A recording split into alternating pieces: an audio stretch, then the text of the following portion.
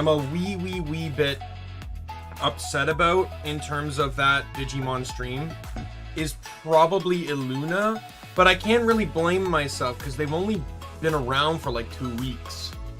So my options were limited. I also feel bad for Ren, I believe. Like, there's no alien Digimon. Why is there no alien Digimon? His meme had to be the new Cyberdramon, which is like basically based off a Xenomorph.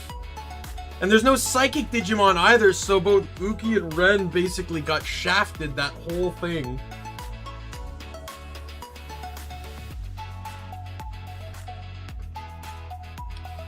I should have just given Uki the Tentomon line because of the Crest of Knowledge, but yeah.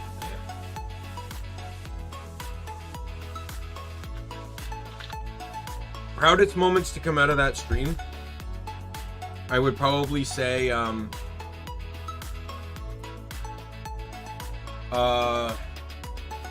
Belphemon sleep mode for Booby was a great one. I really like that one, just because you know, with Mousy taking all his powers, he has like this little like plushie form, so I really like that. I'm a huge fan of, I think my personal favorite moment in the whole thing is Pikami Raidramon. You know, her meme being the storm of friendship. That's never gonna not make me laugh. I'm also a big fan of the Digitamamon Finana meme. And I just realized it's even funnier because Digitamamon's move is Nightmare Syndrome.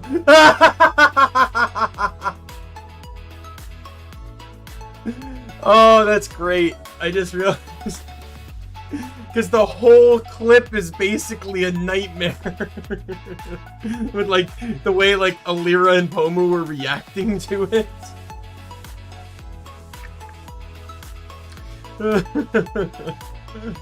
Those are some of my favorites. I'm gonna quickly glance over a little bit. Moosemon for Haruka is pretty funny. Problem is I don't religiously watch a whole lot of these, so I think Betsumon for Cat Snuffy probably worked rather well. A lot of them fit well. To me, it mostly just kind of comes down to the memes. The memes are what makes things somewhat funny.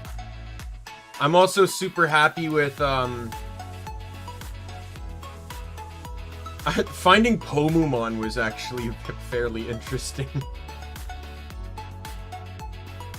I only included that because of the absolute meme that is you know, like the I am Pomu meme. Just, you know, like, just that is the reason why I included Pomumon. Right, I feel like Daipinmon is actually kind of funny. I just like this idea that, you know, like, Petra is just gonna hold, it's just like Petra holding 2 popsicles. Selen Gundramon is great. Ostamon, I think, was such a good pick for Luca. Datamon as shoes like the tech support of EN. The wacky evolution line of Ike being Toyagumon, Clockmon, Wisemon, and Piedmon. I feel like Mista also got shafted, but I don't... Detectives have next to nothing, and I don't know a whole lot about Mista.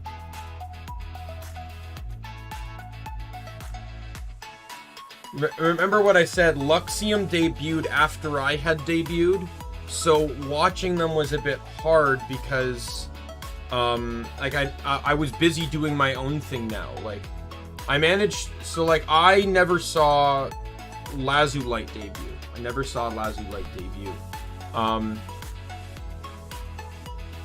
it was through clips that I decided, like, I'm someone that sometimes has to get into things slowly, so it took me a little bit to get into Niji-en, but I got in before Obsidia debuted because I was watching them. Those that may have seen previous Amalur streams, I commented about how I was playing the Dead Kell DLC when Obsidia was debuting. I was watching Obsidia debut while playing. I was playing playing a file in preparation for when Fatesworn was going to come out. Hey, Arif! Boy, oh boy, did you miss a stream yesterday? Unless you happened to jump in at some point. I had a nearly 7-hour stream pairing Digimon to members of like Vshoujo, Niji-sanji En, Production Kawaii, and Vom's project, and I was just going over some of my favorite picks. Oh man, there were some good picks.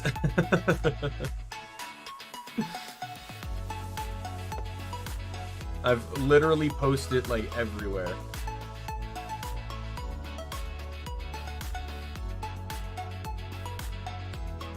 Can you ask what? What some of my favorite picks were?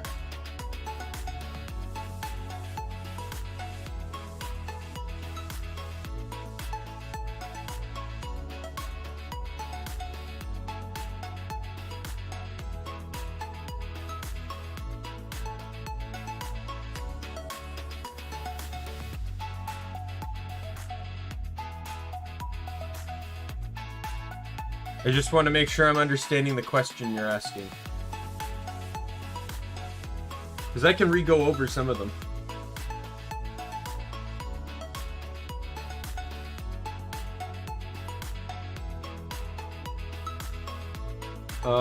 That's in Indonesia, right?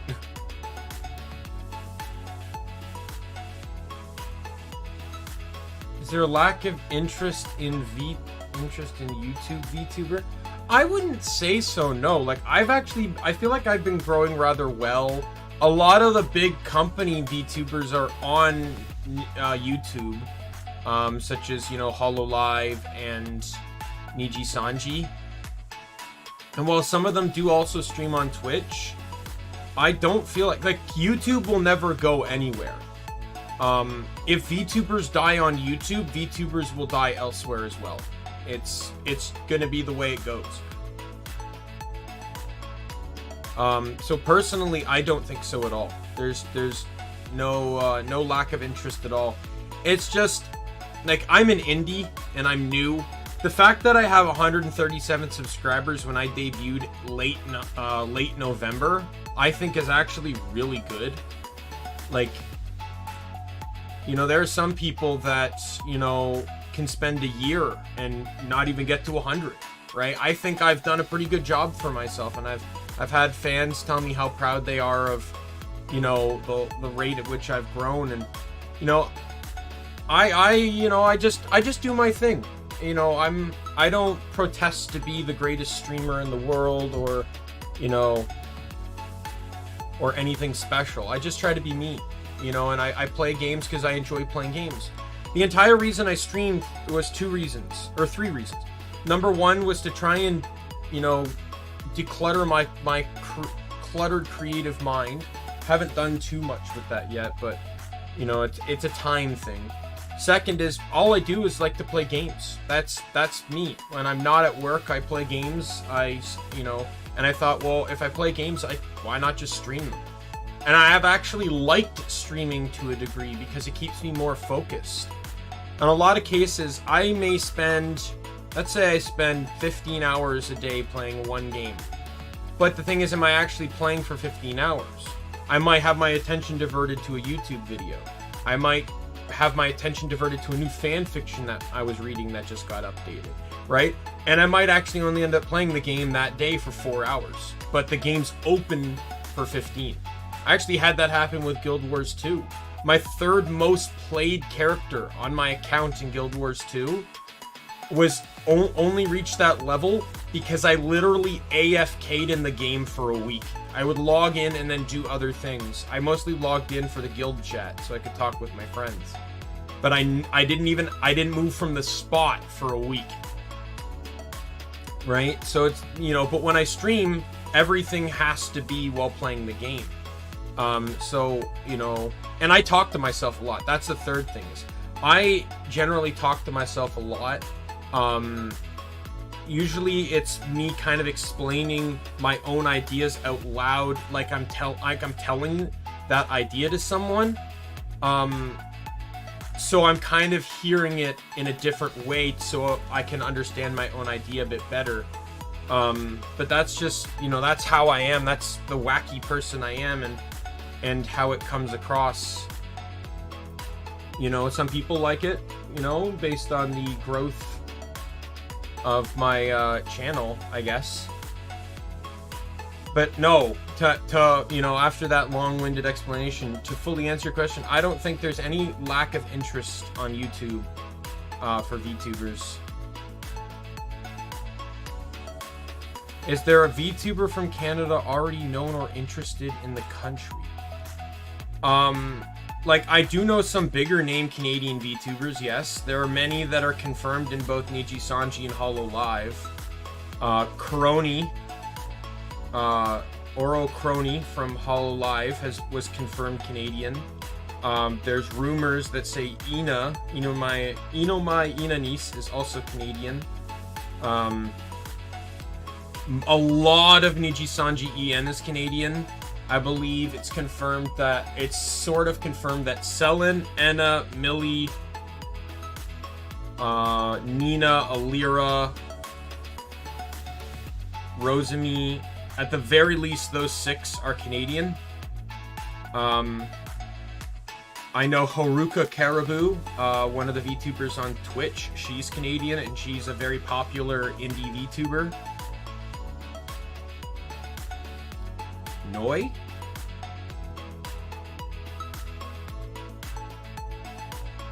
Is that another Indonesian word?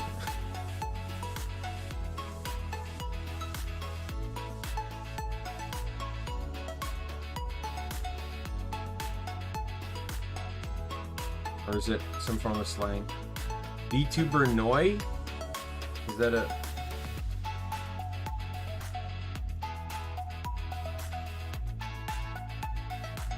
Oh, this? Oh, that's the first I'm hearing of them.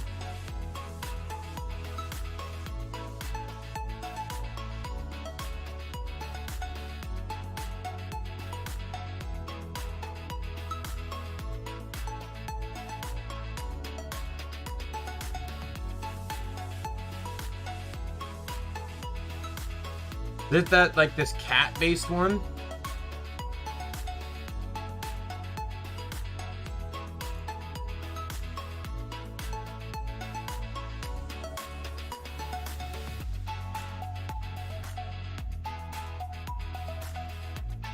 There is a VTuber named Noi, but I don't know if they're Canadian or anything. I don't know.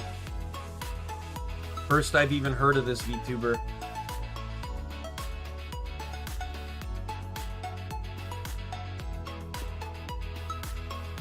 Anyways, I'm gonna swing on into the game here. Get the game up and running here. If you wanna ask you can ask a question, sure, if you want.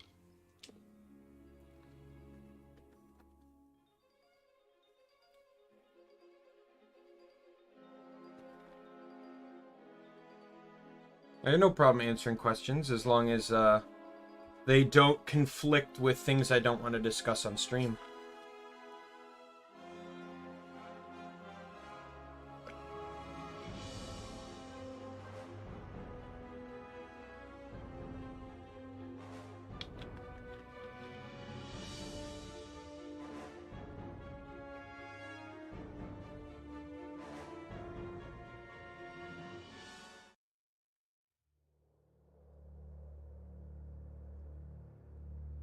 How much is an iPhone here? Are we talking about the newest iPhone, right? The highest tier iPhone you can buy right now?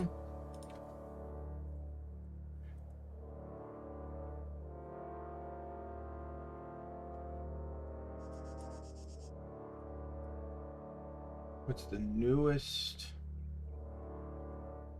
iPhone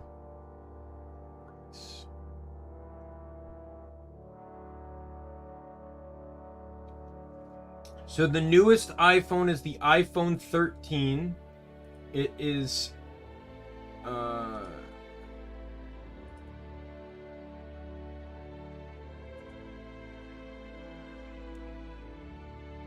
oh god.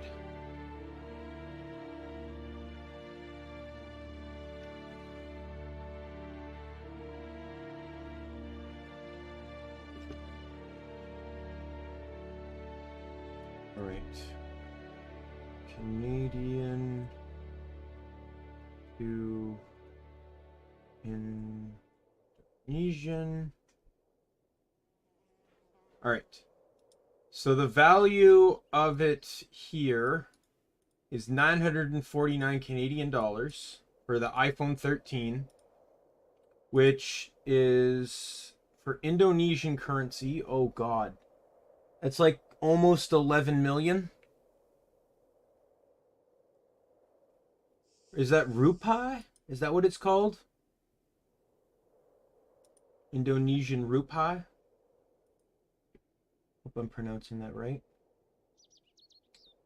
Yeah, it's like 10.8 million.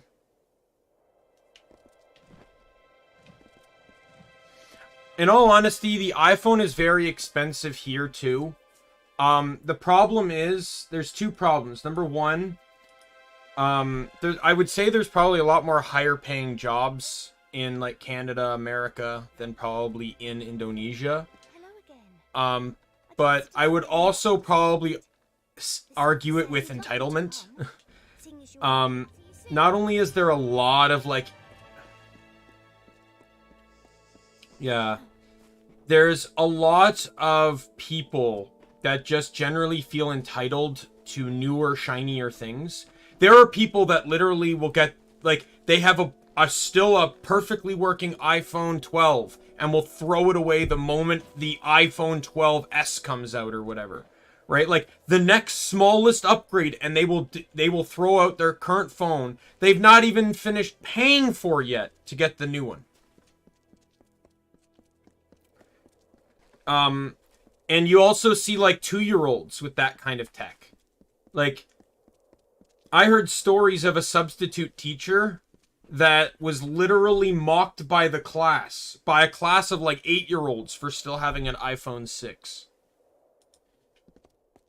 Right? So I think there's just, like, a lot of, like, entitlement to some... to technology in a regard.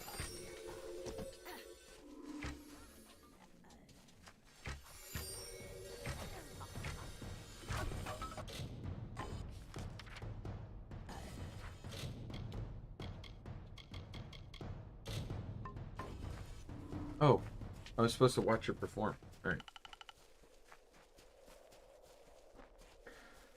Yeah. I'm not much of an Apple user. I usually use Android, but I'm also not a very picky person when it comes to phones either. So, I usually get a phone contract for 2 years. When that contract ends, I usually just go get a new phone. I could probably, like, it depends. A lot of my phones usually are good. Like, usually, start to wear down after that, so it's fine. But if, like, my current phone lasts long enough, I might keep it longer. We'll see. But yeah,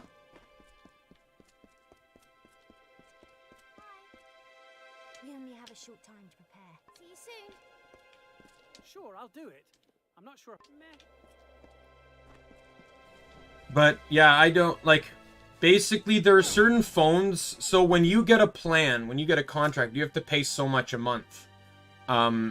However, if you get a phone, you also have to, the phone is broken down over those payments as well. But there are some contracts that, yeah, there's some contracts that have phones as, either, like, much cheaper, or they don't cost a thing with a contract. And I generally just go for those phones, because they're newer enough that, you know, I'm not going to complain.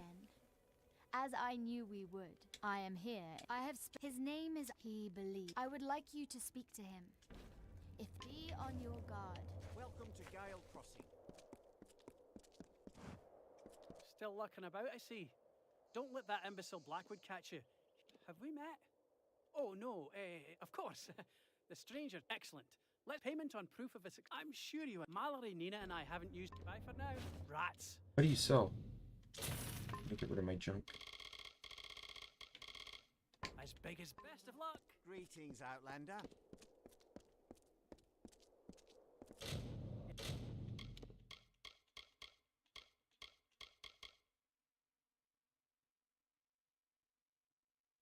Oh, after dark. All right.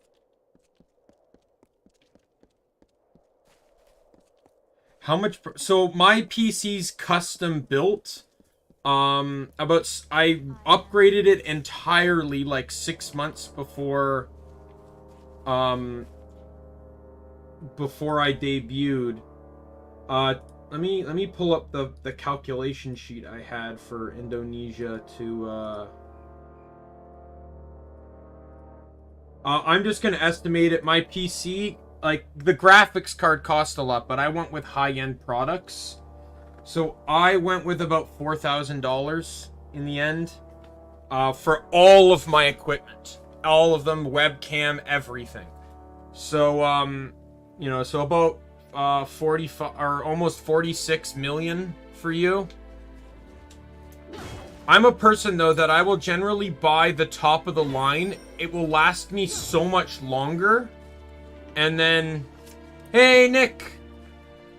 It'll last me so much longer. And then I can... Yeah, I assembled my own PC. Like, the last PC I got, I assembled in 2012, 2013. And everything lasted me until 2021. So, like... And I got high-end stuff in 2013. So it lasted me 8 years. So, like, that's generally what I do. And knowing I wanted to start VTubing, you know, I wanted to go all out.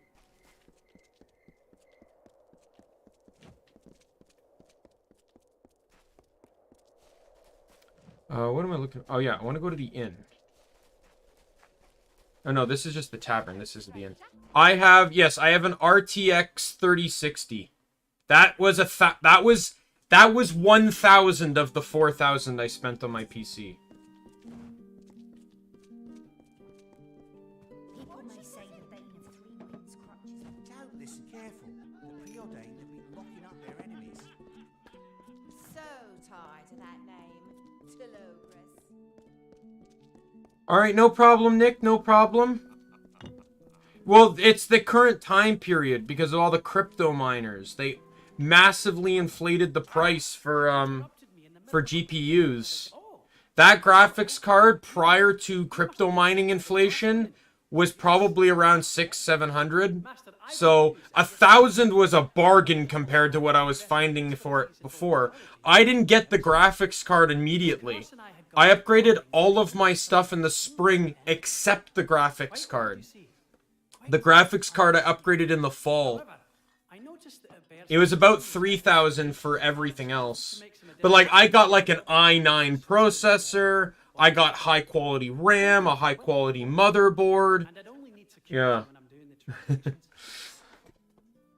Don't worry about it, Nick. You were there. Like, to be perfectly honest, Nick, you probably tuned out at around Illuna. And I don't know how much help you would have been for Illuna, because Illuna's only been out for 2 weeks. You know, so there really wasn't much a help I don't think anyone could have given me, unless Illuna themselves showed up in the stream.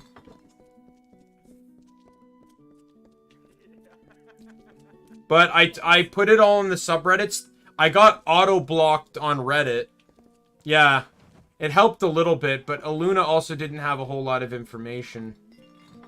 Careful. The preordained take time to see the monoliths. Careful. The preordained have been locking up their enemies.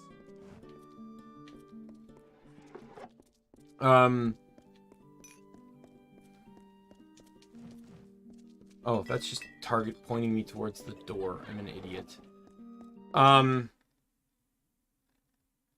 Yeah, like, I got auto-moderated blocked on the VShojo Reddit, so I sent a message to the mods hoping that can get resolved. Hopefully quickly, so, you know, the post doesn't get drowned. But I also went on Twitter and I tagged every single VTuber in the whole thing.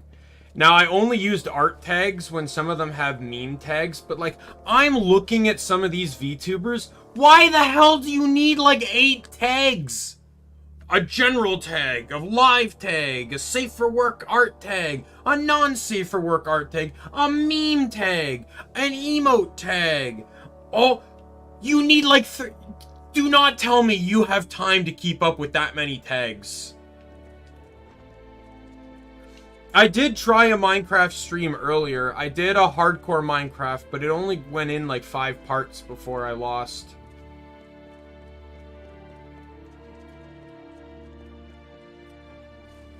If I do Minecraft, I'd want to do it in a very I want to do it in a way. Yeah. But, like, if I were to do Minecraft, I don't just want to do Minecraft. I want to do something that is very, I need to have more of a goal than just... I thought I saw something glow there. Oh, yeah. Than just play Minecraft. I want to have something that kind of... like, if I were to just play Minecraft, it would probably be, like, an all achievements type style playthrough. Like, I need some form of endgame, because otherwise I won't have a drive. Like, don't get me wrong, I enjoy Minecraft, but it can wear off eventually if I feel like I'm running out of things to do. So I need to have a goal and an endgame. In hardcore, it was simply just beat the Ender Dragon, or maybe just see how much of the achievements I can get. I recently saw someone do a playthrough on Flatland. Now, there's only so much you can do with that one now. Some of the stuff got removed, but there's actually a surprising amount of stuff you can do in Flatland. In a Flatland only playthrough. I feel like that could be kind of fun. Maybe even combine them and do a Flatland hardcore playthrough.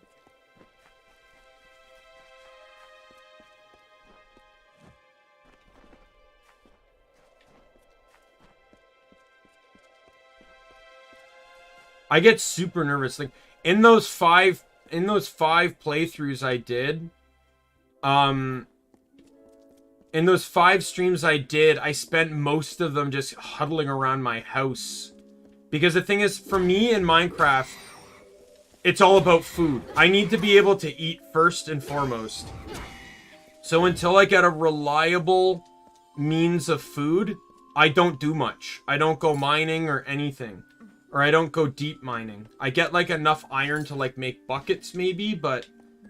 I don't, you know... I'm very much a guy of preparation. So it took me, like, 3 or 4 streams before I actually had a relatively decent enough farm to go, to start diving. Yeah, I ended up putting in the Guillemon line.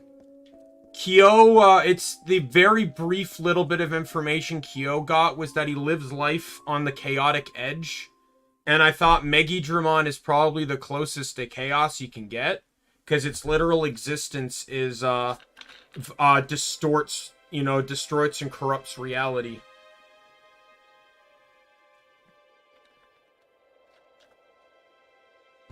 It is a literal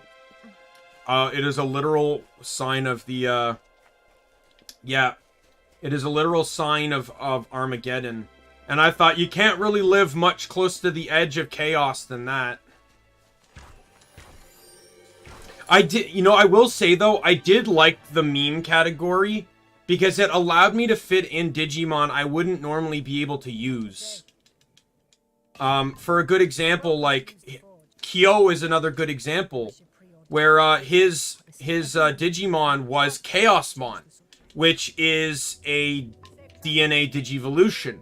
Digimon I wouldn't have been able to use if, yeah. I'm still saying my favorite meme in the whole thing is Raidramon on Pikami. It's 11 p.m. Oh man, then go to sleep. It's almost, it's 12, it's just around noon for me here.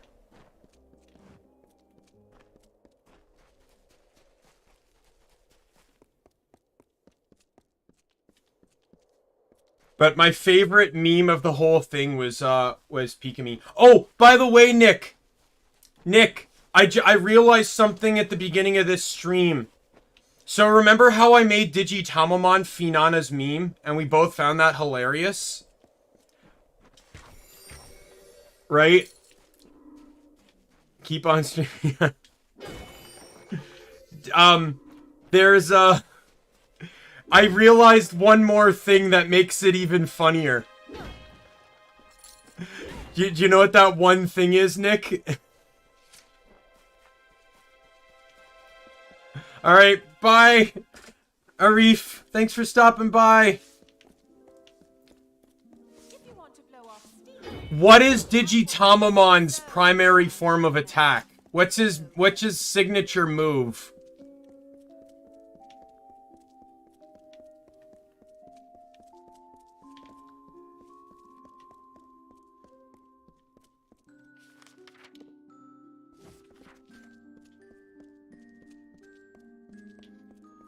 hello, stranger. It's nightmare syndrome. Do you think that adds to the whole Finana thing?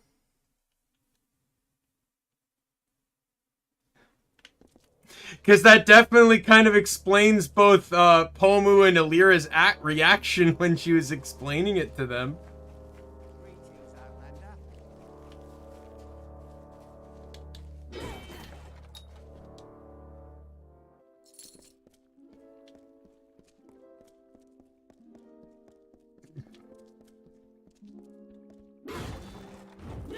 Oh, I'm hoping some of them see it. The Niji EN people are very good with responding to stuff. I would not be surprised to see Nina comment.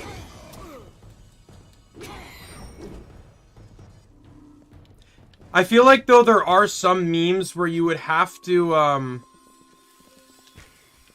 I feel like where you would have to watch the VOD to get context. Like, Snuffy might, from what I understand, Snuffy might be the most knowledgeable on Digimon, but I don't know other people's knowledge. But she, but even Betsumon can be a little obscure to some people. And the entire reason I even picked that was for a joke behind, the fact that when she was a cat VTuber, there was a running gag that she was a raccoon disguised as a cat. But like I said, my favorite overall pick was Pikami Raidramon. That was my favorite pick. The Storm of Friendship.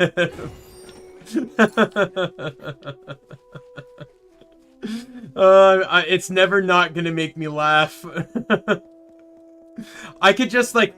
I could see a clip in my head of Pikami reviewing that. And let's pretend she doesn't know much about Digimon. Has no idea about that. Yeah. Has no idea about what or who Raidramon is. And specifically, and then ends up learning that,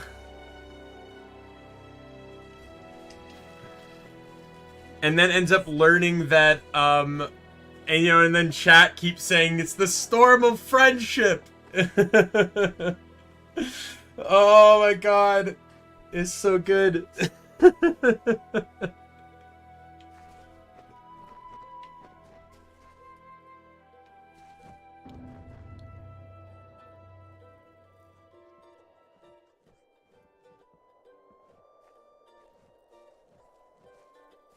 your wits about you.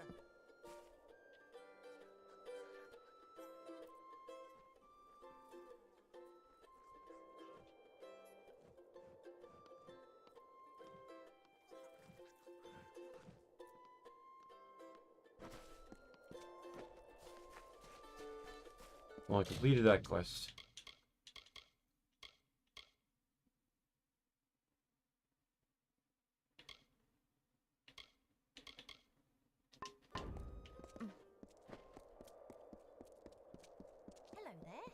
That would have been fun.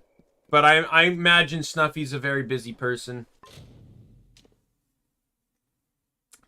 There was a part of me that was dreaming that one person would show up, but the tags I used didn't necessarily make that an easy thing.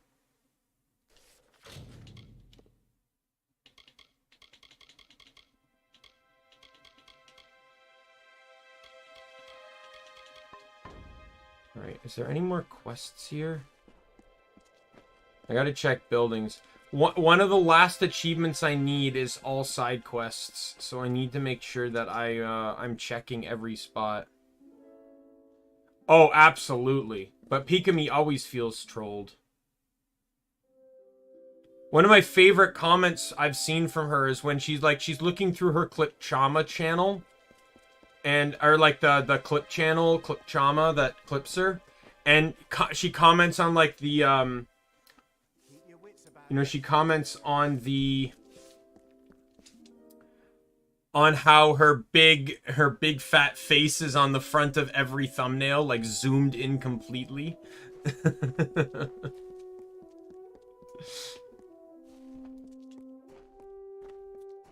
Yeah. That was a good pick. I never would have thought of that, Digimon. I was actually thinking the Shine Greymon line.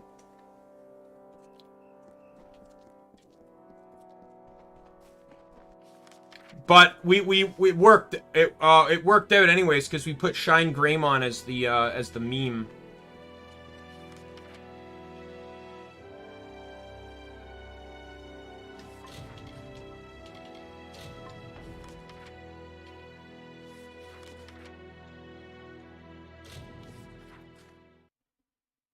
I still think it would have been funny if we threw in other memes. Like, hey, what's Zentreya's meme Digimon? Oh, it's Charizard!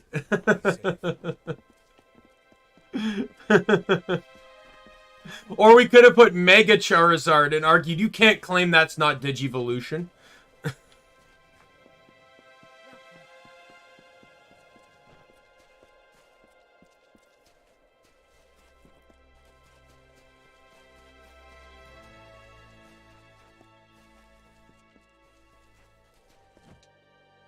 What a relief. See how great. I'm going to... I'm not caring too much about the dialogue anymore for this game. That hasn't become clear. Well, that was what I was saying. For Shu, it would have been Dark Magician. No, better yet, Dark Magician Girl. I think that would have been even funnier for Shu.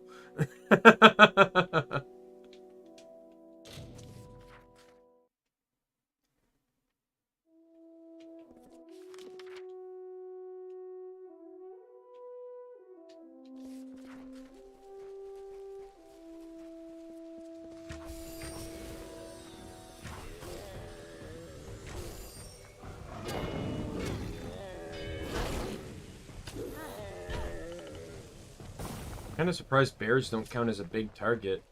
I was able to parry that bear. I'm super glad I got the Midnight Bogarst killed completely accidentally and unintentionally, but that's an annoying quest. I actually got super scared when I did that quest for the first time because there was little to no information on it because obviously I was playing it around launch of the DLC. And and it killed the NPC that gave me the quest. And I'm like, oh, am I even going to be able to turn this in? But no, it just completes all on its own. There you are. Just the then.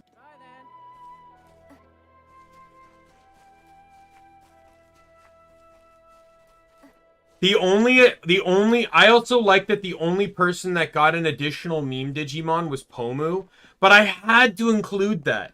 I had to. The fact that there is a Pomumon had to be included. I couldn't ignore that. He didn't even comment on Chaos Gallantmon. He only commented on Guilmon.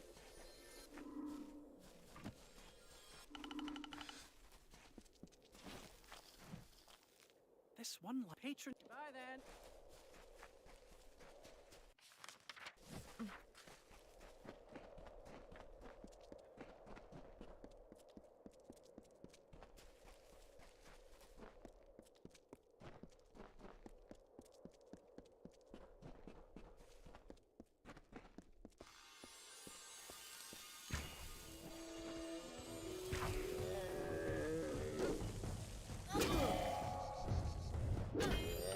Yeah, you got stunned from that hit, you're dead.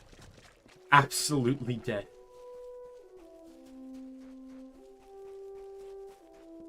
Alright, no problem, no problem. I'm just gonna do some deer racing. This is a task, by the way, so...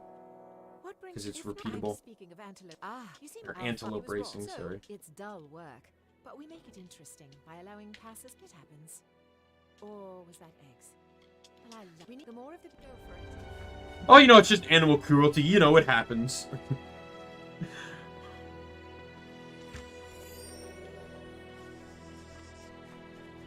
We're only potentially inhumanely treating creatures as pawns in our racing scheme. And you know, if one dies here and there, there's no real issue.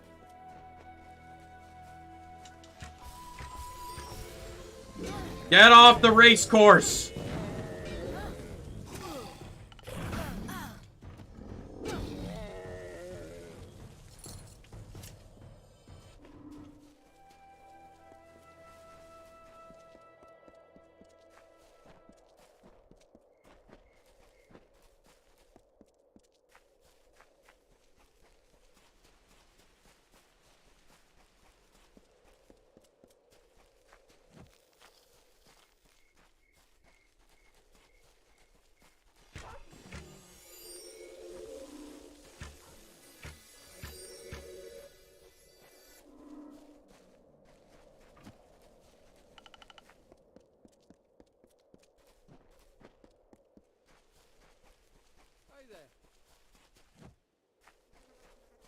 Shouldn't you be chasing antelope?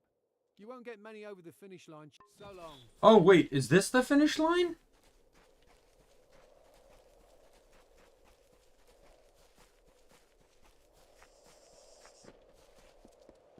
I thought I was supposed to go up to the top and race down.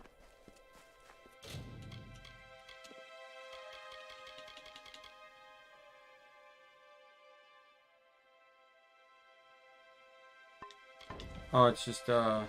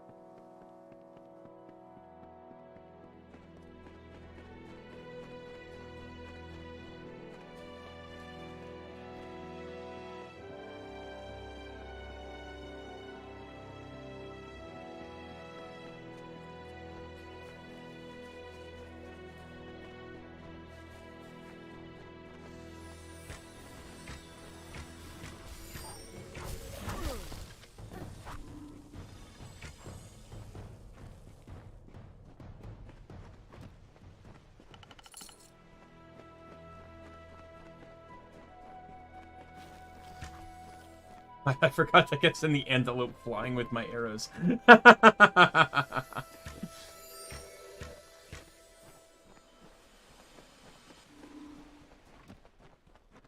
crest stream? That one we could do. That one we could actually do on like a meme tier list too. Like it's not possible with the ones I did. It grows more pronounced with every lith we visit. This stone says one below the patrons. The problem is we'd have to have more integral knowledge on the VTubers themselves, because that's a lot more personality based. It's not something we can generally just straight up get from a wiki page, especially for like groups like Illuna and Noctix, who didn't really have a whole lot explained about them in the on the wiki. Oh yeah. To be honest, what else would Pikami be? She is a really great friend. What else could we put her as? I feel like there's gonna be a lot of, like, We're gonna have to try to be careful on diversifying, because I feel like there'd be a lot of friendship and sincerity otherwise.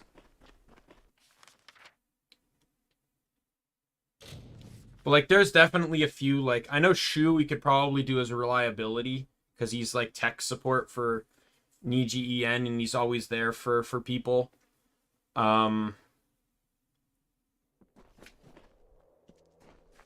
Obviously, Millie would have to be the crest of love. Same with Finana. Because, you know, self-love and all that.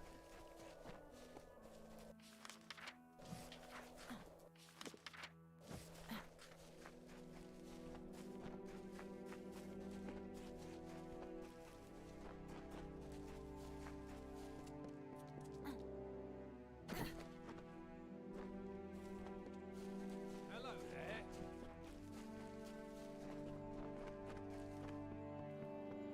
Yeah. Not wrong.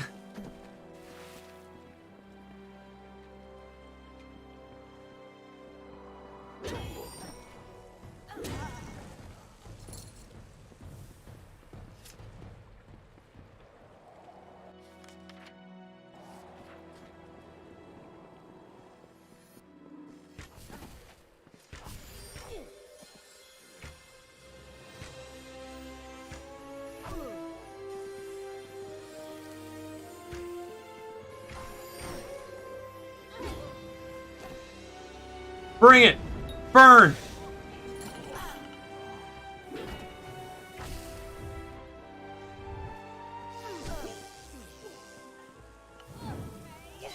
Fry!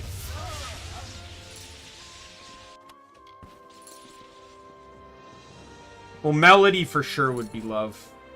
I think Iron Mouse would probably be friendship. I think Iron Mouse is just too good of a fantastic friend.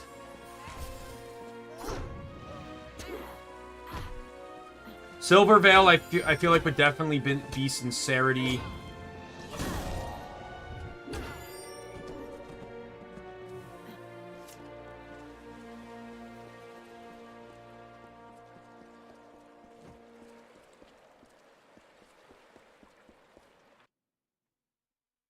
Zentreya would actually probably be courage.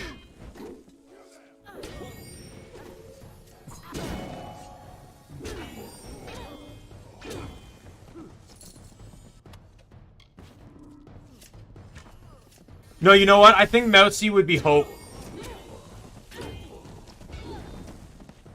Because, not only, like, just from her own personal issues, but, like, how she's inspired others through those personal issues. I think Mousy would absolutely be hope. Like, no matter how, like, awful her situation is, she's always there bubbly, smiling, and happy. I think there's no way Mousy could not be hope. At all.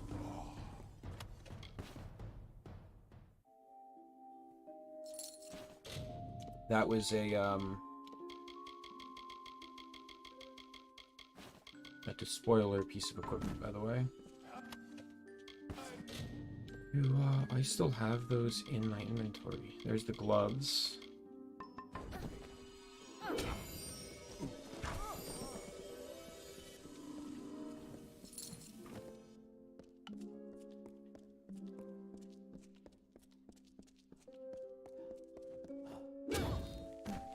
Watch your back.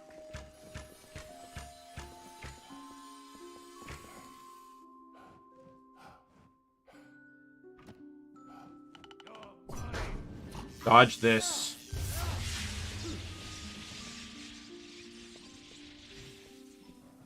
Can't go out at night. The streets are patrolled. Just so let me show you on the map. So I'm currently just working on some side quests in Gale Crossing. There's like one or two left here. I got the side quests around Crownhold. There's like little to no side quests in Crow's Peak, and then it's endgame.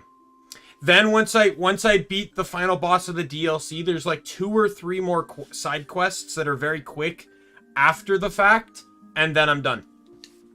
Only probably a few hours. Like, I say a few hours, but like probably like maybe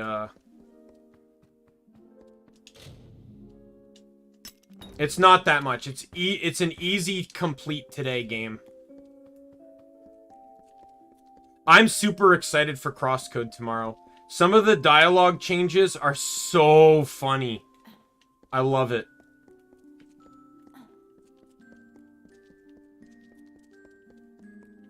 I gotta make a thumbnail for that stream too.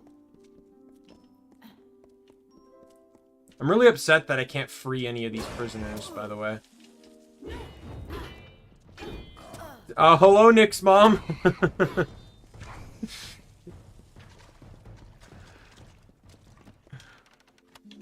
I don't know if you're watching, but if you are, thank you for watching.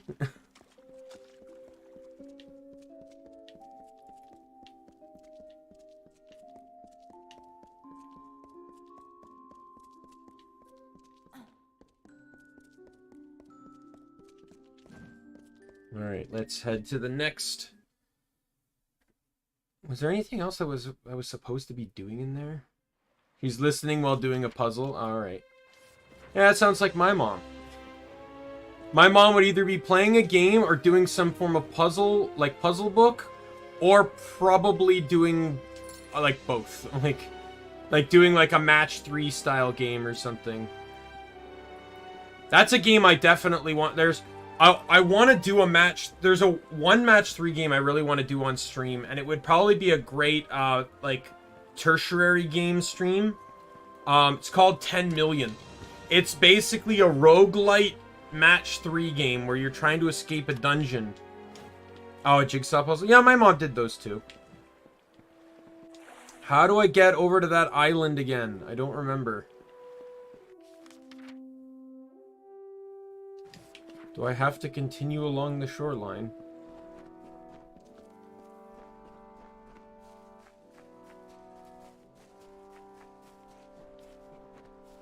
I can swim, but you can't jump. So you can only swim when you have access to the shore. And I don't think you get that access here. Oh, you know what? I think I see it. I think I see where I need to go. People have complained about in this game how you, there he goes.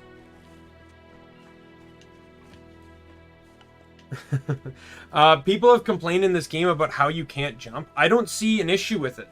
This game works perfectly fine without the ability to jump.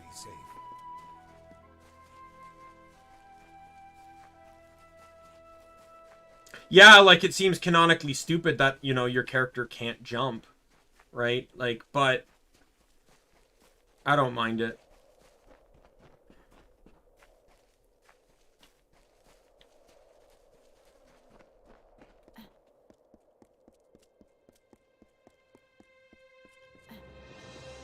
Like, you can jump down ledges. Here it is.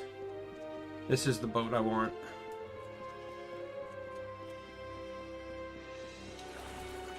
Alright. See you in a moment. Hey, Ivan. Alright. Thank God for no friendly fire. Alright. There's a chest here. Alright, there's one more. Let's go to Crow. Oh, crap. I picked the wrong fast travel. Whoops. Alright.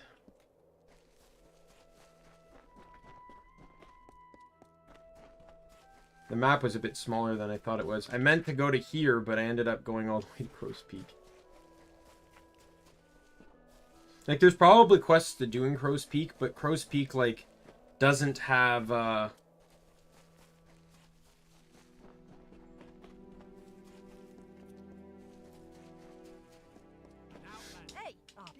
like, real NPCs or anything. Ugly as hell. Bye. Yo, it's a Chaos Rift. Will not save you.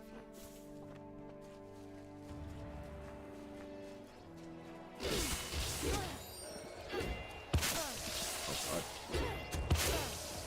Chaos Rot, no! Go away. Close that portal.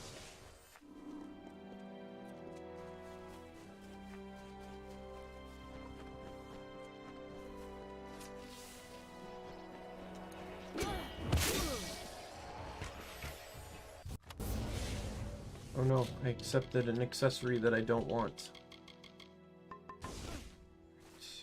There's, what, one more portal over there? I think this also ends up unlocking a task quest where the person will buy, like, all the chaos critter, like, droppings or whatever. More or less what it is. Not that it really matters, because I've effectively done all the side quests and stuff.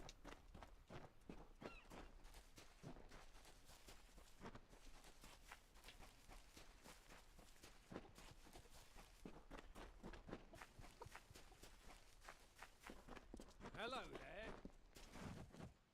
Critters? Why would chaos critters? That would be ridiculous. I'll breathe easier. And knowing. Thanks again. I'm actually kind of shocked that the quest ends there, because she's like, why would chaos critters spawn here? It'd be kind of interesting if, like, this continued to another quest where it's discovered that one of the farmhands accidentally found a chaos, like, artifact, and it was drawing them. Hello there. That would have been kind of cool.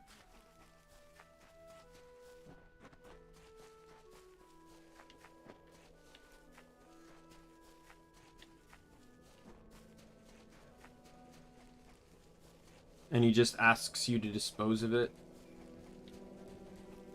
Sprites! They're dead.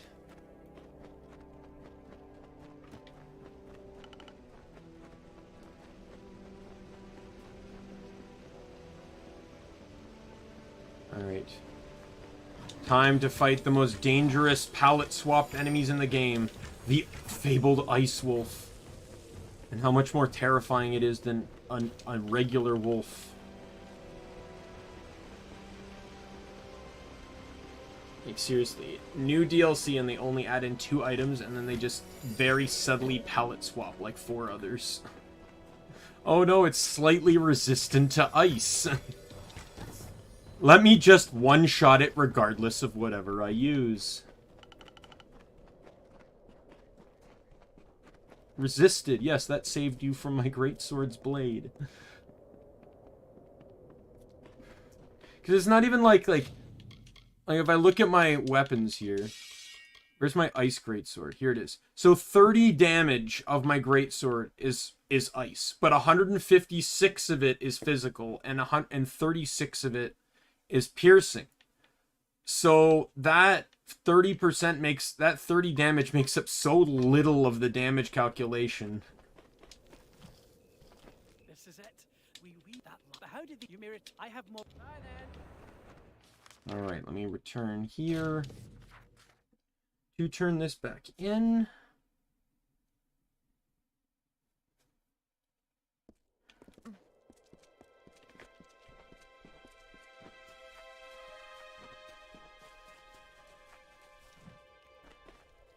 You have returned to like, and if so, I will need to consider.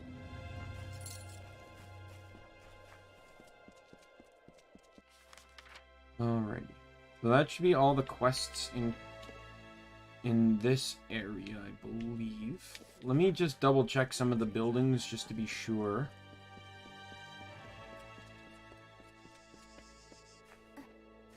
Okay, got the med building here.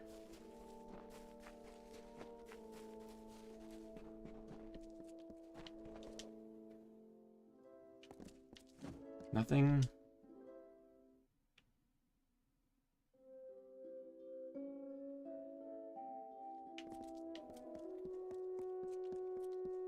And then we'll check the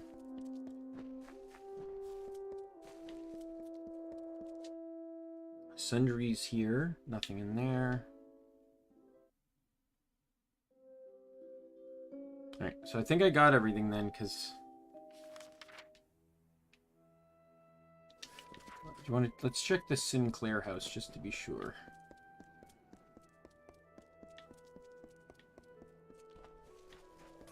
The other house, what's this one? Nothing.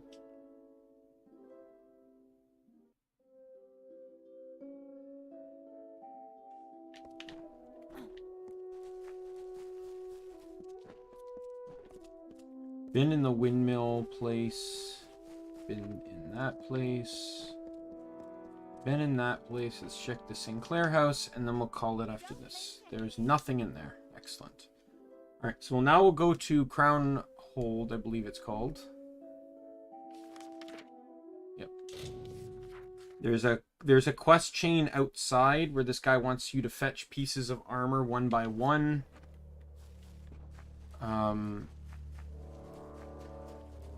Interested in a deal? You don't Chaos Cult? Listen, I've come across a few items.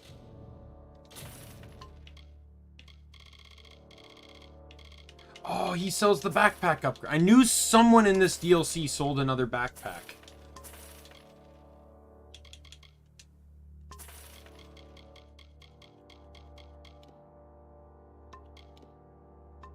That may be worth something to a person as worldly as you. Glad you asked. Some people out here in Mithros don't know when they're staring a good deal in the face. Dude, I have 24 million gold. There's no price. There's very little of a price you could give me that I would not be tempted. Last breath, the suit of armor worn by the executioner herself. Nice try, stranger. But I respect very Right. but there's a catch. Or was that not clear before purchase? See you around.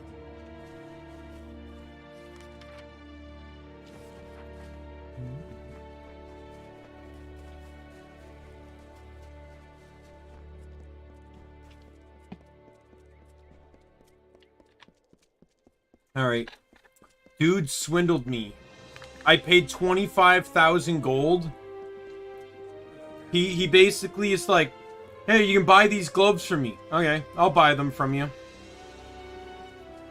Oh, wait. Well, thanks for the 25,000 gold. But just so you know, you weren't buying them from me. You're only buying the information on where to find them from me. Yay. You're lucky this game doesn't have a middle finger button.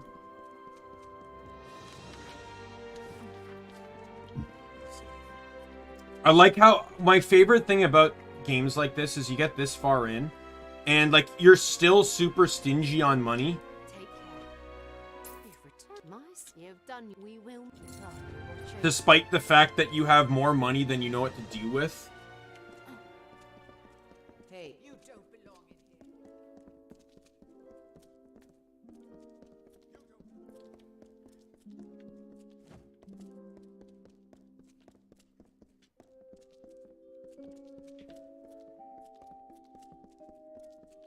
I'm trespassing. Yep. Whoops.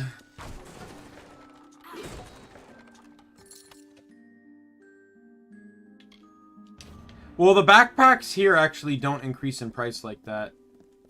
But... Hey, you! Yeah, I'll pay the fine. Thanks for escorting me out, by the way.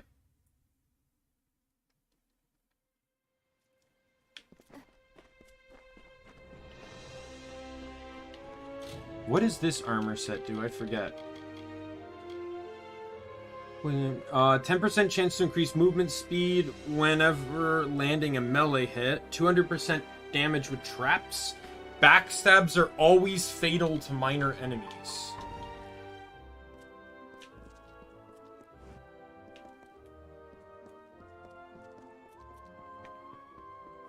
Alright, I need to go back to this guy.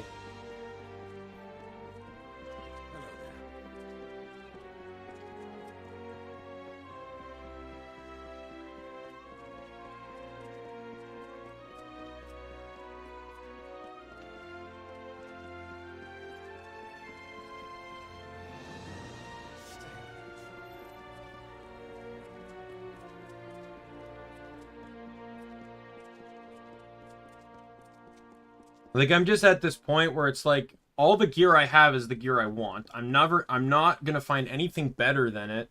So anything I pick up is just automatic junk. And normally in a playthrough, at least, you know, mid-game, you're salvaging everything but yellows and purples because you can't salvage those, and then you're selling the rest. So you kind of get half and half on money. Forgive me. You see, last breath belonged to the. I wish to, but I am a struggling merchant, and the gold is desperately. This coin, the item. I'm a struggling merchant. Yeah. I can't really be mad because, like, I'm gonna literally walk into a merchant, sell 2 items, and make back, like, all the money that this guy is swindling me for. I could easily fight the... Yeah, like, I'm right before the final boss of this DLC. Like, I've already gotten the quest up to that point. Stay out of trouble.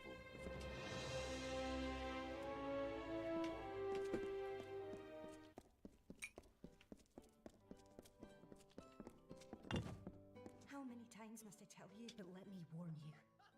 The preordained will... I do not care what your chaos... And you will not find Peaches. Wait. You're not from the court of Telogris. I should have... Peaches. Oh, well. I fear for his safety. Peaches and I have not seen each other for years. Would you be willing to help me locate his den? I would see to it that you're... I had a feeling you might... You'll know him but once you find him. I'll hurry back. Alright. Yeah, there's... I have to save before the boss, though, because there's a very particular fight that I, in the final boss fight, there's a missable achievement.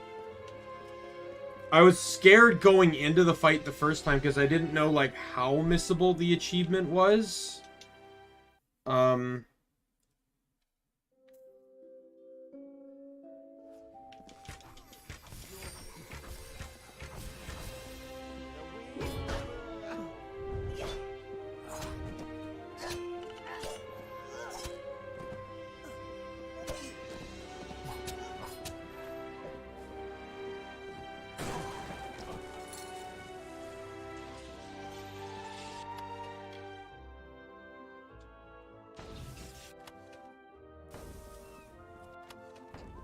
Yeah, I don't care.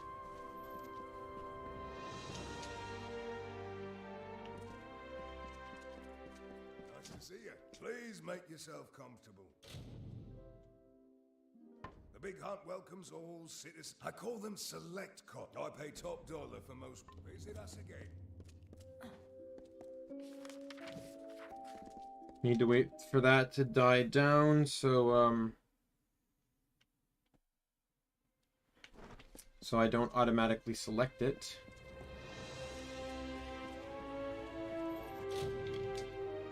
If it's a task, I don't have to worry about it.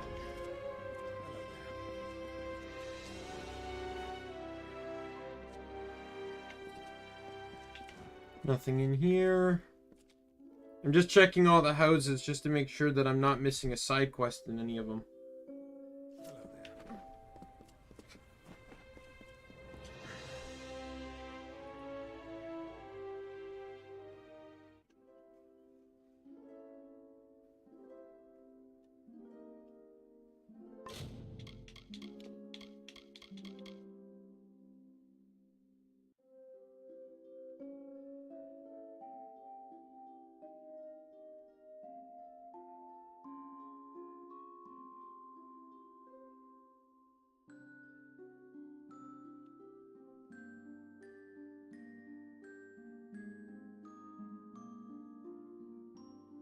Yeah, there's a ton of quests here. There's in total 32 quests to complete. Side quests.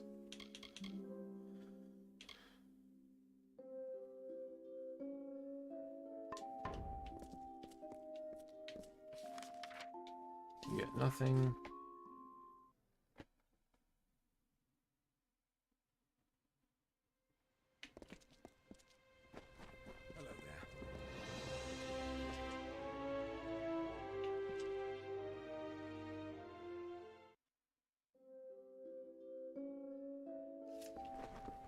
Stay out of trouble. Every time I play a game like this, I think of the old College Humor video where they made a joke about like RPGs where it's like there's a woman in her house and a husband comes in and he goes, "He's coming!"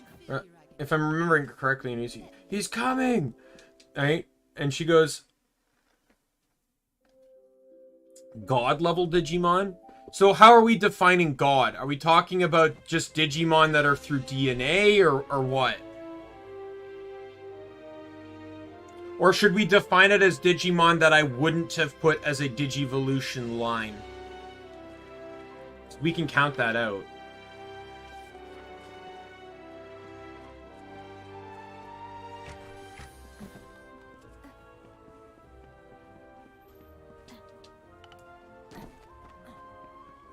Because I know, like, I had Lucemon and Lucemon Chaos Mode as some memes.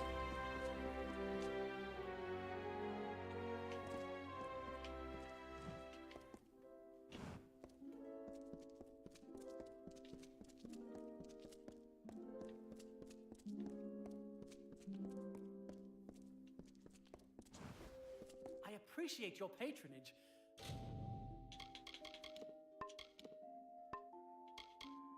Olympian Demon Lord. Let's take a quick look. All right. So we have Dianamon and Daimon. Those are Olympian and Demon Lord. Lilithmon, so we're at 3. Leviamon, so 4.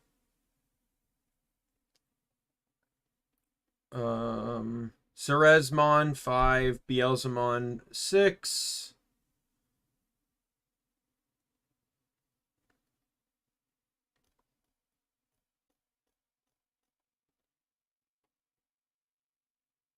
Sorry, I'm rechecking through the memes. Belphemon sleep mode, so 7.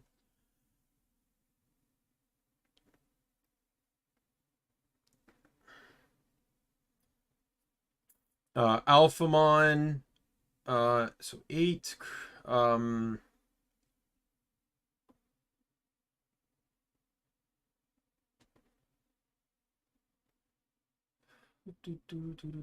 Lucemon, so 8 or 9. I mean,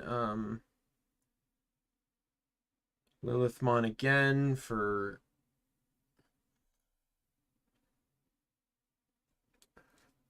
10, Venusmon 11, Minervamon 12,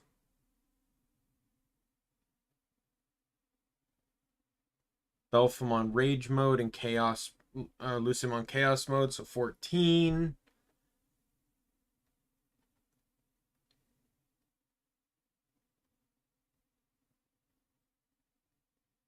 Apollomon again, so that's 15. 15 if we're just counting those 2 groups, but I don't know to like what extent. Oh, well, then we're higher than that because like there's Anubismon, Golfmon.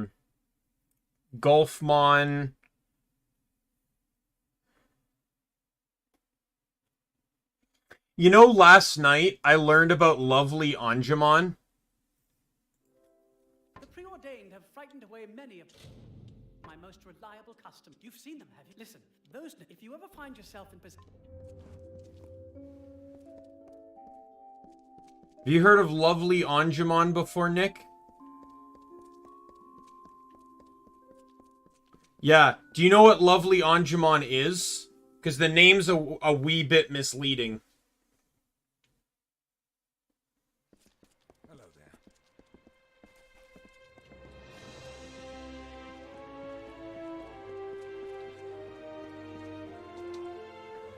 Lovely Anjumon is Anjawomon, but with magical girl powers.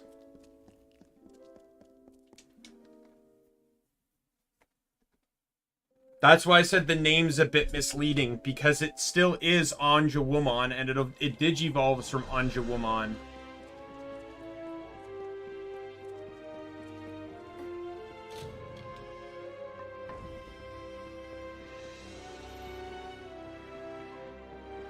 Yeah.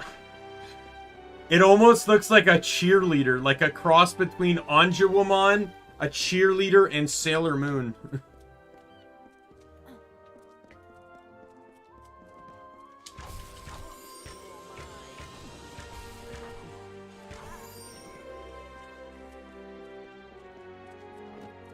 Probably. I ended up giving it to one of the Aluna members. One of the Aluna members was also someone that came from heaven. So to mix things up, I went with the Anjawumon line. But before I went to Ophanimon, I saw lovely Anjumon, and I'm like, yes, this is better.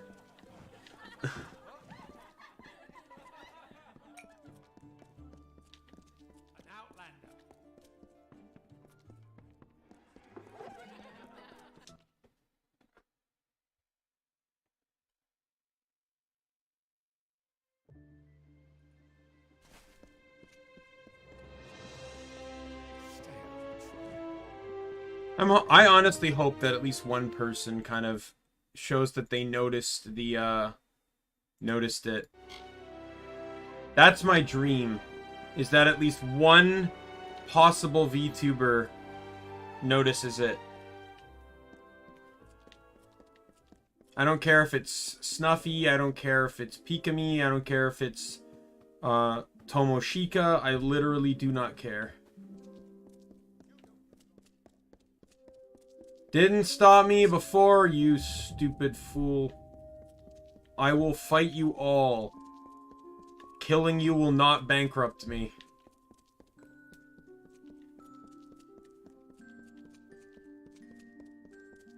You just saw the pic for the... Yep. Let me get the chest first before you're gonna talk to me. You there, halt!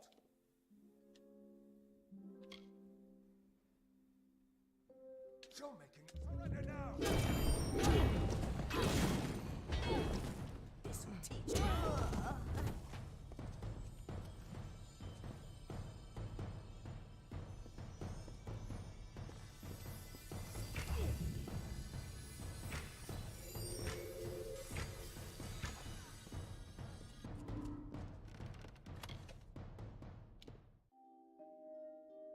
Oh, chaos damage.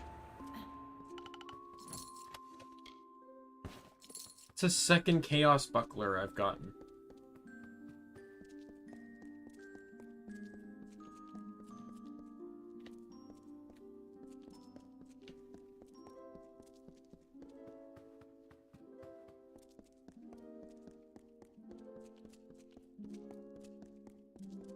Surrender now! I'm gonna need to leave the building to de-aggro these guards.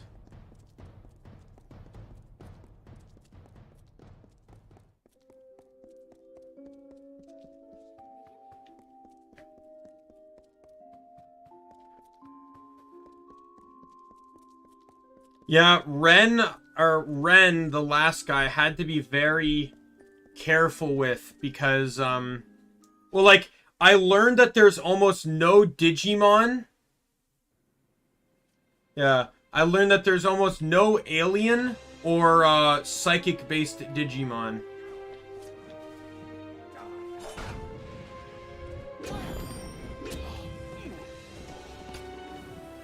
So, like, when I got to Ren, I had already used the alien ones. So I gave him the meme of Cyberdramon 2010, which is based off the Xenomorph.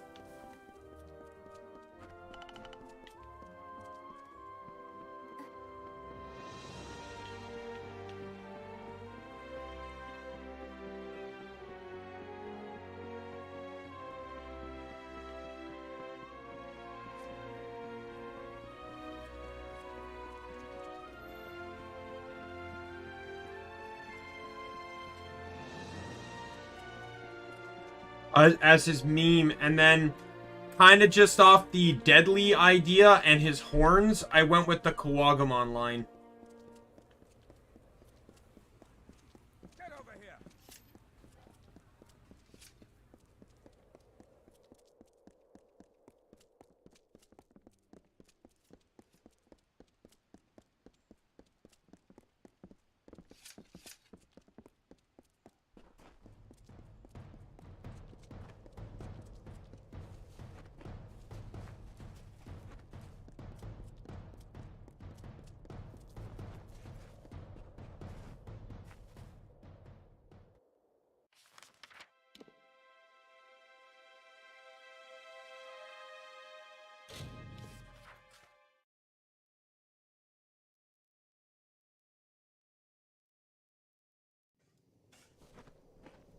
don't want to see you causing any problems. Let me go sleep. So I can go back to town without having to deal with any of that bullcrap. Yeah. I don't consider Connor... I know Connor is Booby, don't get me wrong. But lore-wise, obviously I don't consider them the same. If Connor... If I was doing IRL, for whatever reason, Connor would not be that Digimon. I was fitting within the lore of Booby, not Connor. Connor I would give something else entirely to.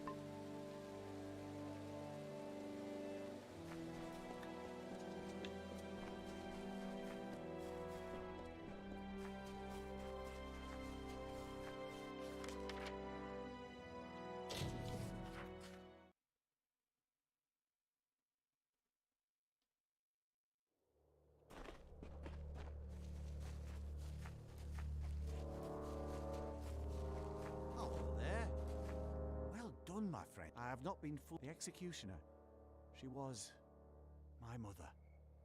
And I'm trying, with your help.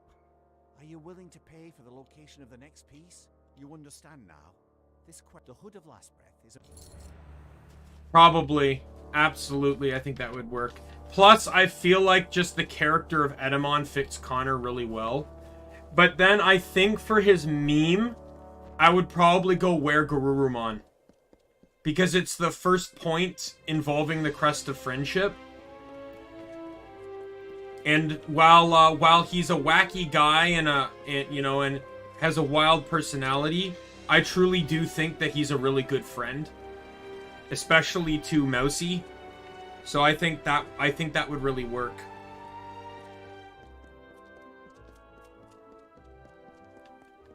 I don't know if I'd ever do one. Let's discuss some IRL pairings, like IRL streamers. Like, what about Nags? Nags 21. Let's see. What would so he gets massively trolled by chat.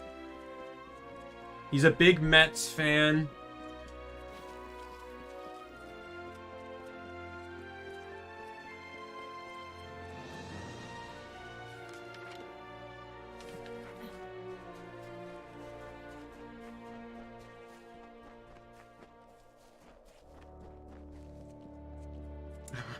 Gets big. That would have to be his meme. I don't know if unless there's an actual good Digivolutionary line for that.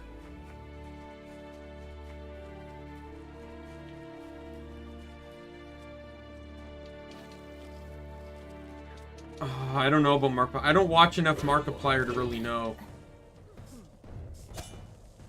Oh dear God.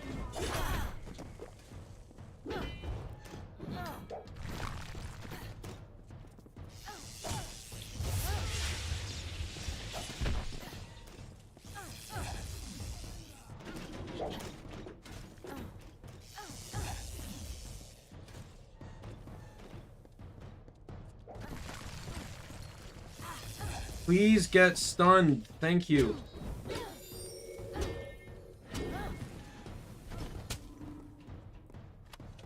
Probably give him a horror Digimon then. Might as well just take it. I can't sell it, so it counts as a quest item. You don't have to worry about that. And I also know he does random stuff too, like he started the whole smash and pass thing.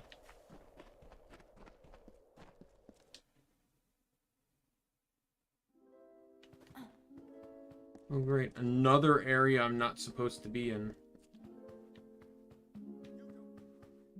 Yeah. I don't belong here. What is it, this one?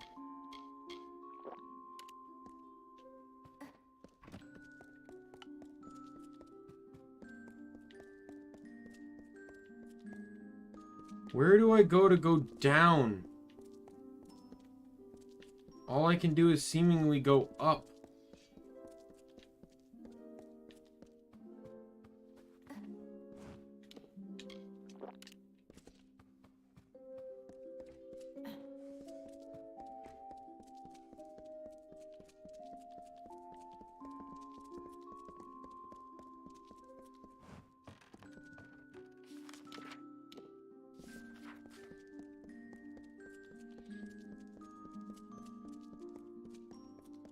Oh, yeah. Oh, great. Yay, the murder count goes up. You there! Halt! Yeah. You can't get over here.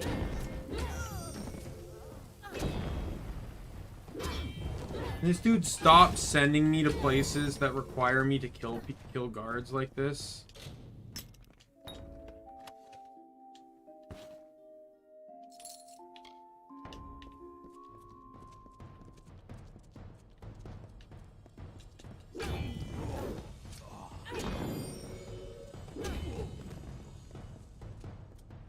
Paranoramon, yeah. Just imagine if you based some Digimon off of, like, Toho. Toho, to me, is like the Demon One Piece. Where it's just, like, all these very odd and peculiar powers.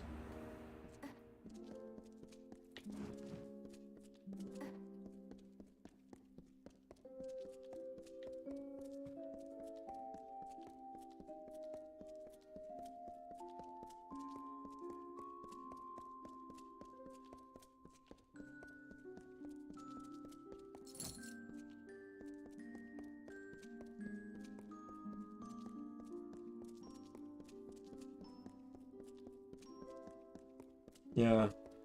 Coefficient would probably have, like... Here's the thing. I think Lovely Anjumon would be his meme because of how much he loves, like, VTubers and stuff. But his... But for his model... But for his line, I would probably go with something that's more fighting-based. Like, because he's a big fighting game player. Like, he loves fighting games. Oh, God. Go away! Didn't spawn in to be assaulted. What is my bounty at right now?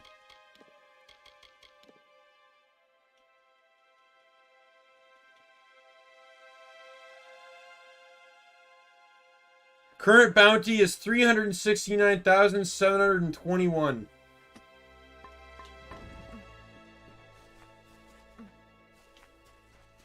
You again? You got the hook.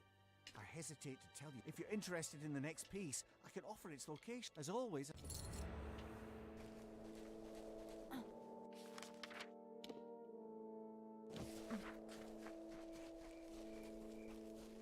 Is this one in the library? Okay.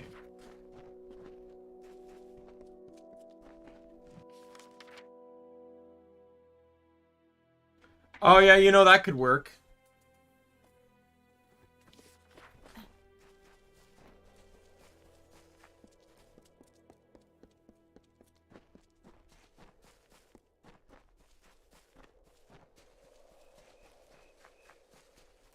Our biggest now we land the first world tour of collecting one as if that what they hired. They'll kill her on sight. You don't need but anything you can do to hurry back.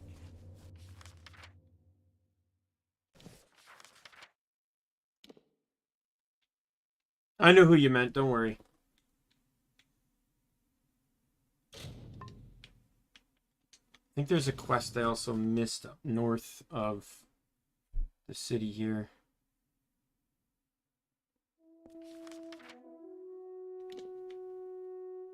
Yep.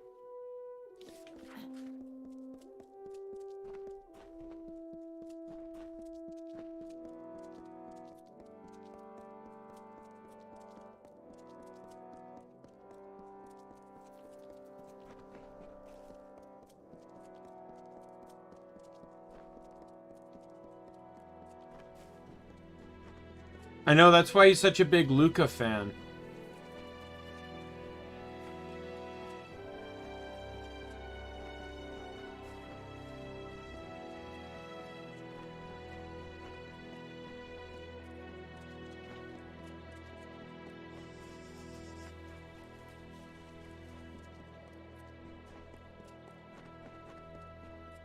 I just love that everyone in Niji En. Yeah, I found that weird, like no raccoon or tanuki or anything. That was super weird.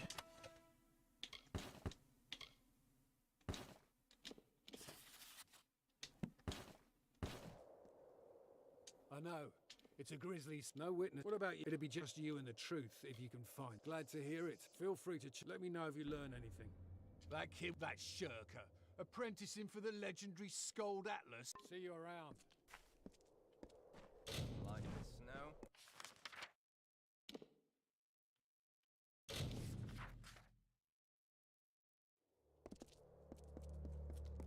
If there's some Digimon, like, you kind of think, like, Digimon was kind of like Pokemon, where the first little bit of it was started almost exclusively off of Japanese lore, and then it expanded from there. So, you know, the idea that there are some aspects of Japanese lore that are very well known, even worldwide, that weren't touched upon is actually kind of surprising.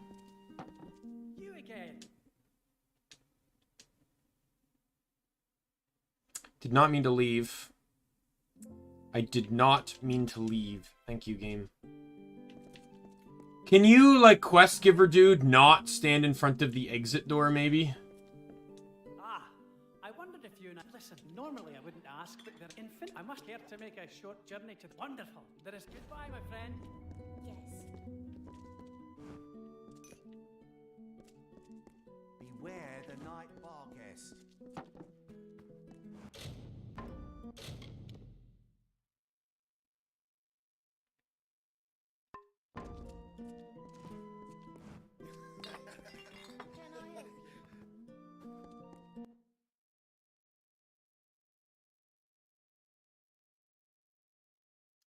I don't think anyone's gonna talk to me in the state I'm in. Let's go back to revival and let's and sleep. Man, if that dude would stop sending me into places where I'm trespassing and have to kill a bunch of guards, this would be fantastic.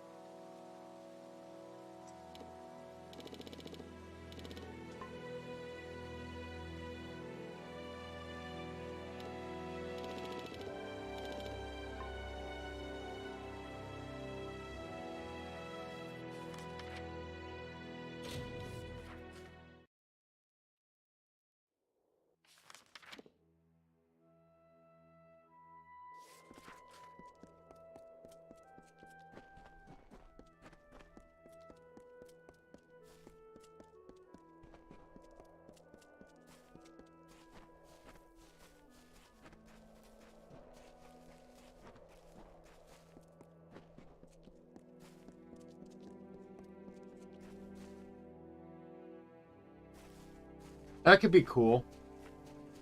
Problem is I'm not the greatest at drawing, so I don't know to what extent that stream would be about. Take a look and let me know if you'd like to purchase anything. Beware the night bar guest. If you need supplies, go talk. Luther was a regular around the gemstone. Probably too much for his own good. He didn't talk much. I should have reached out to him. Goodbye. Welcome. Sure. Lou came back. Oh, maybe 3 months ago. Been a bit of a skulker since then. Oh, it's a lot for these soldiers to come back. I guess, but I don't know. I feel like if we're gonna do OC Digimon, we should probably create our own designs. Oh, those two were thick as thieves. Even enlisted together when they reached 5. Come back anytime.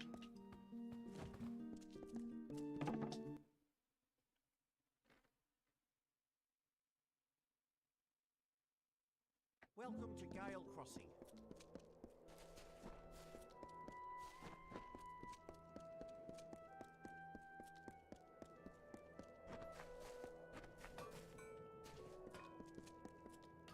Good to see you again. It's good. That means you're reducing their number. Now hand them over. And Tharu bless you.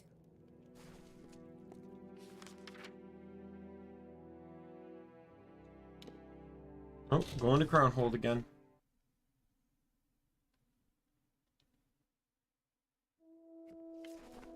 Hey, guards. I'm not here to beg. I can't even confess to them. Like, hey, I'd like to pay off my almost, 400,000 gold fine. I just like the fact that you can even pay that off. Like, how many people did I kill? And they're just like, oh, it's all, it's all yours. Your freedom's yours at the cost of just simple gold. Who cares about their lives? Careful. We're still cleaning up the scene. It's a murder. City girl. Didn't have a chance. Why don't you wait until you have all of them? You might not... Her name was Nettie Blevins. She was the daughter of a high... I'm going to have my hands. They already took the body inside to the dock. Safety in numbers.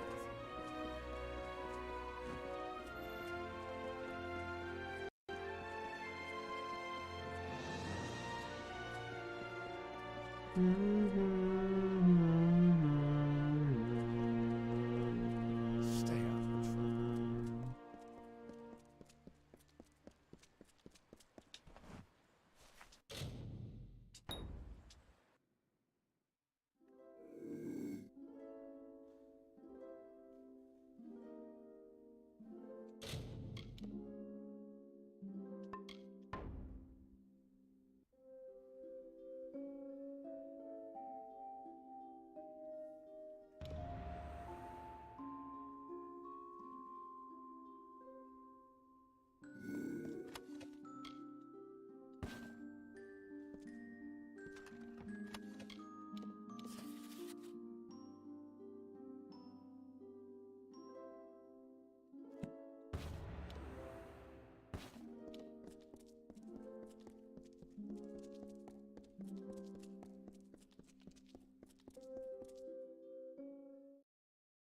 Time to go talk to the captain.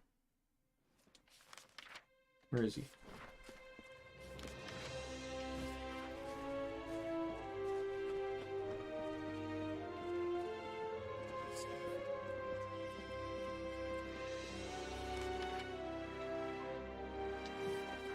While I'm here, I might as well go for the leggings.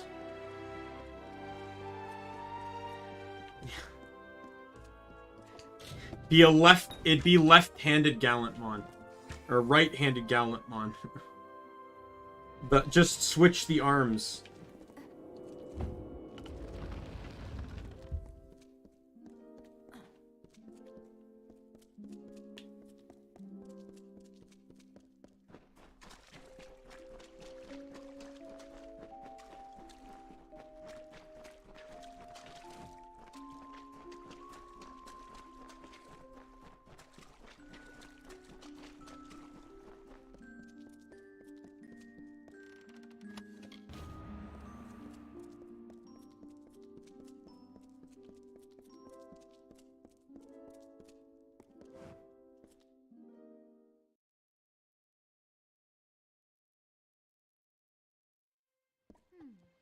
You know what? If I was to give him an OC, I would probably kind of make a more dinosaur Gallantmon. It would be Gallantmon, but it would be with more of Guilmon's features.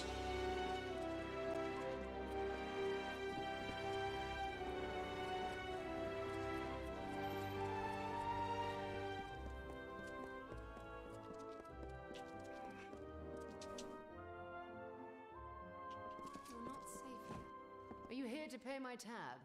I've got a whole pile of other debts if you're interested. I guess something like that. Maybe you're like Dino Gallantmon. Sure.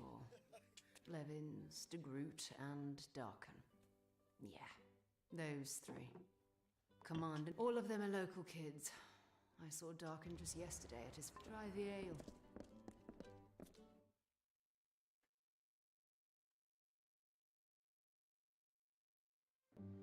The question would be, though, would it be a Digimon that would Digivolve from Gallantmon, or would it be an alternate Digivolution from War Growlmon?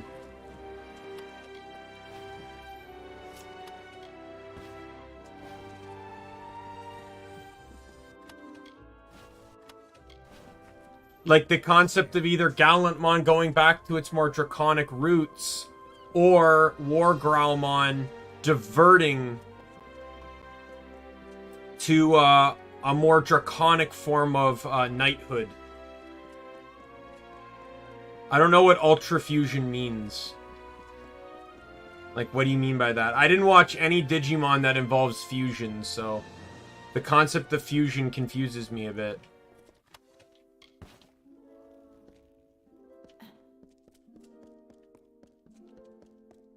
Dark Evolution? Oh, maybe. I don't know who you are, but this is a private matter. It has this mad woman. She's been stalking us all over Mithros, killing us one by one. But we did nothing wrong. She came for me and my family. The pack. Command had us embedded in Cluricon. We'd been there for months, surviving on rats and supplies we looted from all the bodies. The Tuatha launched an offensive into Cursewood. They forced a village of mortals to shelter them, supply them. Gave them no choice. But we had a job to do. To break the supply line, clear the forest, root out agents. So the Tuatha couldn't enlarge the siege. We leveled the village, killed anyone who didn't submit. Cursewood burned for weeks. But they were orders, procedures, all for the greater good. We saved thousands in Melsenshir that day. At what cost? Women, children, grandparents. I don't know. Like firewood. Our whole world died that day. I kind of like to think of it as like if it were to be like Primal Gallantmon, then that'd be kind of cool to make it a Gallantmon evolution.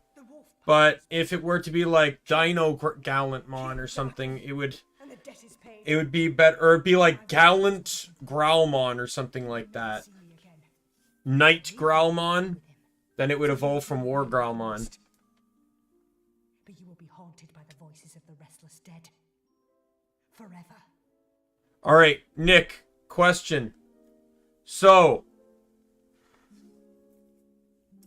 Darkin here is a part of a group that had to basically kill everyone in an entire town for the greater good and save thousands of lives in that decision, but also killed men, women, children, and innocents in the process. Do I let him live or kill this person that's trying to kill him? Or do I let her kill him, or do I let him kill her? What's the decision here?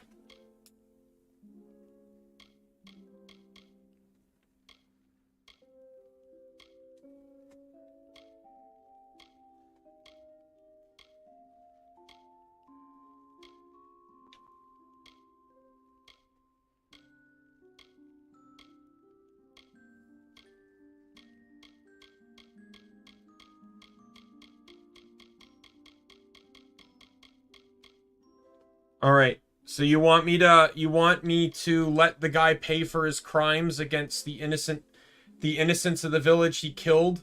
Now, he was following orders. He was basically told to kill or cut the supply chain.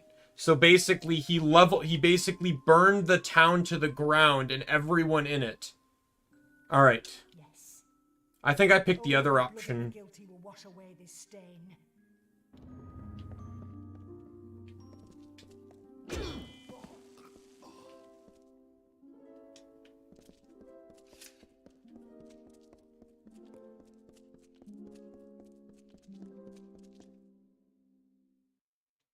All right, he's dead.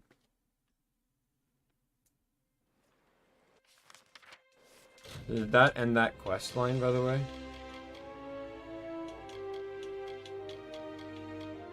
I think it did.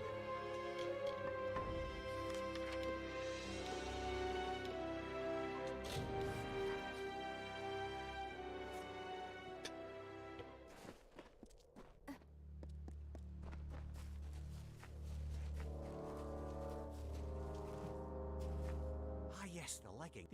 The final piece is easily found.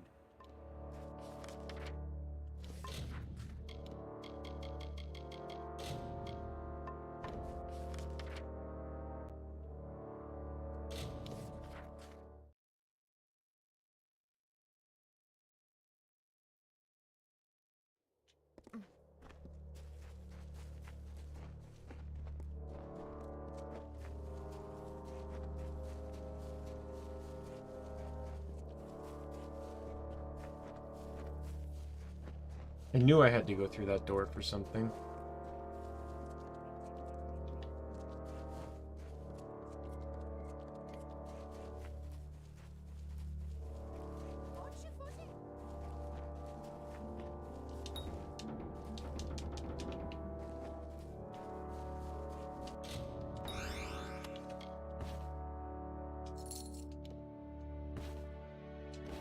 Oh, now I get a gem of speed. You go to hell, game.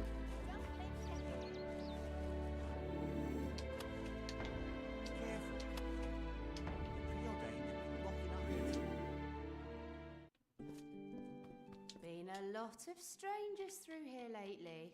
Come back any time. You drink out, listen to that idiot. Roth Garver. There is no not. Be on your guard in the city. Goodbye, Gale Crossing. How do I get in this place again?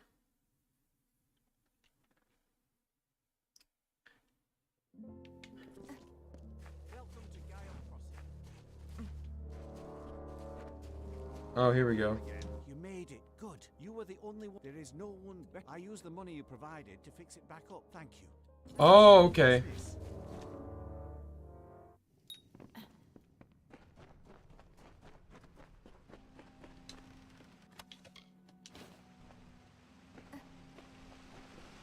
I was just waiting for him.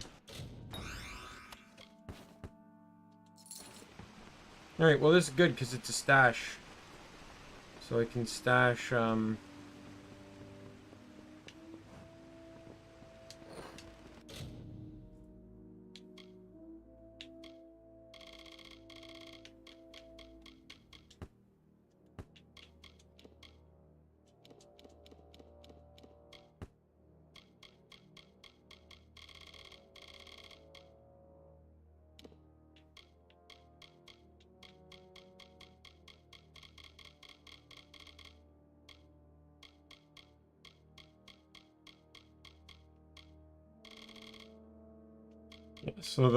so I got all 3 despoiler pieces I have in there.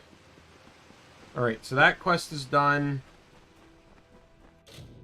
I still got the headhunter. I gotta get the companion thing here. Ivan's favor as well.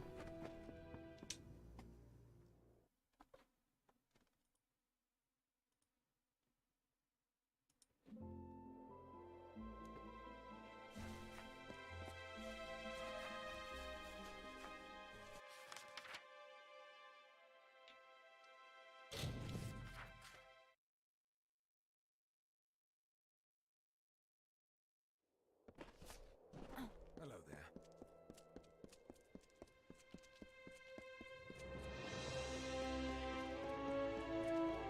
Be safe.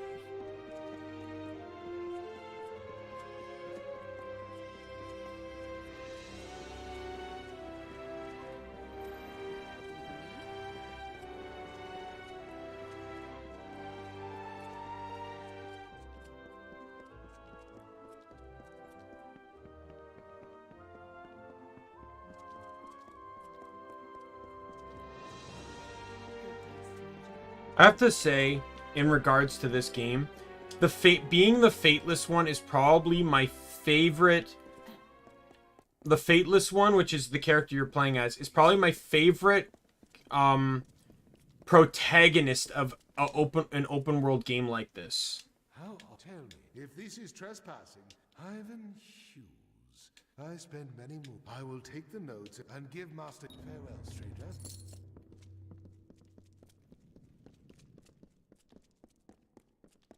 Be safe. Because I truly feel like not only how the character I like how the character is connected to the game. I like how their powers are connected to the plot as well.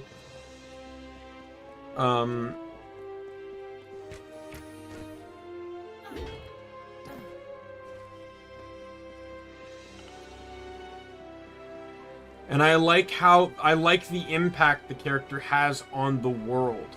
I feel like playing Skyrim, I don't feel like the main character has as much impact on the world.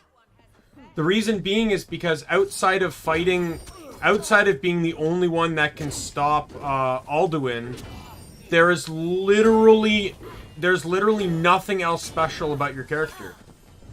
Like, especially like if you played a game like Oblivion, there is literally nothing special about you that someone else can't already do. Okay, that's it. You're all dead.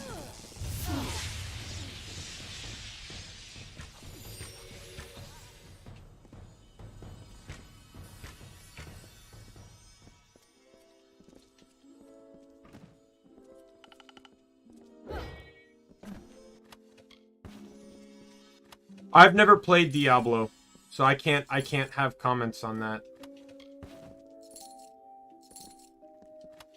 It could very well be true for Diablo.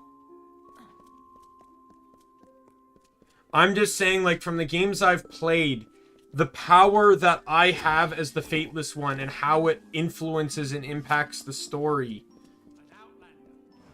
is very enjoyable. But in Skyrim, the story, you know, like, outside of being the only... Because you're the only Dragonborn around, it makes sense that only you can stop Alduin.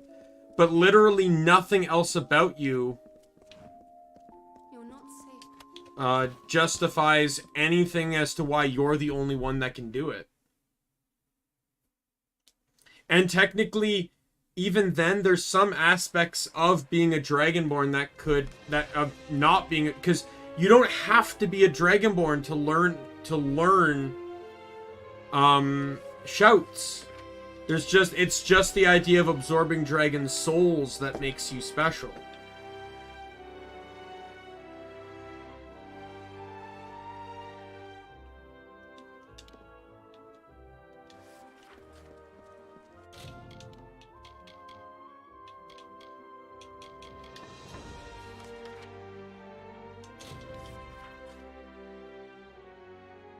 Yeah, there is that.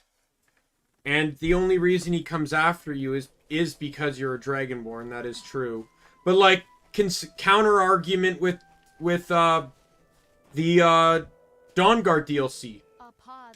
There is, like, outside of the interaction with the undead dragon in the Soul Cairn, there is literally no other reason to be, there's really no other reason to be Dragonborn in that DLC. Nothing else in that DLC even matters if you're Dragonborn. I personally think it would have been cool if using your blood not only brought Serena out of her imprisonment, or like her being sealed away, but also gave her some Dragonborn powers. I think that would have been cool.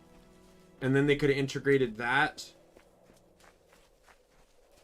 I think also allowing her to be married would have been nice too, because, you know, she's the only, like, she's generally considered primary waifu number 1 out, like, next to Alea, because, like, you have plot reasons to be attached to her. Like, a lot of the other ones, you can literally marry someone just because you spent $500 to recruit them. Or 500 gold to recruit them as a mercenary.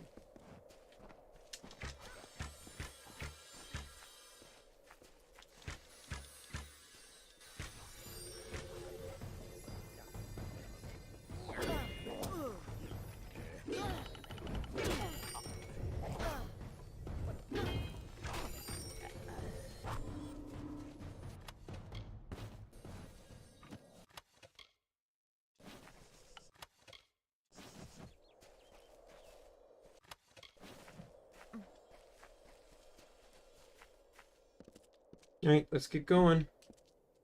You have finally... I believe that the word... How else would that it come? Farewell, your grace.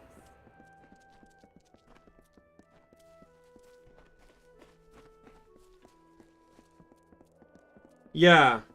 Let me see. Farewell, your grace. I will say, though, a lot of people are mad with one thing with Skyrim. That you're not given a choice to allow Alduin or Parthenax to live. if you want to complete the Blade quest line anyways, you can't let Parthenax live. There are mods that were specifically created to allow people to let Parthenax live.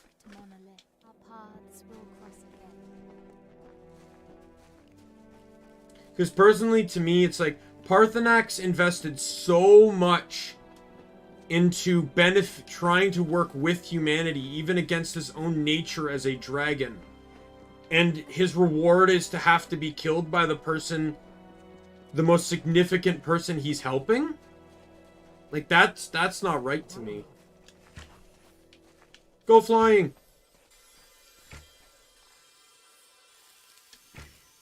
Oh. This is it. I can, if only we, our paths will cross again.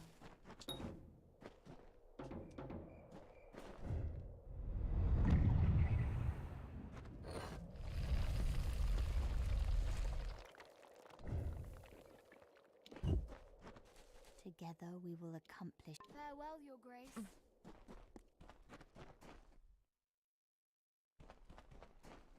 Yeah. I'm in the same boat. That's why, like I said, I usually prefer to run a mod that just allows you to, like, the mod I ran was basically, it's like, you know, like, excuse me, who's the Dragonborn here? Right? I don't need you, you need me. You want to get rid of the dragons. Well, I'm sorry, but this dragon is living. And if you don't like that, I walk and you're screwed. And that was pretty much what the mod did. Can you hear it? I know. But the other idea is exactly what I said. It's like, the Blades need the Dragonborn more than the Dragonborn needs the Blades. Praise be. It was and we, don't you see, they are returning. I must gather thee well, Your Grace.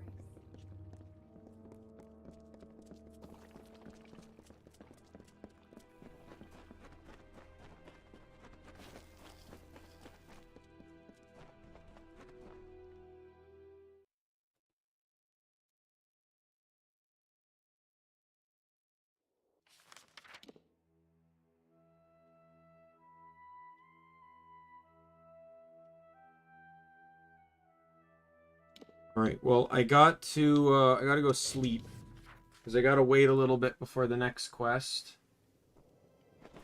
We'll trigger here. Be safe.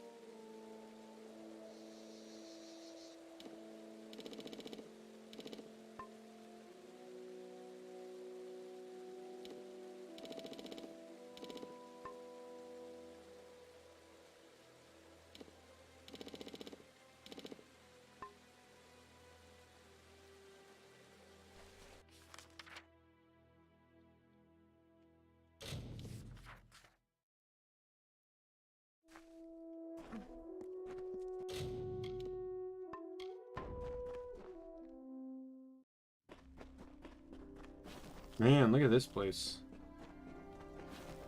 So this is basically your cult. This is a fine dwelling, my friend. Just to point that out.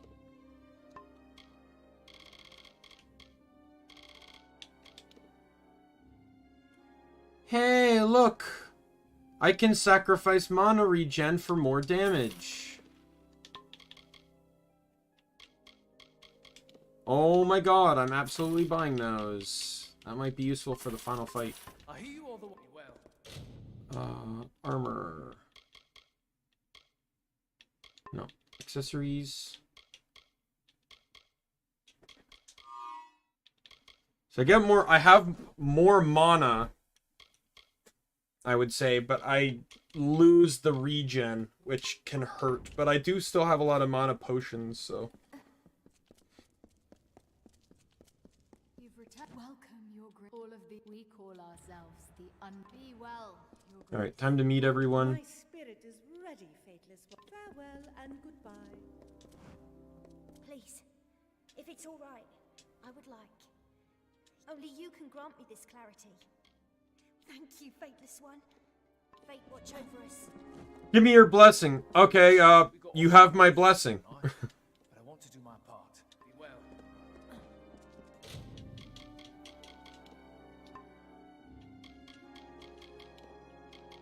I'm gonna sell the old necklace, by the way. I don't care about the regen. I'm not looking for trouble. I believe in strength.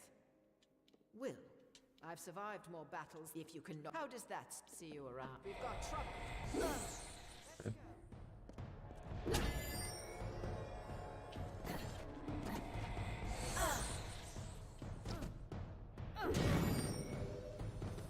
Not bad.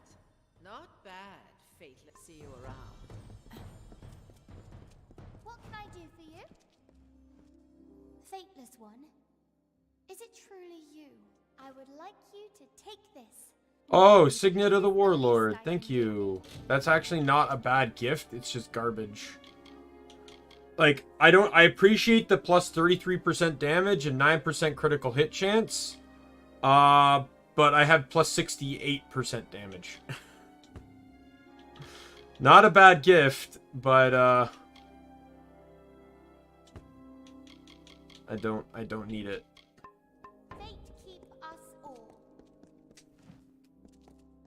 Fateless One, I followed you. Tell me, would you be willing to... Now, don't misunderstand me. I believe you are who... But as your greatest devotee, I have come... I'd like to propose a little test as proof. Sure. Excellent. First question.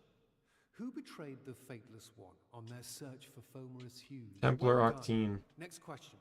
18. What is the name of the great world tree that the Fateless One consulted during their quest? I like how they included Nakara, or Akara, because that's from the DLC Nirlim. You really know your lore. I'm impressed. Next question. Who killed Baelor? The Niskar almost got you with that one. Next question. Who wrote the renowned masterpiece, The Adventures of the One Without a Fate?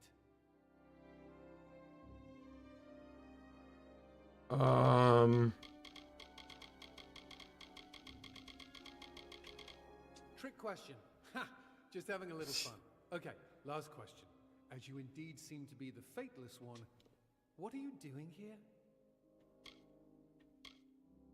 Smashing! You've made a believer out of me. So be it. Throwing in that loophole, that looped question.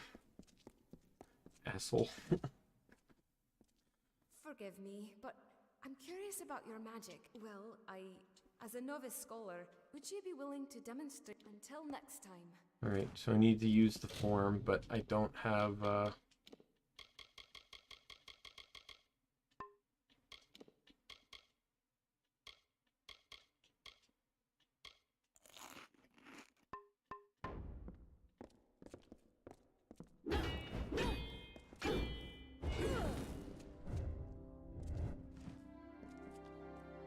Forgive me, but I'm curious about your magic. Well, as a novice, would you be until next time? How am I supposed to do this? Like, it'd be nice if she gave me, like, a potion or something.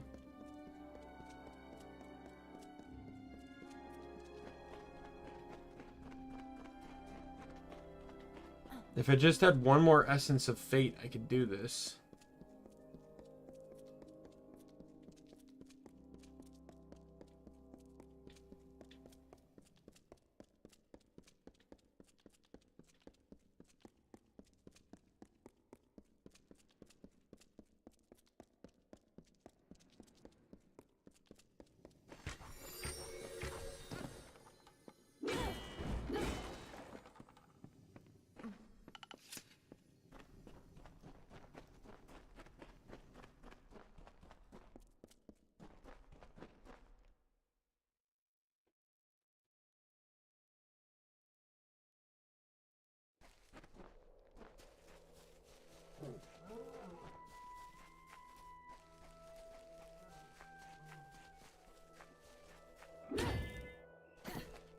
I cannot get fate off of killing them. Alright. Well, I might be able to get fate off of killing these stupid thieves down here.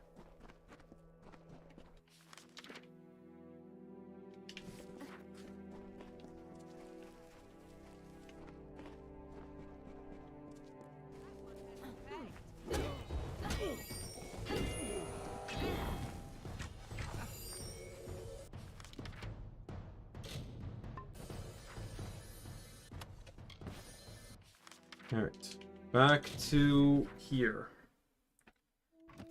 So I can show off my fancy powers.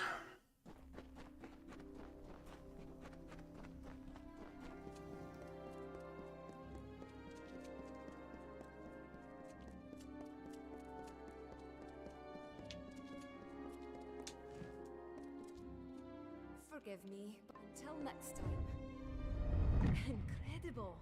The stories are true. Well, as in, would you be willing until next time?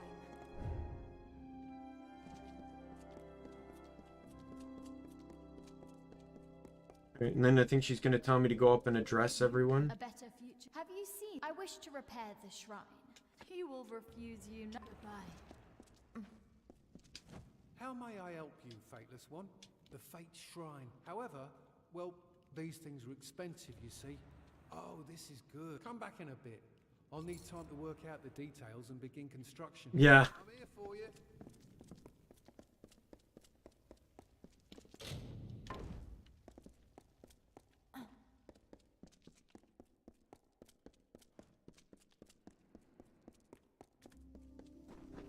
I just like the, basically limitless potential that is the Fateless One's powers.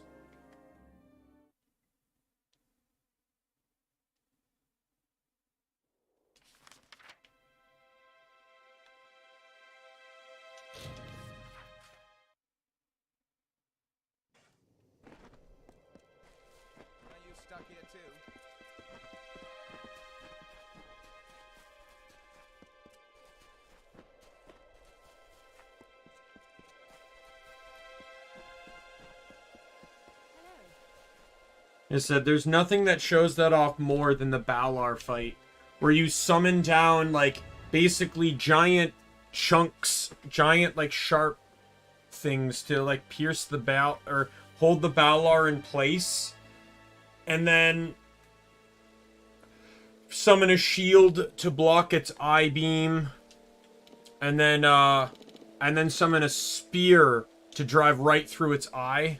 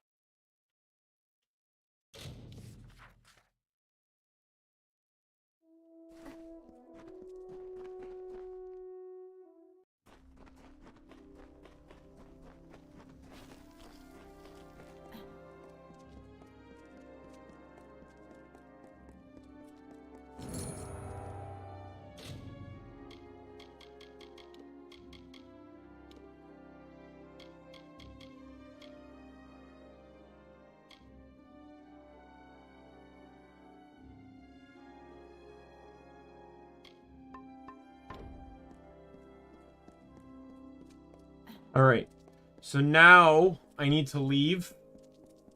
I honestly thought a lot of this was post-boss, but I guess I never got to it post-boss.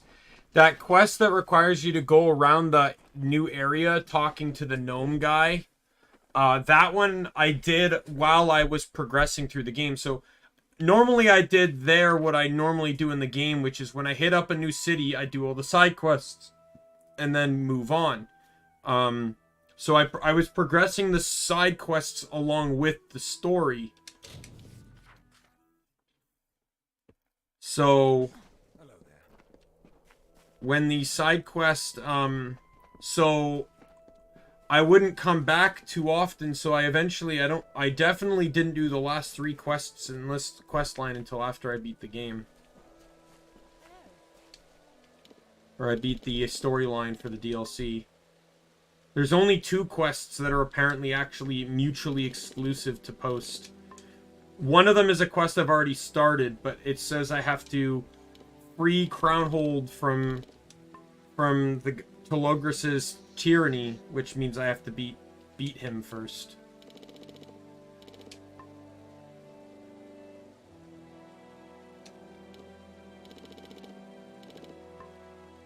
So this one, you're not actually really going to get a notifier for it.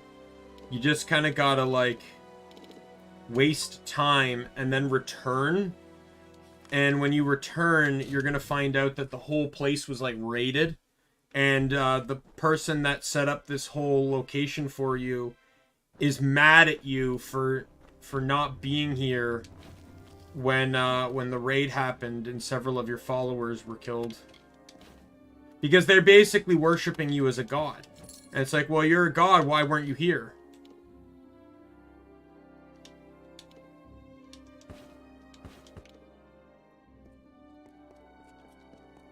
Help us. Where were you? We need. I prayed and prayed.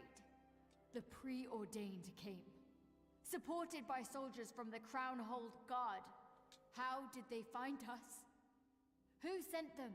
You should know. Poor Ivan. It's a tragedy.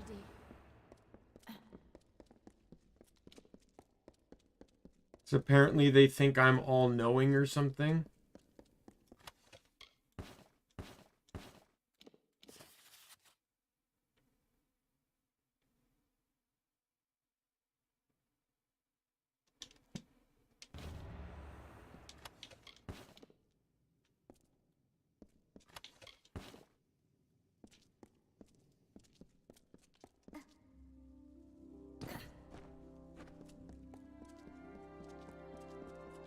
Tell me, what have you found?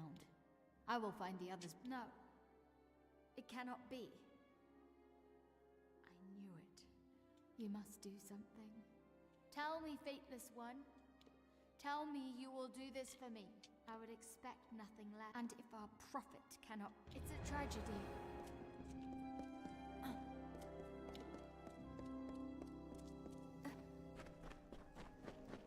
So, I think I'm in agreement that I'm going to kill this guy with fate powers to show him who he fucked with.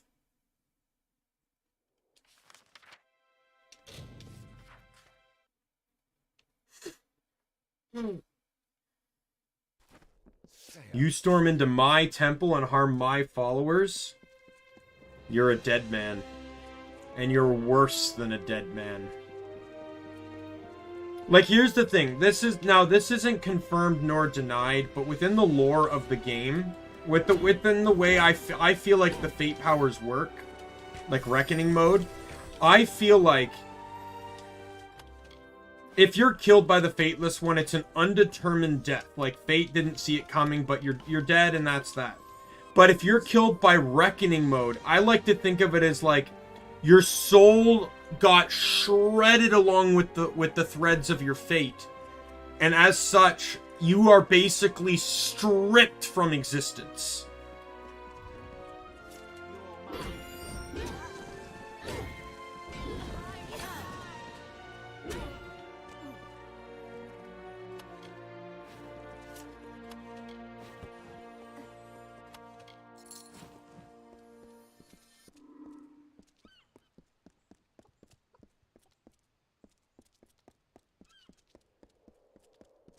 Like, I like to think that your fate is just shredded. And as such, like, there's no afterlife for you. You're just gone. Stay out of trouble. Hey, stranger.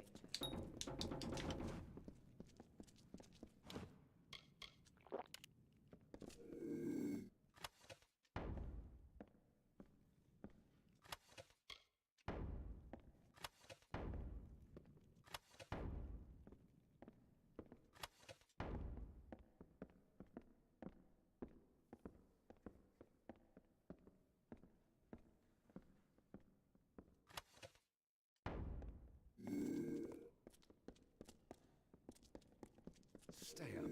I'm not. I don't want to see you causing any problems. I guess the key you use for that gate doesn't last for forever. Alright, well, I'll have to find alternative means to getting in.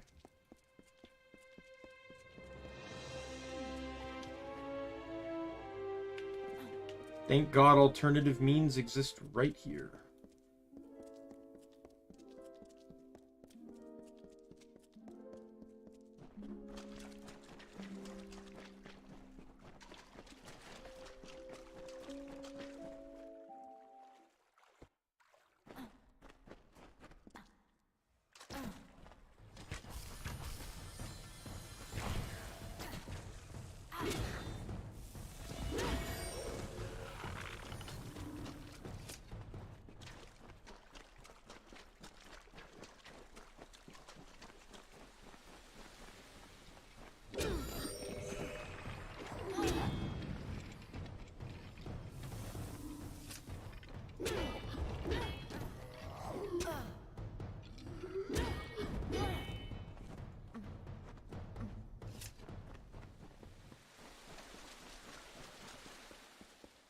How did you get here? No one knows about this chamber. What do you want? Speak, or I shall... I did what I had to do. Ivan was too trusting. His information about the Unbound was too valuable. Keeping it to... Now I will be given a higher position. As for you, turn around and leave this place, and I will fill... That's a pity. Since you wished... Farewell, stranger. Aye.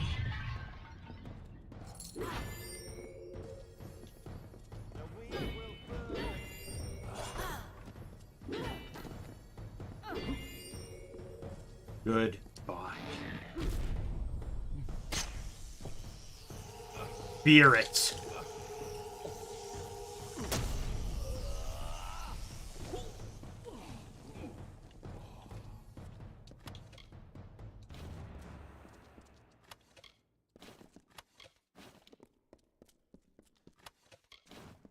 Do you think it was right before the execution, as I'm holding him to throw him on the spike, that he realized how much he fucked up?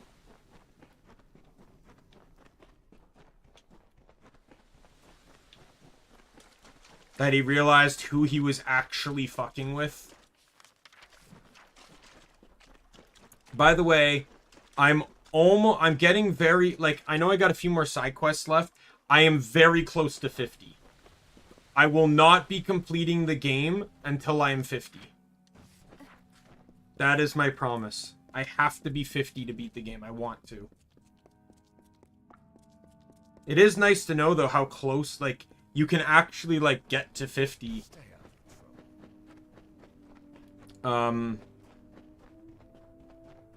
Yeah, pretty much.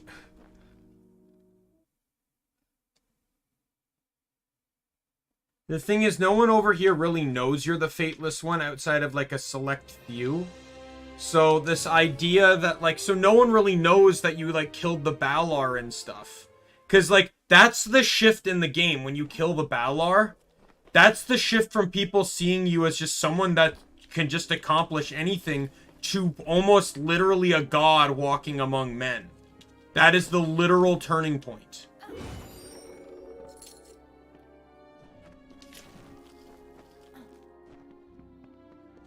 Because no one thought it would be possible to stop the Balar. Well, it is good to see you again, Your Grace. But I cannot thank you. But I am unsure whether but fatelessness, chaos, even a death, darkness, loss. Perhaps all of you are right. It is the only way.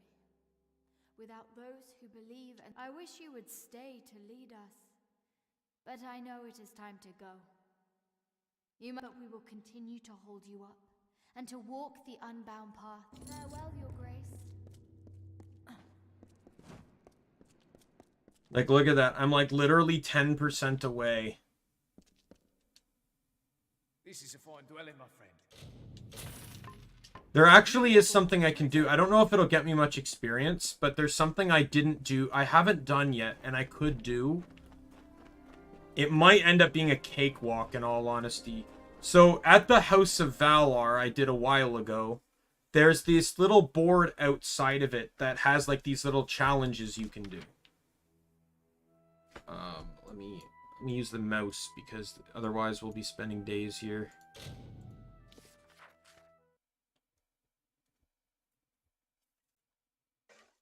Now, I don't know, like I said, this might just very well be a cakewalk. Last time I only did, I think I literally clicked on the only one I did.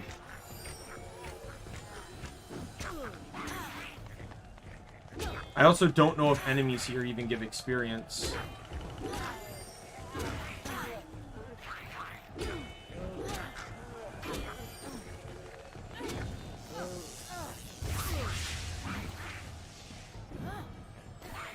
Oh, I just realized something. All of my passives are gone. I don't know what happened to that, but...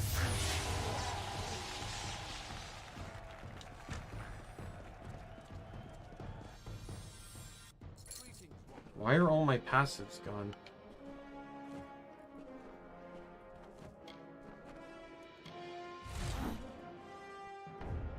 Oh, whoops. I forgot to turn that off.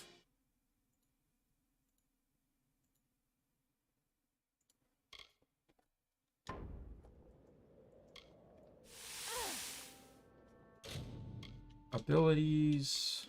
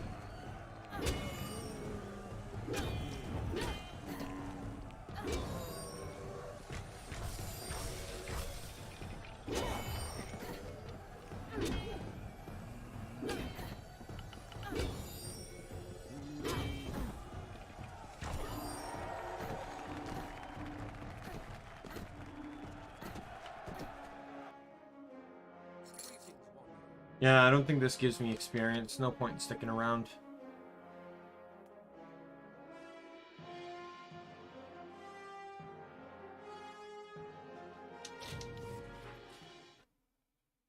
Gives me money, but that...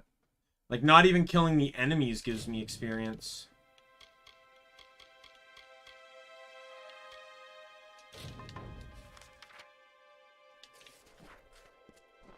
Oh, there's a quest off to the right here I didn't start. I just remembered.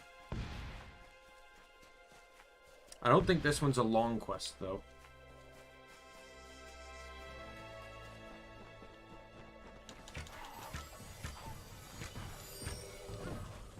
I am level 49. The cap is 50. I'm like 10% away from cap.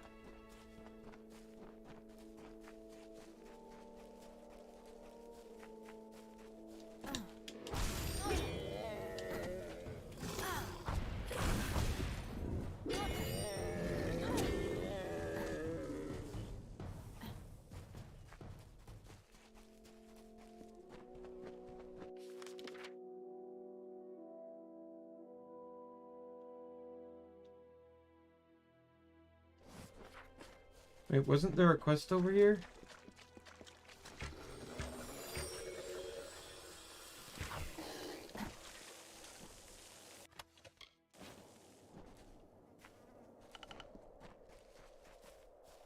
I swear I saw a quest icon over here.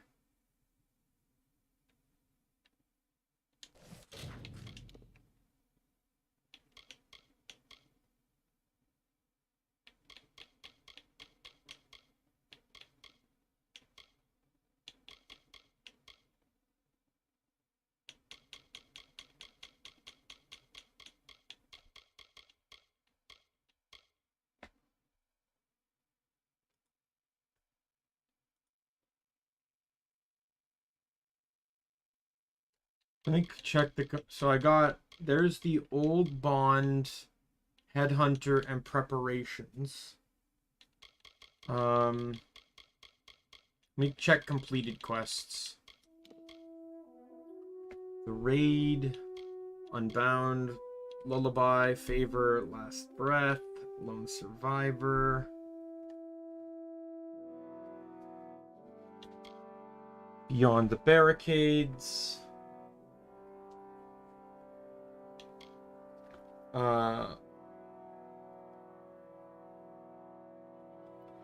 Mysterious monoliths. Yep. Invasive species. Yep. Listening to echoes. Rat plague.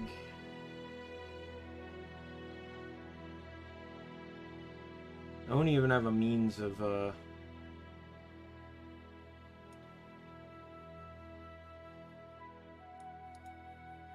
me just do it like this.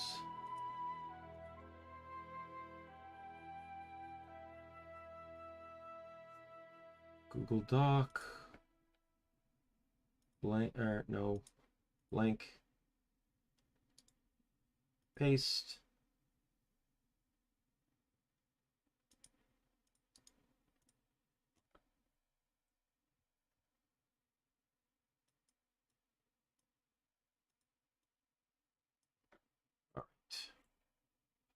So I got all the quests here, so let's start from the beginning here.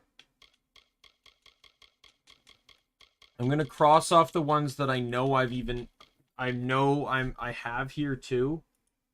So preparations.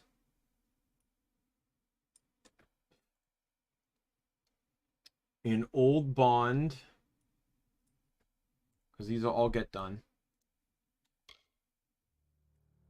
Headhunter. Like I said, there's an achievement for getting all the quests done, which is why I said I'm perfecting this game. Literally, the last four achievements I have are beat the DLC, beat the boss in a specific way, beat all the quests, and then get all the achievements in the DLC.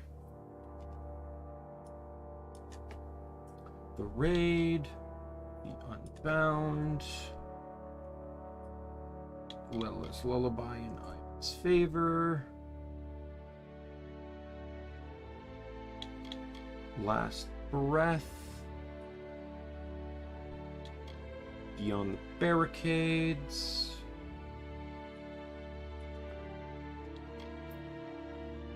mysterious monolith. Invasive species. Listening to echoes. Yeah, it should, but I want to be at max level before I get to the boss. Rat plague, not that it really matters. Preordained encounter. False prophets.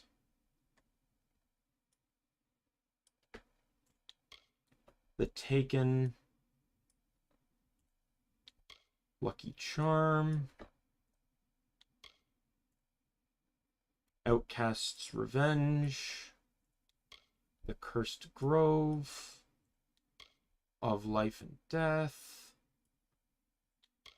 Guard Down, The Invaders,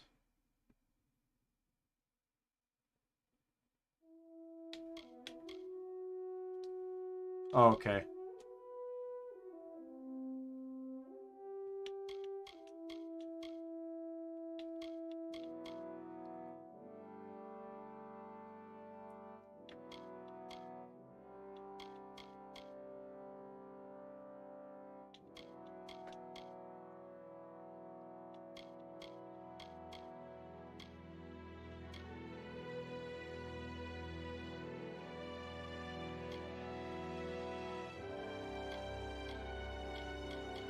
Now we're getting to the other DLCs here.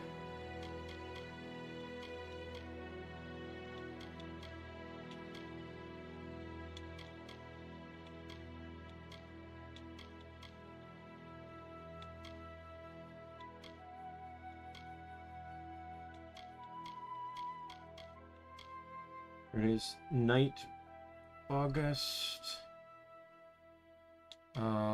Tree and the branches.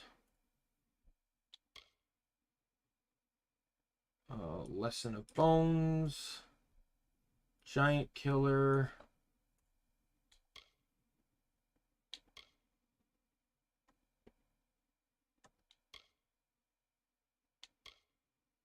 Crafting Made Simple. Chaos Matter Delivery. Smuggler's Run.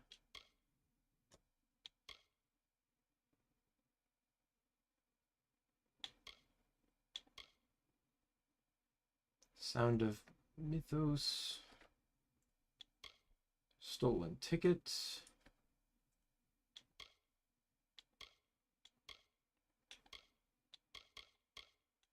Alright, so there's 3 quests left, and 2 of them are...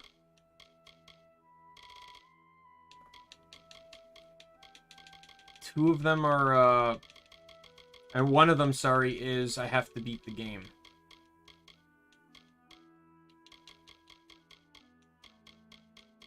Oh, no, sorry. Lone Survivor's right here.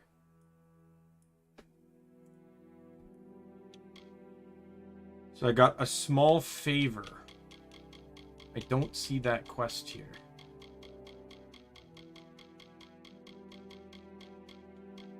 So let me look that one up. Kingdoms of Amalur. Small favor.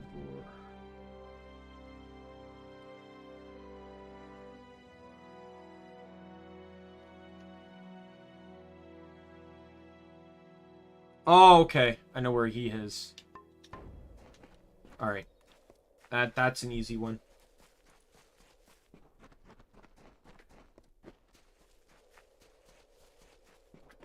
I didn't think of that one, but it's in Cinderpit. It's in the last area.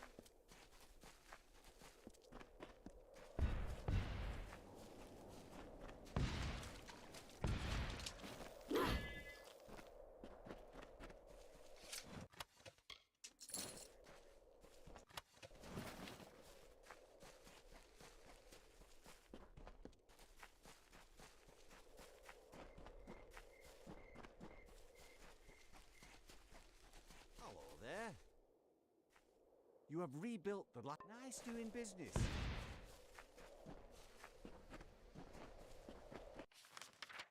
Okay, let's go find Peaches.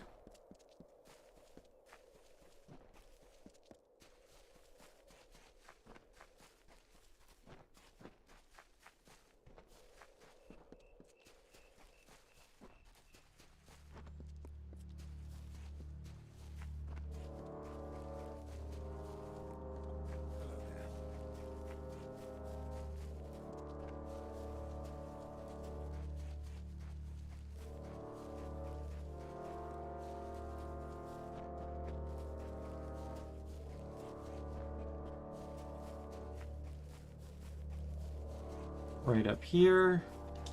Kill these sprites because they're useless and annoying.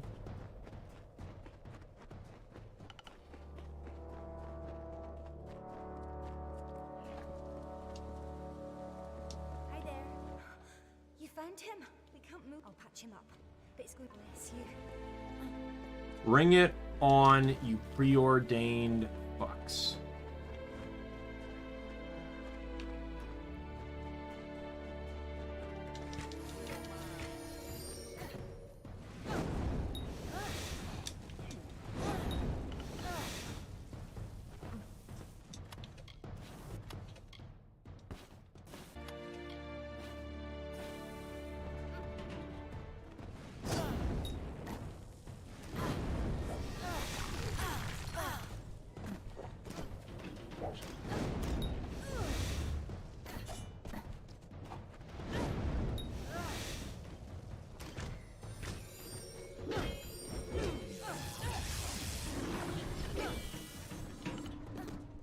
There we go.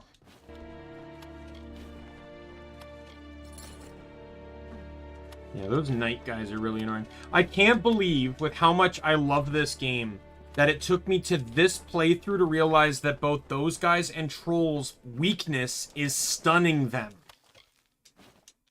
Because they can get auto-stunned all on their own. If you just keep assaulting them. But, like, if you use moves that can just generally stun, which all 3 classes can get with ease. Hello. That was too close. It's time for Peaches and we owe you our lives. Alright, Old Bond is done. Headhunter, I have 1 guy left to kill.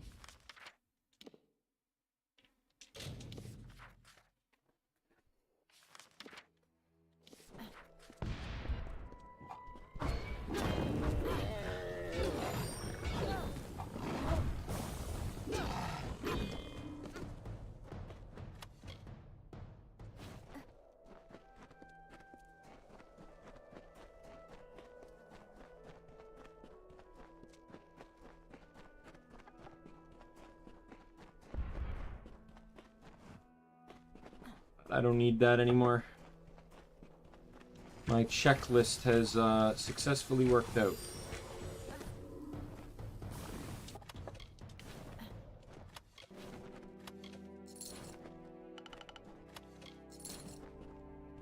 Oh!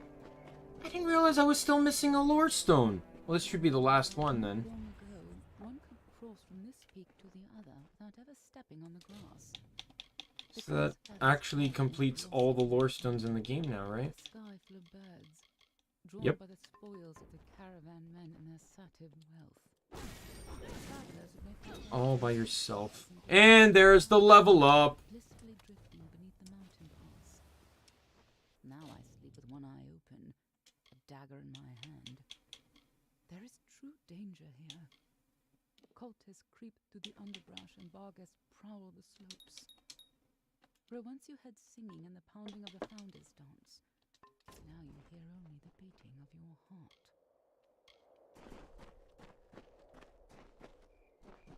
Yay! I literally have I have to turn in this quest, and then I literally have only one other quest I can pick. One other quest to do before I beat the game. You know what? I also need to do this. I think it's only fair. Thanks for the donation. I think, in all honesty, it is only fair, you know, that I pay off my my debt. You know, the 300 grand and all that. Hello there.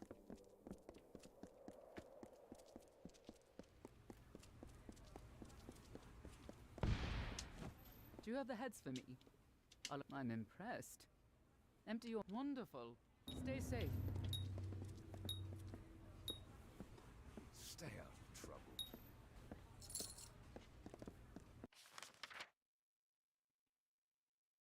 trouble. Alright, so Cinder Pit. So there's going to be one guy near the forge here that has a quest.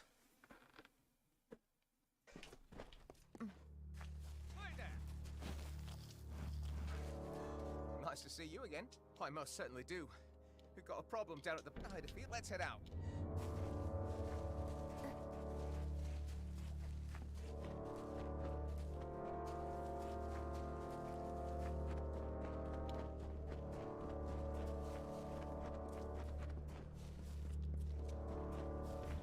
Man, this stream is going to turn out to be even shorter than I thought it was going to be. Stay quiet. Smell that. But maybe we have to. Are you ready?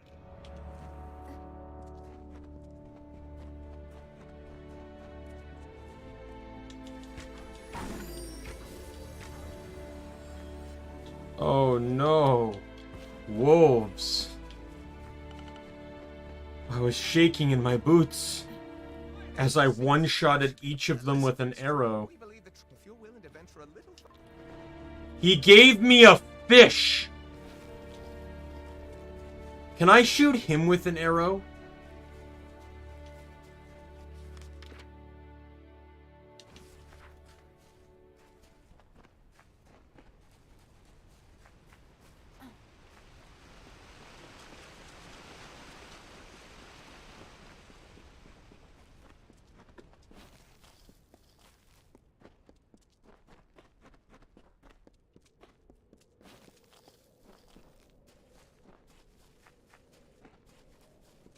Shoot him with the fish.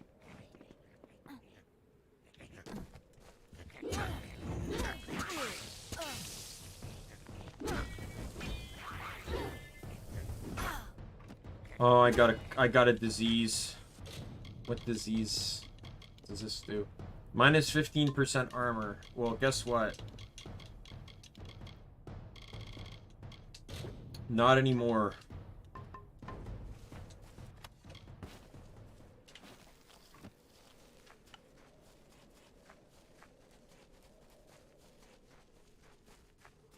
Hey, troll.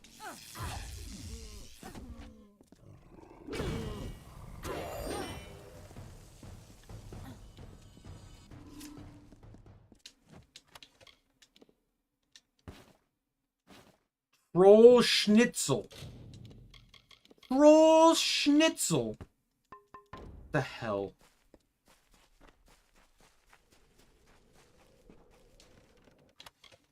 The fact that people keep complaining about how dangerous trolls are, and you're gonna make fucking schnitzel out of them.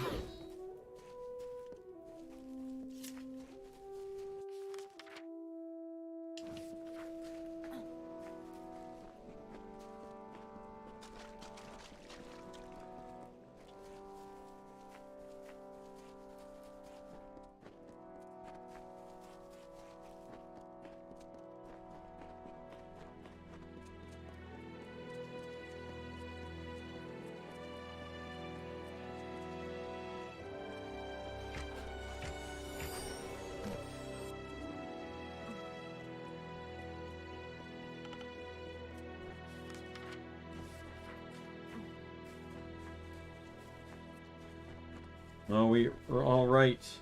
Now, I will say, I really do enjoy the ending to this DLC. To a degree. Like, I like it because I like it, but I hate it because it kind of closes the last page of the book. Which, in all honesty, it's very rare for action art, or for, like, open world games to get. Because normally, once you beat a storyline, it's just like, okay, the world's yours, go ahead. Right? But in this game, this DLC actually closes the book, but in a way also opens up potential ideas for sequels. And I'll explain that after the cutscene plays. I had faith in you, my friend, but having hope wasn't it. That, take this. 10 fish, you fucker.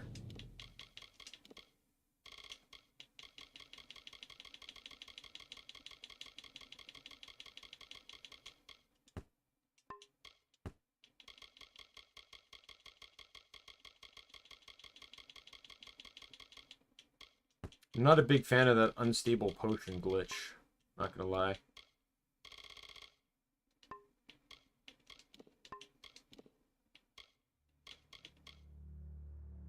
Might as well sell that. I don't need it anymore. Got everything I need. I'm just gonna go to, like, a vendor and sell stuff.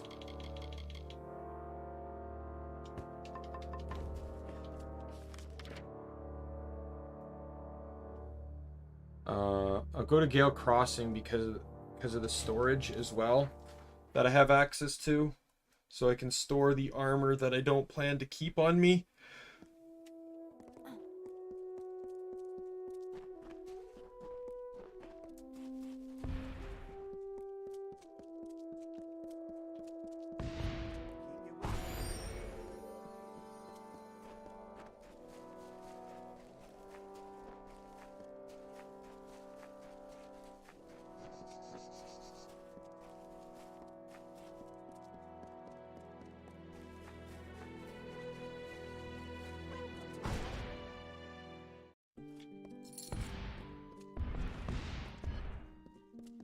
I'm happy to help you with whatever you... Alright, sold my stuff to him.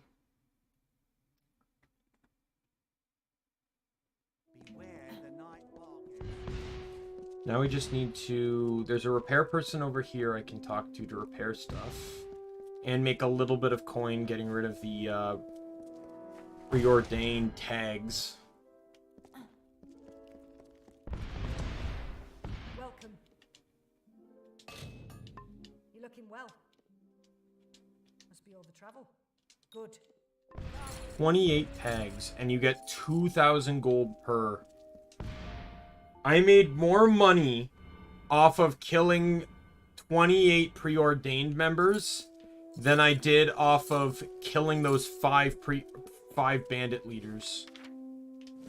Because that lady only gave me 10k for that.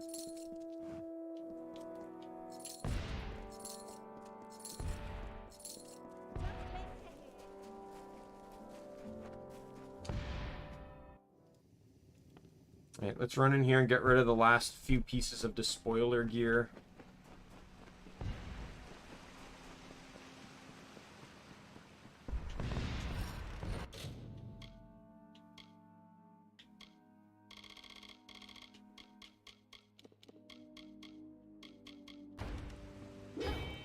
Alrighty. Let's get out and let's finish up the main story.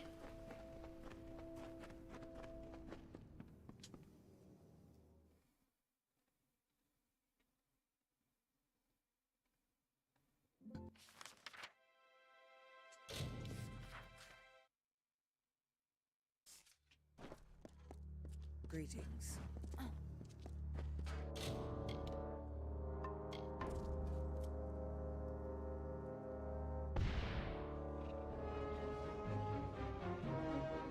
Okay, I don't trust a goddamn thing about this.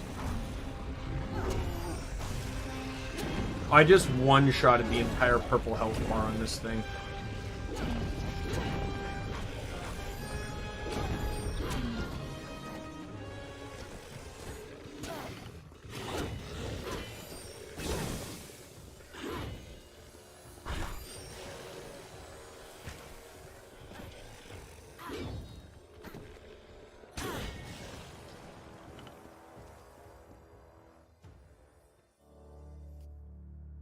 Greetings. We have everything we need to face. Watch your back. Are you ready? I am ready. Prepare your. Watch your back.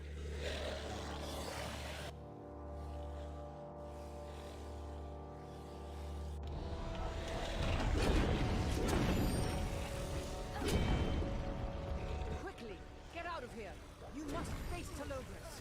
We'll take care of these monsters. Alright. Of course, the cliche supported structure now falls apart as you're on the run. I should have seen this coming. Well, since you're...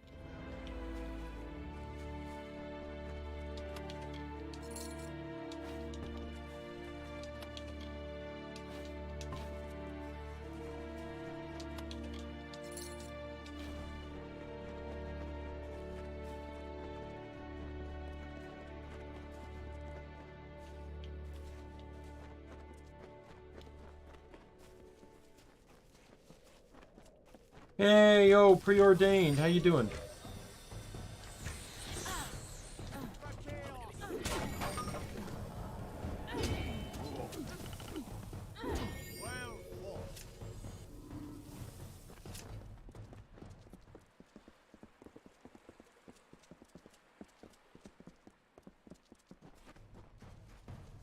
You're mine.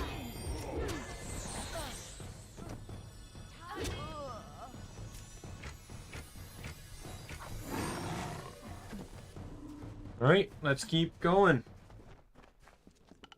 Where are we heading to?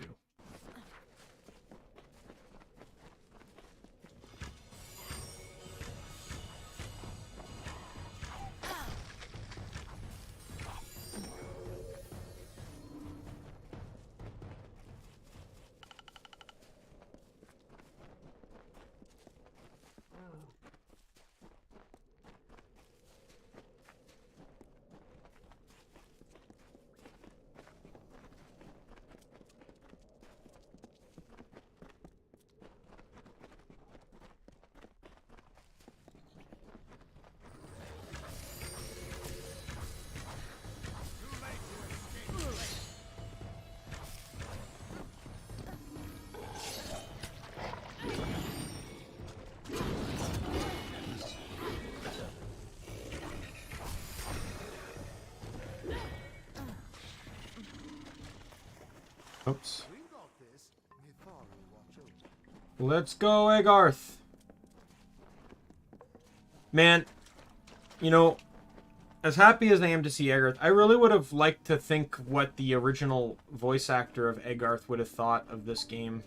It is a downright shame that he passed away before he could see the sequel to this. I don't know if he was truly into Amalur or like when he voiced Egarth or what, but really would have liked to see his opinion on you know, coming back for this if he was alive for it. Destiny has come for us. I'll stay here and organize. Perhaps you've got a fate after all. It is. It won't be easy. Am I wrong?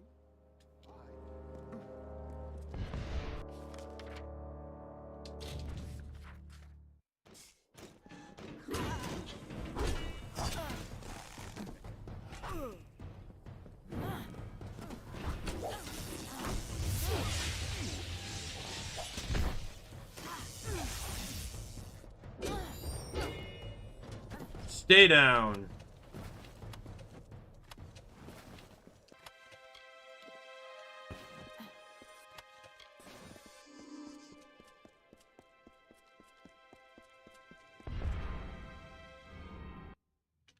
So yes, you cannot enter this portal. You'll actually like start taking significant damage. So you actually have to switch to the Hope of the Forsworn armor.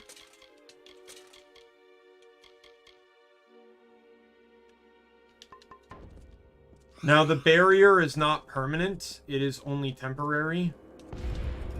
Once you get past the barrier, you can change your gear again.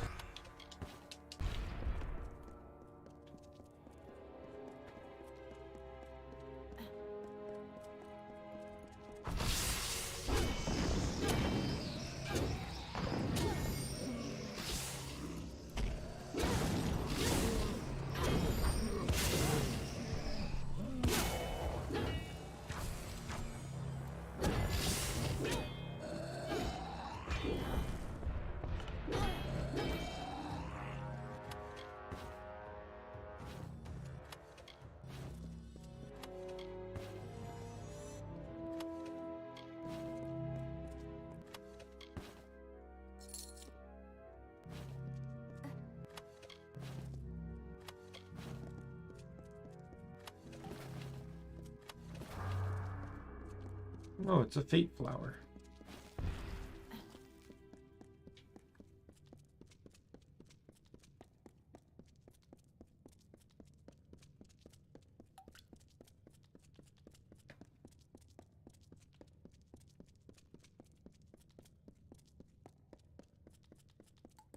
Right, and I'm free from the barrier, so now I can change my armor back.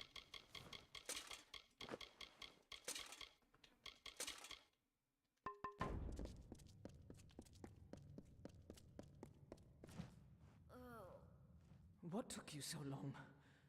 I've been waiting. I know you faced dreadful foes in the past, but to look, my apprentice was only a boy when he was taken, and we have a response. Let me speak to him.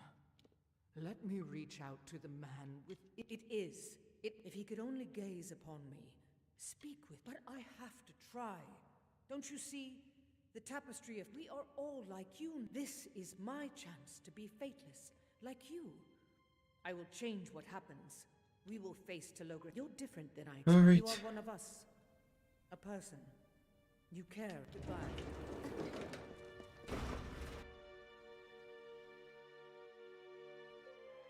So there's apparently like these flower fields. You have to kill Telogris without getting rid of any of them. And as we all this time, the only order I wish to uphold is that which brings you and I mortal foolishness. By now, the boy is as much a part of me, and my agony will be his as well.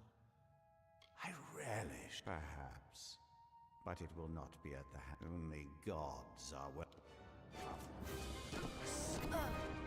Telogris, release Wolf now! That foolish boy.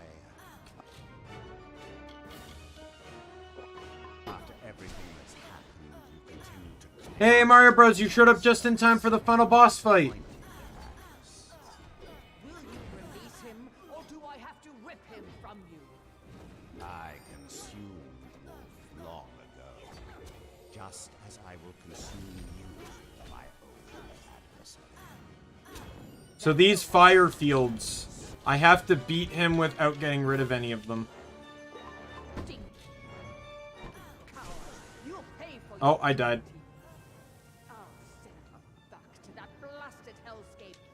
I don't know what happened there. Oh well, it's taking me to the last autosave.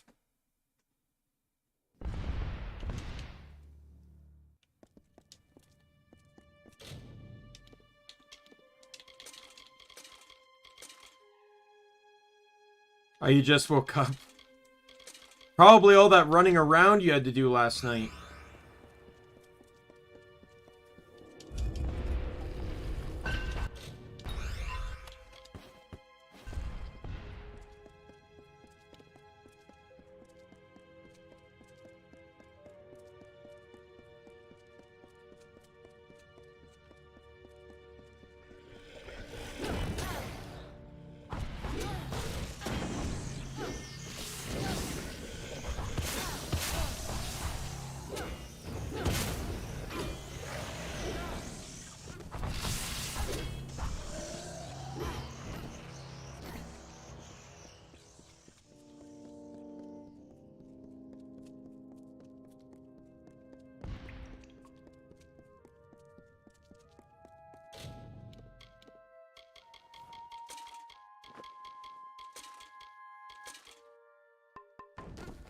I'm gonna save here.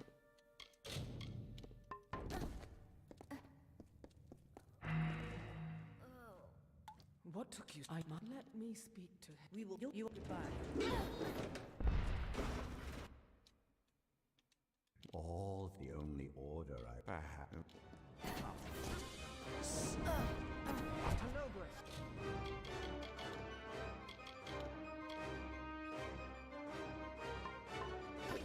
Release Wolf now. That foolish boy. After everything that's happened, you continue to cling to your false hopes. Disappointing. Will you release him, or do I have to rip him from you?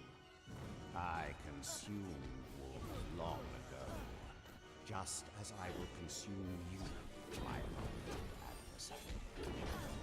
That's the wrong answer, you stinking. What the hell? For your cruelty. I'll send you back to that blasted hellscape with my own two.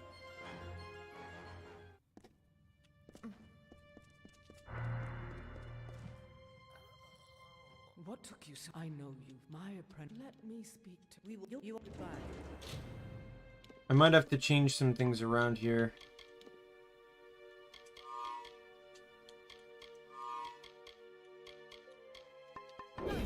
Might have to give myself a bit more damage resistance. All this, the only order I wish to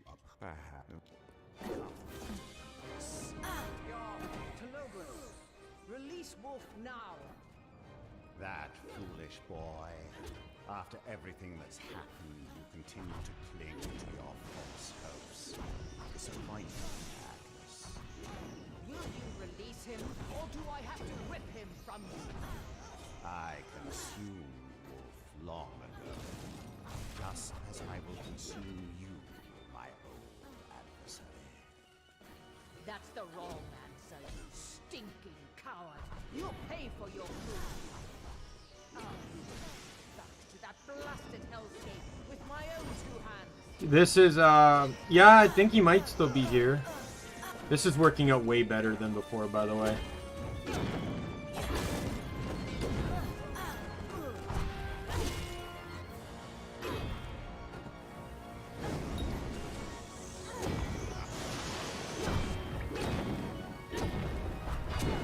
Damage resistance is really helping.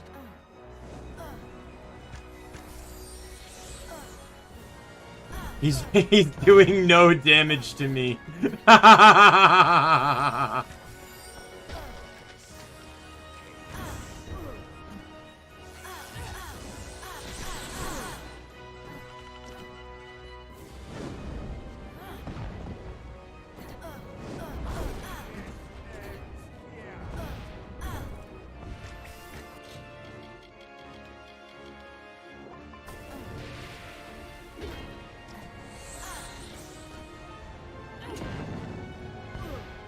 I don't want to hit that crystal. That crystal puts out the things. Impossible. I am Telogris, the god of chaos, King Havoc. All of Amalur will pay for this transgression.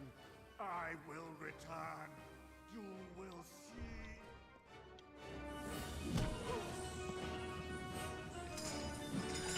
see. Maybe. I'll have to think. Because there are still more VTuber groups, like Prism Project and stuff, and... Flora's Lava! Achievement get. Let's go. It's finally over, Wolf. I wish I could have saved him, but enough regret. I have to thank you, Fateless One. You stood by. I am. We farewell, Fateless One. Alright, sorry, gotta loot the body of a dead god. Oh, and all he had was 11,000 gold on him, really? Thank you. You can... Oh, no. I will farewell. Thought you were gonna repair my stuff. One. Hey, Agarth. It seems I've arrived too late. You've done a good thing, and history will thank you. It is a tragedy. You feel it. The tapestry of fate continues to bleed.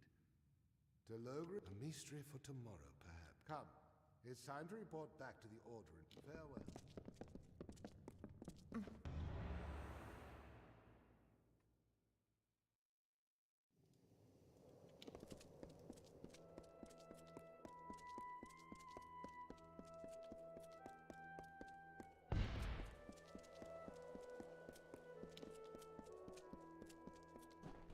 Alright. So I can finish up preparations here.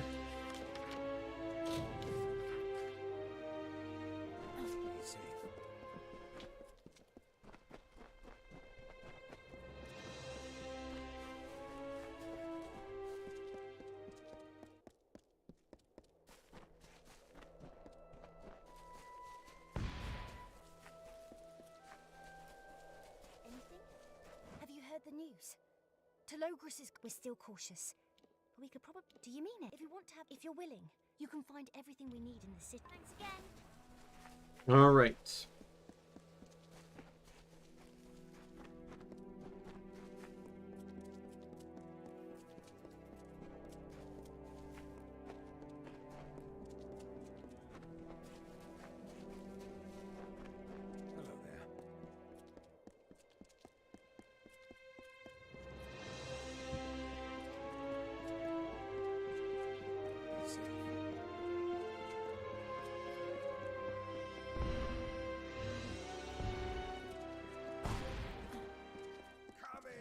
It's nice to see you. Normally you'd be... Listen, visit us again. Your best hunting ground would be outside... Oh, good. My customers are hungry. Visit us again.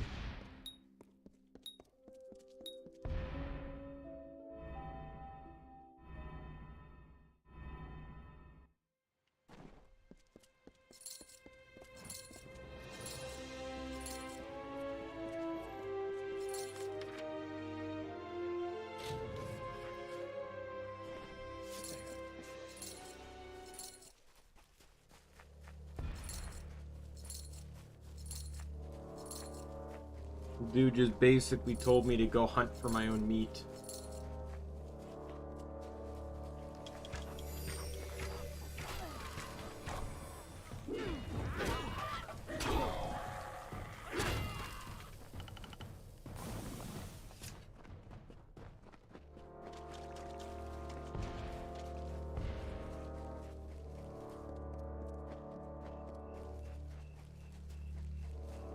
But yeah, we'll see about the Digimon one. I got the the more known major groups out of the way, like I don't know much about the other Hololive groups. If I do another one, maybe I might do Hololive Indonesia on top of, you know,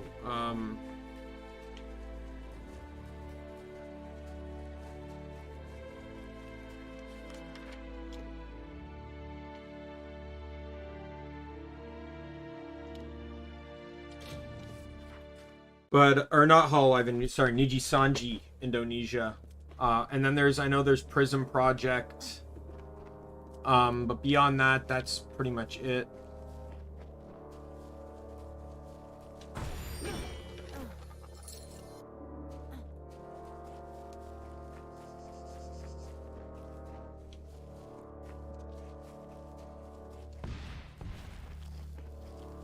Generally, I usually... Like, are we talking lore-wise or non-lore-wise? Generally, I give myself Agumon or, Dorumon.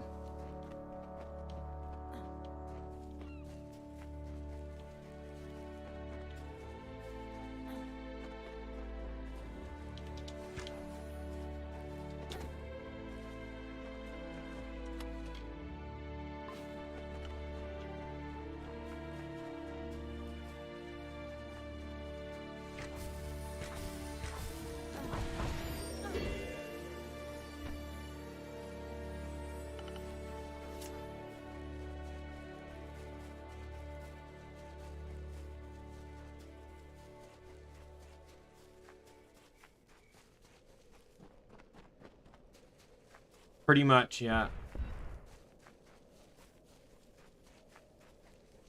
Dorumon's a bit better because you can go to Alphamon without another Digimon. You just can't go to Oryukin without another Digimon. While you need another Digimon to get to Omnimon.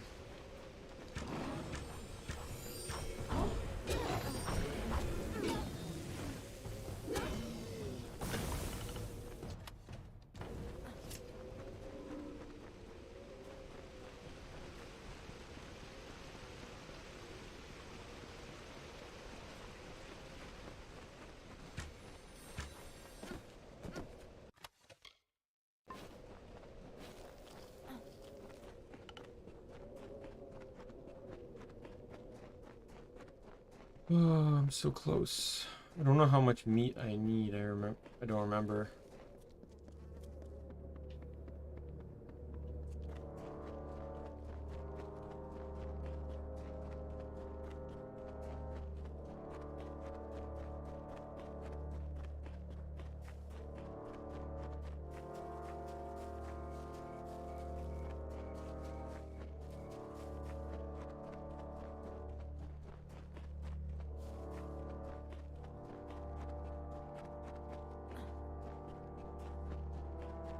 Just looking for more venison.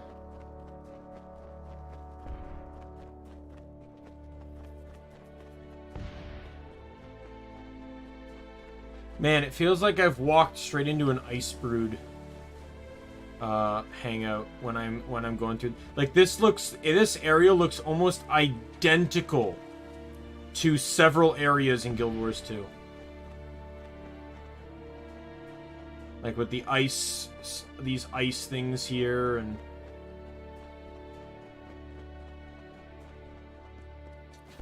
the type of ice on the ground there, and how it spikes out subtly.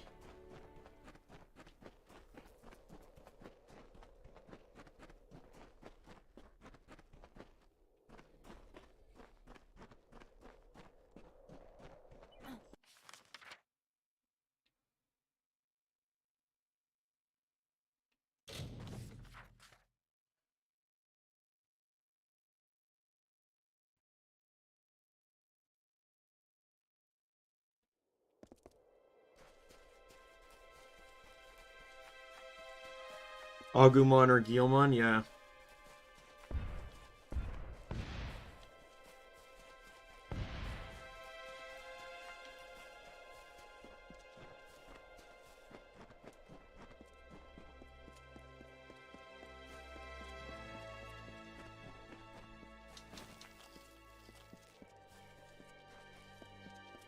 Oh, really?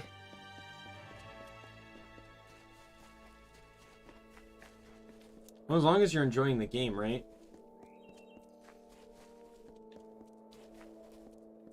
I know Bay and Crony have been playing it. Like, they played it on a sponsored stream, and then they played it again yesterday. I don't know if that was a sponsored stream, though.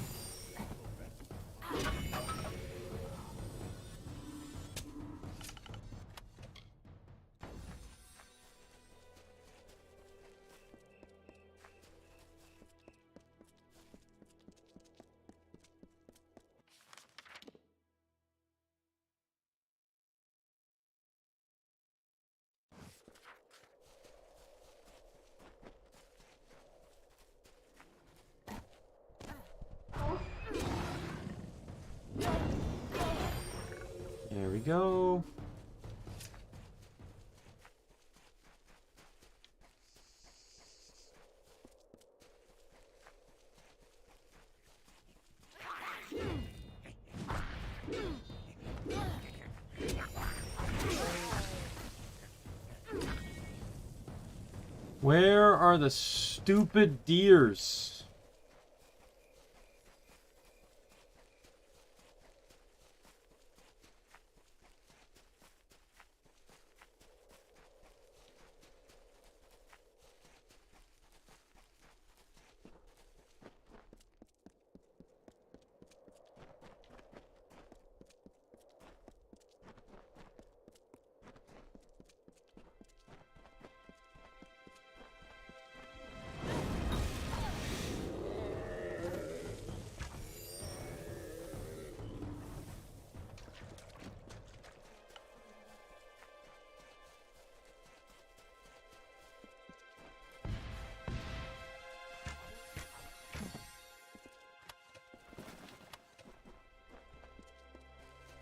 There we go, killed 2.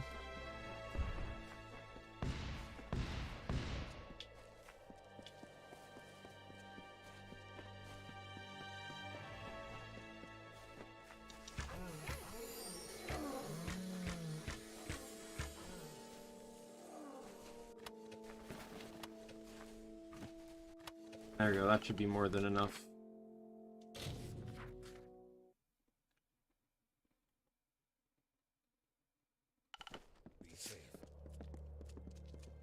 Man, there's so many guards at the entrance because that's where I kept killing them all. Not my fault that dude kept sending me to locations that were trespassing. Here you go. You know where to find me.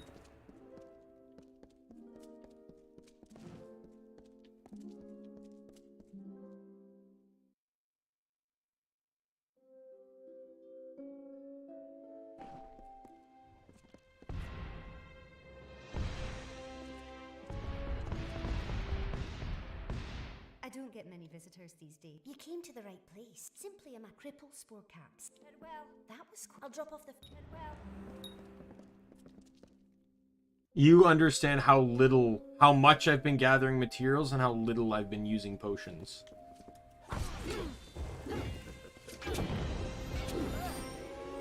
I was hoping that this playthrough would make me want to rely on potions more, and I still had no need to. Like...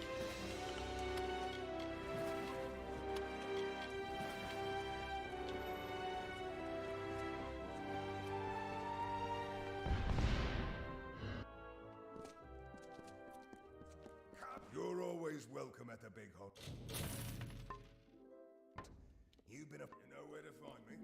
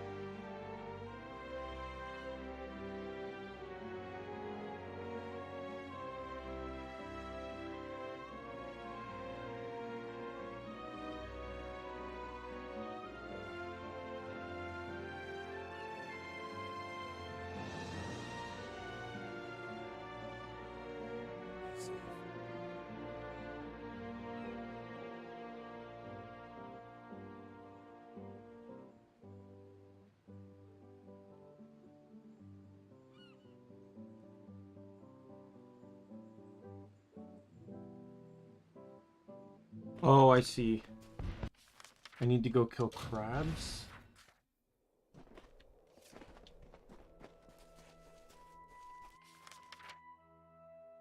Well, that's easy to do because there's tons of crabs along the way.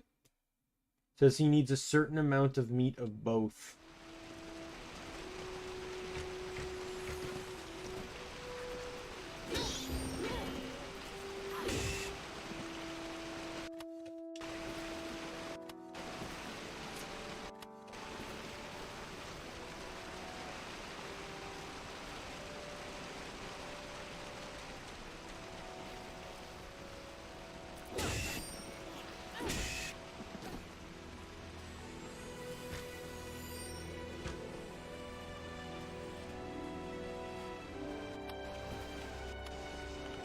I'm like, I need to get ale, but it's not letting me get ale.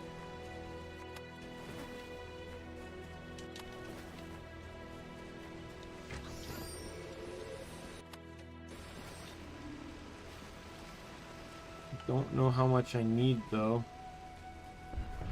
I guess I'll just keep killing crabs for a little bit.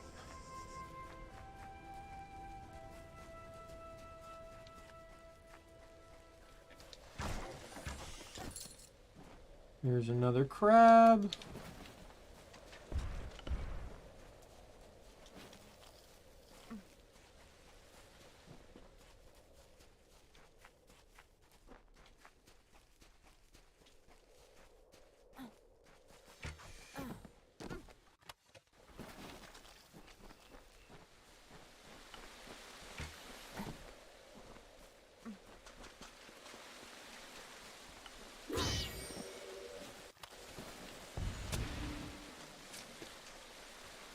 Oh, almost done. I think this became my longest streamed game. Even beat out Crosscode. Crosscode was, I think, the longest one prior.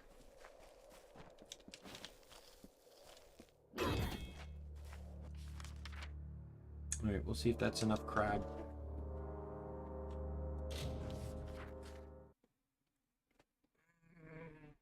Hello there.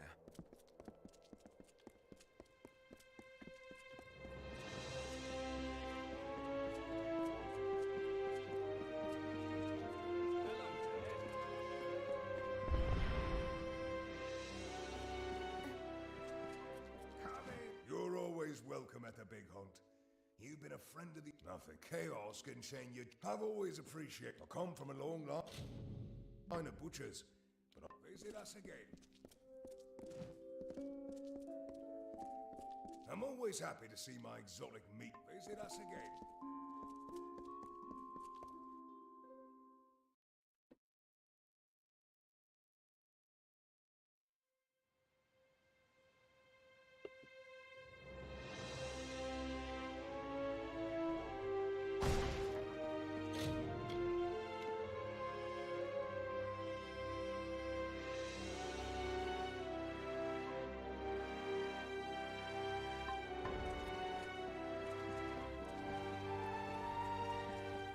Looking for me? Do I have to wait for the meat to be prepared, maybe?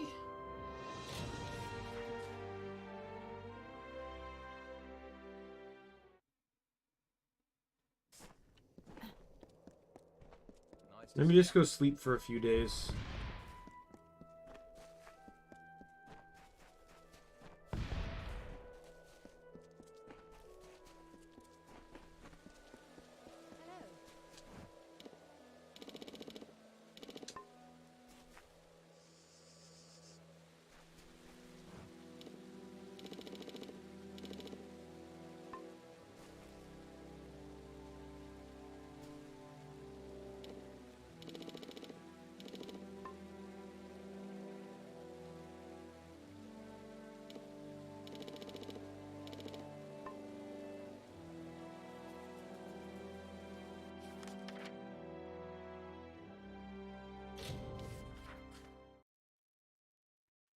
It won't let me do anything until I get this done. But I don't know what it's expecting of me to do.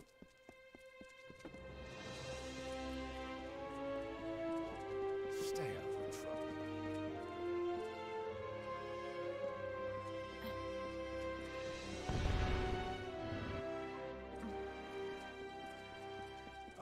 again. My customers have been asking after my specialty cuts. I'm counting on you to deliver. Visit us again. What am I supposed to do?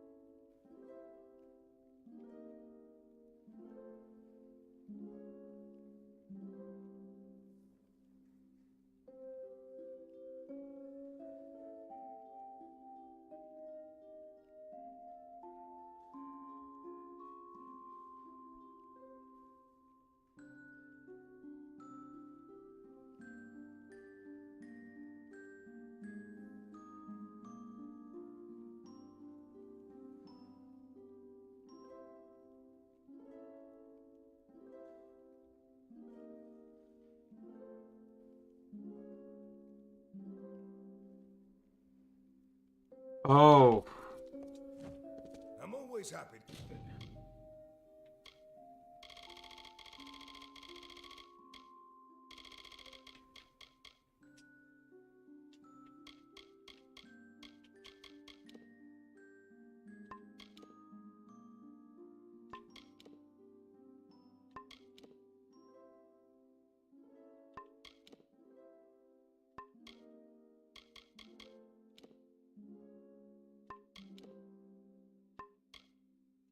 To see my exotic meat, you know where to find me. It doesn't really explain that you have to buy the ale from the idiot.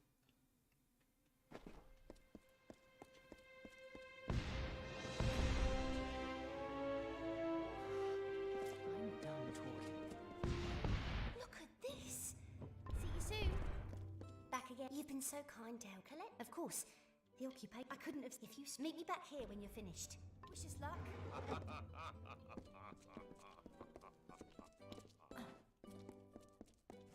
An outlander.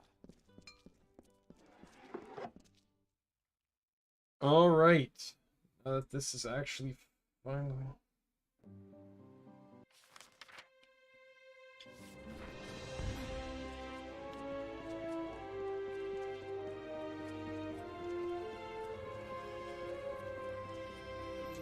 What is it?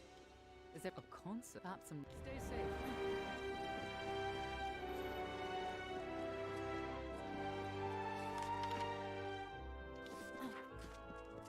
Stay out of trouble.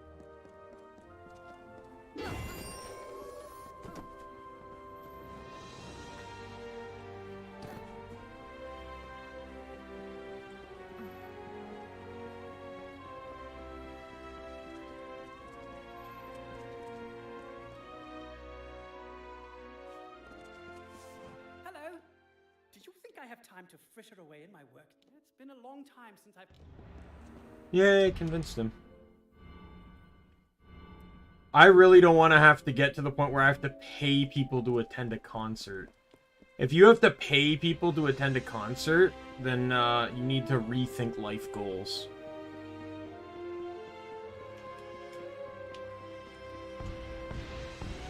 Wind's kicking up today? Huh. You bet I will. Why not?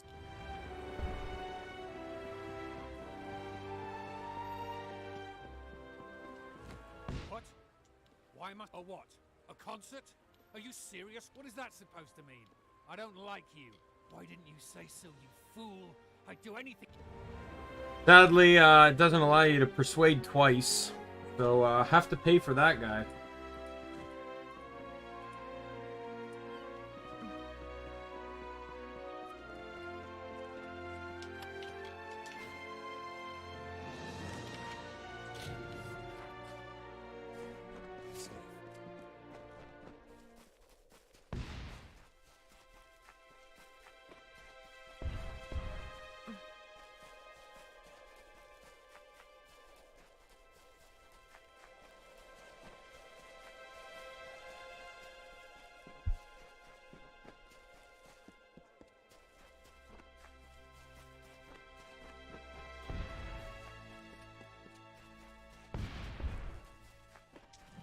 I'm still raising my legal crops and abiding by all the local... Oh, I don't see why not.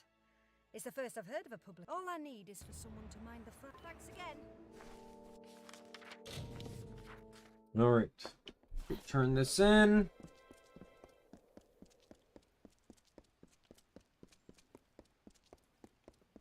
Be safe.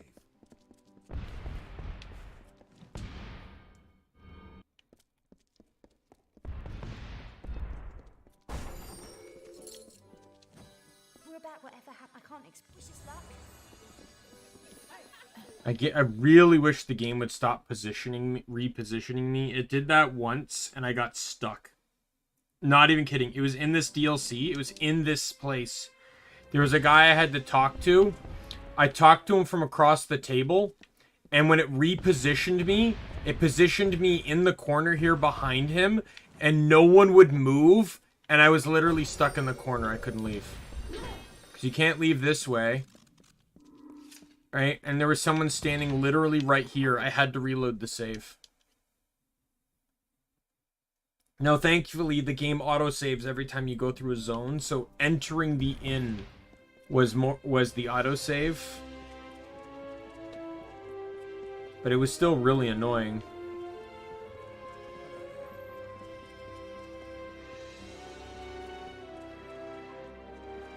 It was either that or my option was to literally just kill people. But I didn't want to do that one. I'm always nervous in this game at killing like random NPCs because they could end up being important. No problem, Nick. You may have missed the final boss though.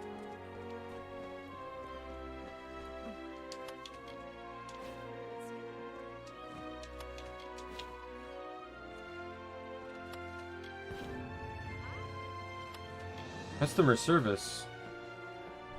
Oh, I completed every quest. This is where they're holding the concert? Really? Dude's already leaving. Like, all the people that attended the concert are already leaving.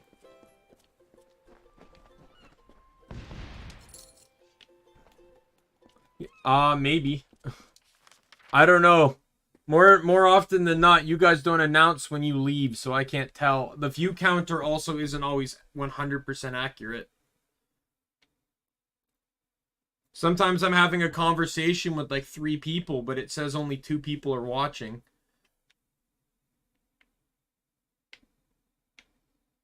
Alright, so with that said, we go to Rathier and we finish up the playthrough.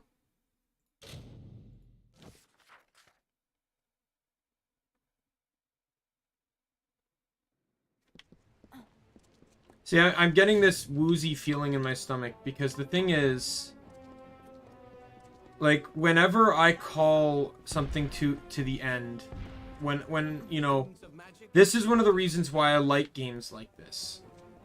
When a game ends, it causes me to reflect so much on the journey. And in a story, single player story, you know, linear story game, it's one thing. But in an open world game where you got to pick your class, you got to pick your courses of action, you know, and it, you know, you get to think back on some of like the memories of the game. See your face again. So many stories, so many tales of sword and sorcery. But tales are cheap. Yet here you are, ready. You have our gratitude, Faithless One. You have done as we asked, and defeated an enemy far more powerful. But even with Telogris beaten, he has caused incalculable chaos. The tapestry of fate continues to disintegrate, and it will not stop. Unless you depart Amalur forever.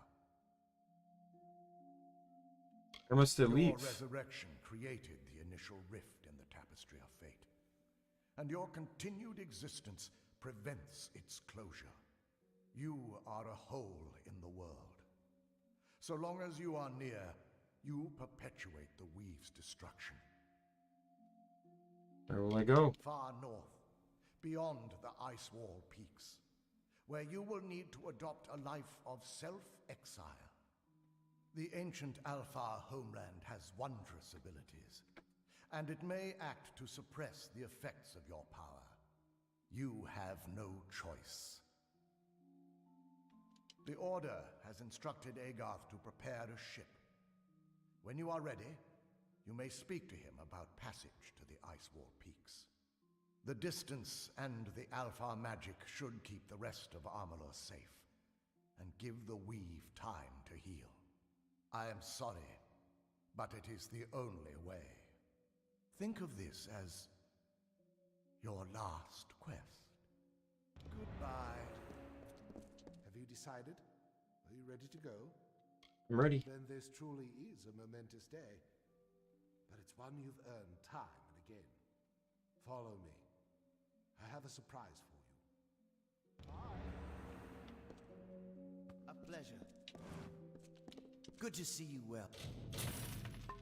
Oh, very good then.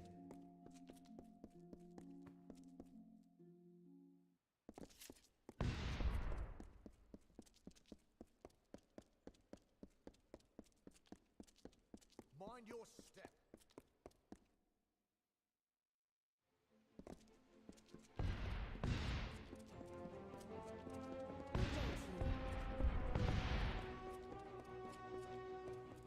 Do not miss Leogriff's many marvels.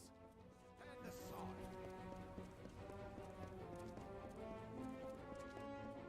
Nope. I'm guessing going the other way.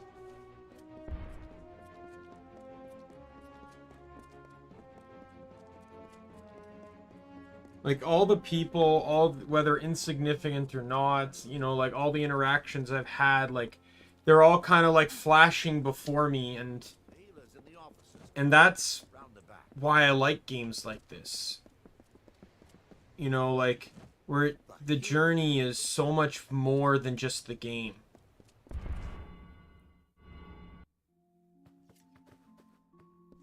I'm probably the last person you expected to see on your way out the door, but I felt it was my duty to be here. I never meant to hurt anyone. I'd wished only to save lives and further our knowledge of this world and the next. And you, my friend, you got caught in the middle of forces outside your control. I didn't give you a choice. I brought you back. The consequences be damned. For that, I'll be forever sorry. Still, you surprised us all, making the most of this second chance. And for that, I'm forever grateful. We all are. Even the thousands who know nothing about what you've done. You have our thanks, Fatalist One. It's the very least I could do. You must write to me of life in the Icewall Peaks. I hear it's wondrous, but certainly no place for an old gnome with expensive taste in wine. Be safe and make good choices. Farewell. I guess it's time to go. Well, if you ever find yourself in a dungeon full of bogarts, back to the wall, out of luck and out of chances... Well, it depends on what you define as cat. There's several non-champion Leomons. Couldn't make it. I'd hoped she'd find a way. Oh well, you'd better get going. Your ship is waiting for you at the pier. Leopardmon's a mega. For now.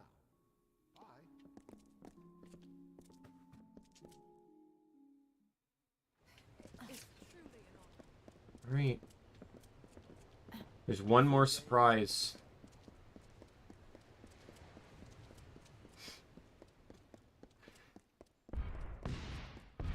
Every time I've beaten this game like 4 times. You know, once on the original, technically twice, but the second time I rushed through to get the hard mode achievement. So I'm only going to count 4 times. Once in the original, once when this game got re-released, again with a file that was in preparation for Fatesworn, and then now. And every time I beat this game, I get that same feeling of happiness that I played, happiness that I enjoyed my time, but also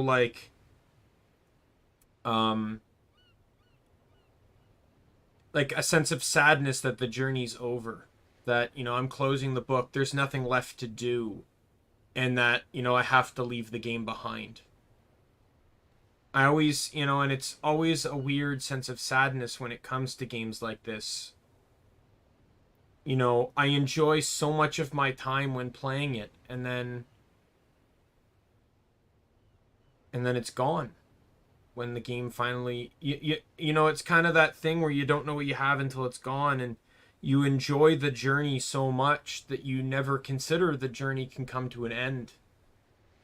And then when a moment like this occurs, and here we are at the end, the finale, the finish of a grand adventure, you realize, you know, how, like, you realize even more how much you enjoyed the game, how much fun you had, how much wackiness happened, or rage, or, you know, whatever.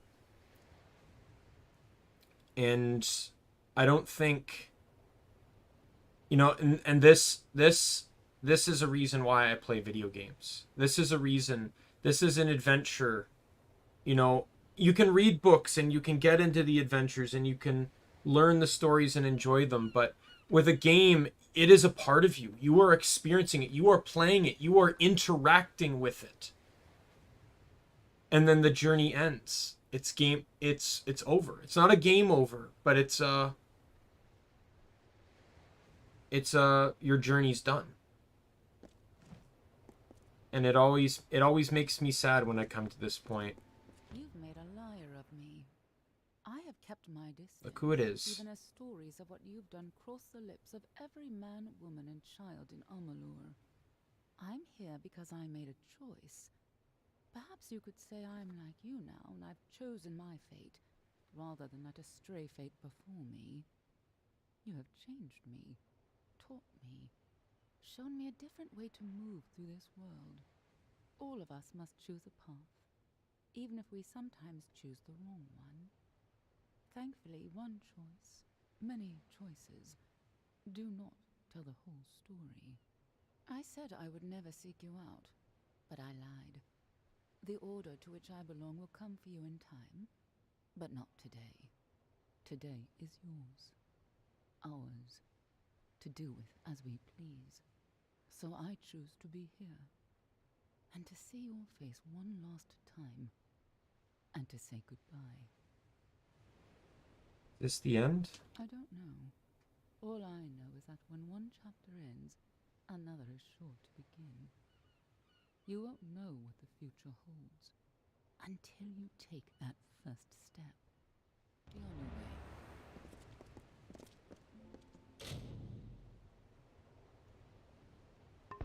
I'm gonna quickly save, because this is the point of no return. This is the end.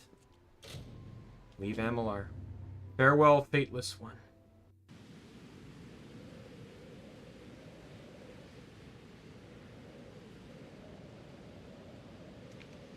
And that's all 69 achievements. Perfected.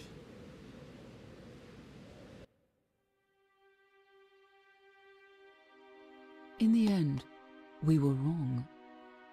For most of us, fate was, and always will be, immutable. A destiny written among the stars. But for one among us, it was chosen. I never saw the Fateless one again. My journeys have taken me across Amalur, from the Barking Spines to Valeria, but our paths have never crossed. If a reunion was in the cards, it would have happened. And who am I to resist the That includes all the tapestry's grand DLCs, some of the design? DLC locations too. Whatever the Fateless one did to stop the unraveling, it worked. Our world remains vibrant and twisted, sublime and sinister, and we have them to thank. For all of us, this is a second chance, and we must seize it. Answer the call, and make this adventure your own.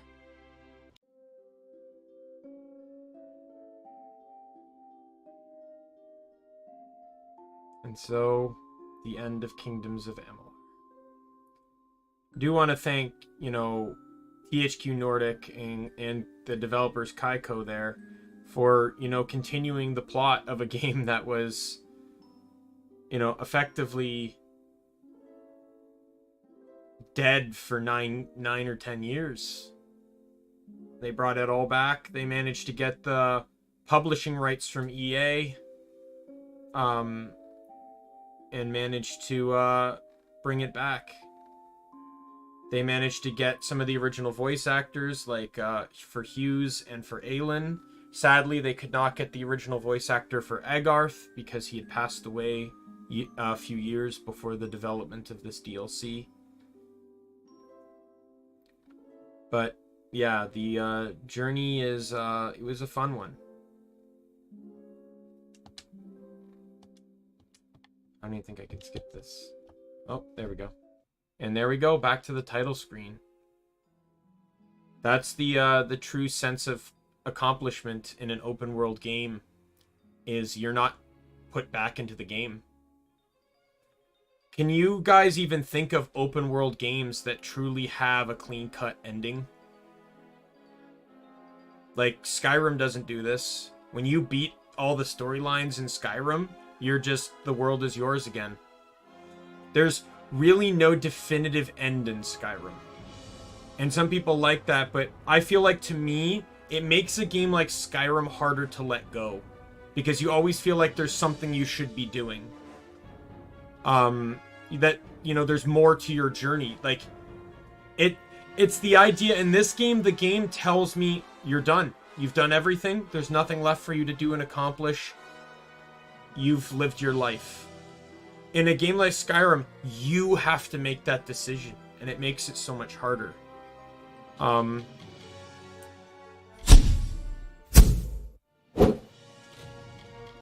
But yeah, so that is the end of Kingdoms of Amalur. I wanna thank you guys and everyone else that has shown up during the Kingdoms of Amalur streams over the course of the 19 streams I did of this game, whether they be long ones or short ones.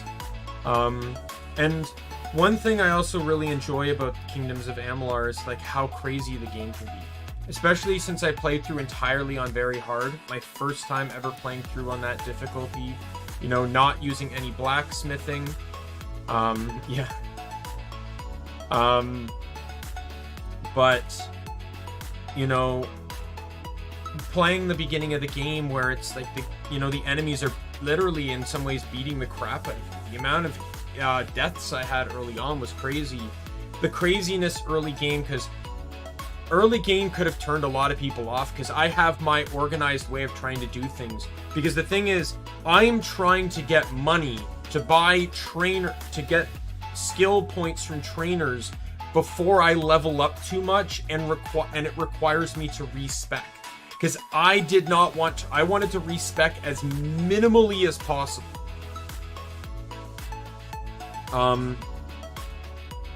I only ended up respecing twice in the entire game. The first time I respec'd was when I hit 37, and I unlocked, or I hit 36 actually, and I unlocked the Universalist, and I respec to get points out of the weapon mastery trait lines. So because the Universalist grants me those, and then I respec again when I unlocked the Chaos magic stat, so I could start looking for chaos portals.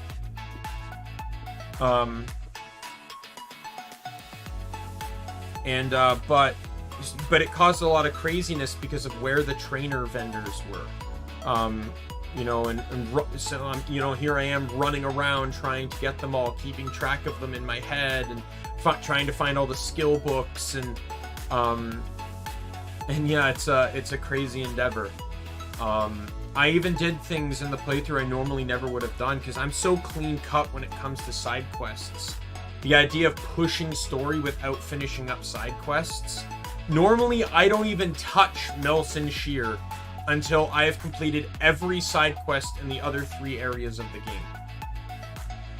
Right? So, the idea that I not only did that, but blitzed all the way to the near end game just to get the final armor chest piece of the armor set I used for a good chunk of the early game, or like early mid-ish game, before I found out that the vendor could randomly sell me incredibly good gear.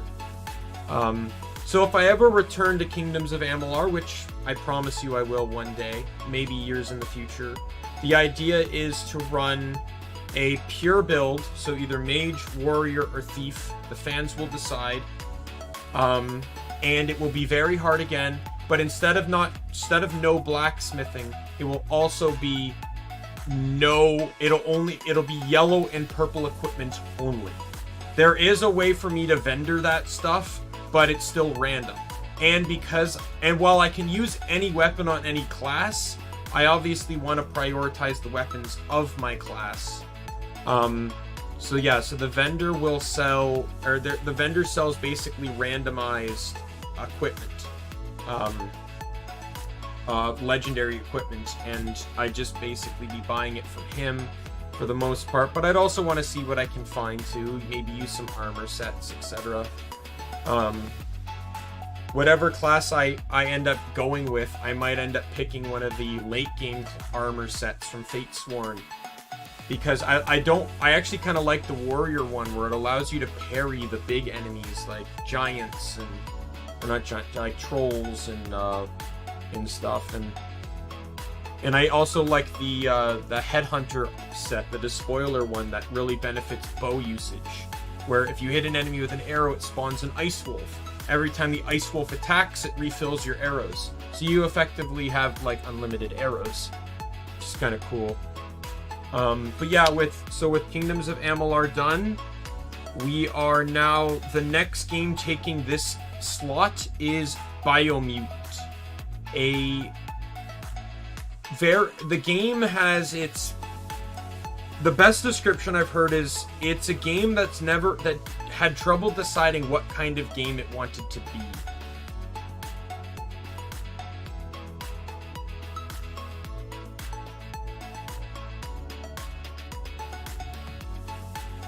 I don't know. Skyrim, it might be tricky. We'll see maybe one day, but yeah. So Biomutant, I'm not gonna lie to you guys. I'm not really gonna care too much about the story, because Biomutant really doesn't have one. Yeah, Silvervale is one of the people that I kind of subtly use as an excuse, where they hype up the game so much. Oh, I'm so excited. Oh, I'm so excited. I can't wait to play this when it comes out. They play it like 2 or 3 times and then never touch it again. There's so many streamers that do that, and Silvervale and Biomutant was one example I had. I played through Biomutant twice. There are still bugs in it, don't get me wrong. Some stuff I can't fully complete because of that. But in all honesty, I really, to me, I've said this before many times. The most important thing to me in a game is gameplay, because that is what I'm doing for 90% of the game. If I am not having fun playing it, I can't justify anything else. This is one of the reasons why Cyber Sleuth was so annoying. I had fun during the gameplay segments, but it was boring as hell during a lot of the story segments, because there was so much talking and chatting, and it took forever before story actually became relevant and important. So but yeah, Biomutant, I love the combat in Biomutant. There is an alignment system in Biomutant that means really next to nothing. But I asked a coworker to pick one of the 6. So it's absolute light, light, slightly dark, dark, and absolute dark. I asked a coworker who knows nothing about the game and not much about too many video games. I said, pick one of those 6, and she had picked dark. Not slightly dark, not absolute dark, but dark. So, I will be playing a dark playthrough. I've only ever beaten the game on, I believe it was... I think I was doing... the first time I beat the game was absolute dark, but Biomutant doesn't have a storyline. It's so incoherent and barely explained. You could almost argue it doesn't have a story. It's mostly just running around an open world, looting and beating people up, and potentially getting either praised or like. And I find it constantly getting criticized by other NPCs. Regardless of whether you make good or bad choices, there's always an NPC to criticize you.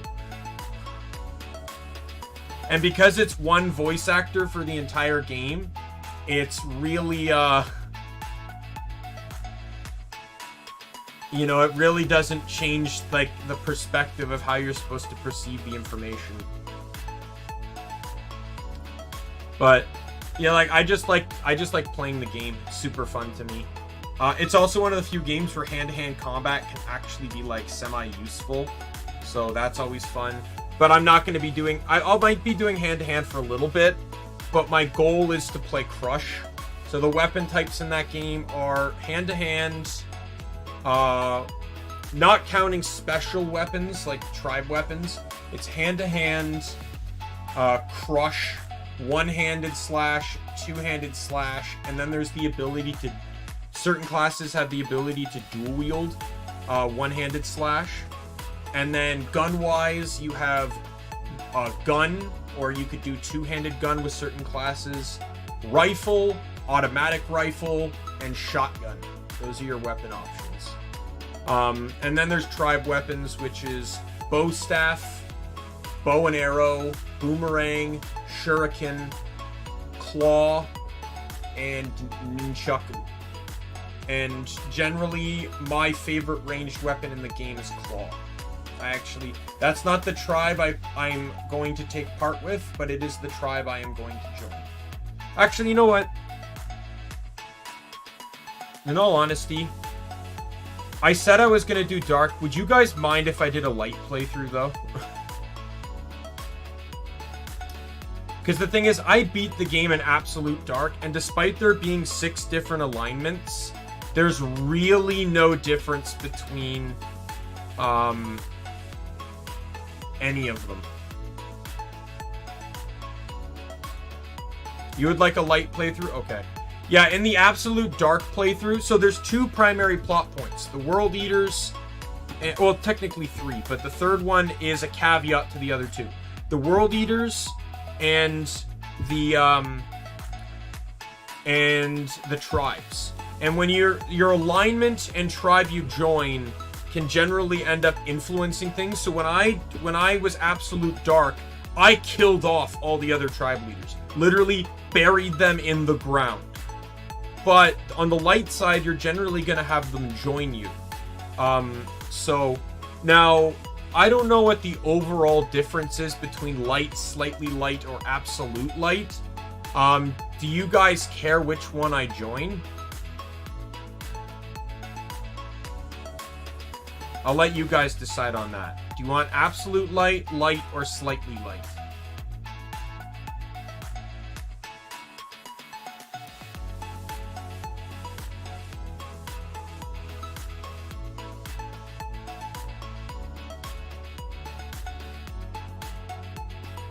So you just want pure, just middle ground light, Mario Bros? What about you, Nick? The killing option is only available on the dark path anyway. Alright, so the way the tribes work is Myriad or Boomerang is absolute light.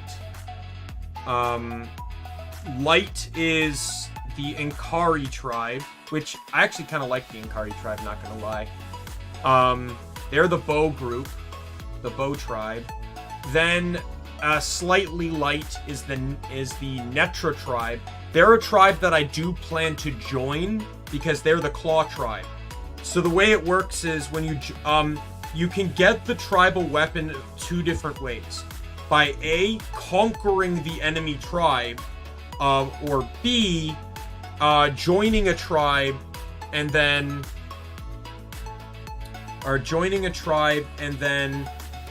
conquering a single enemy outpost to get the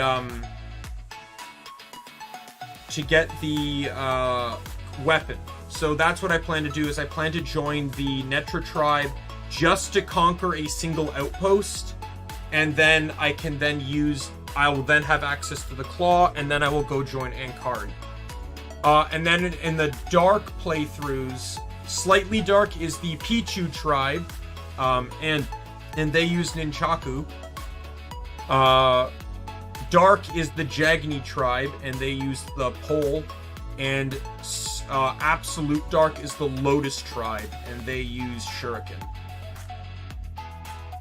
Each of them have a different particular type of aesthetic.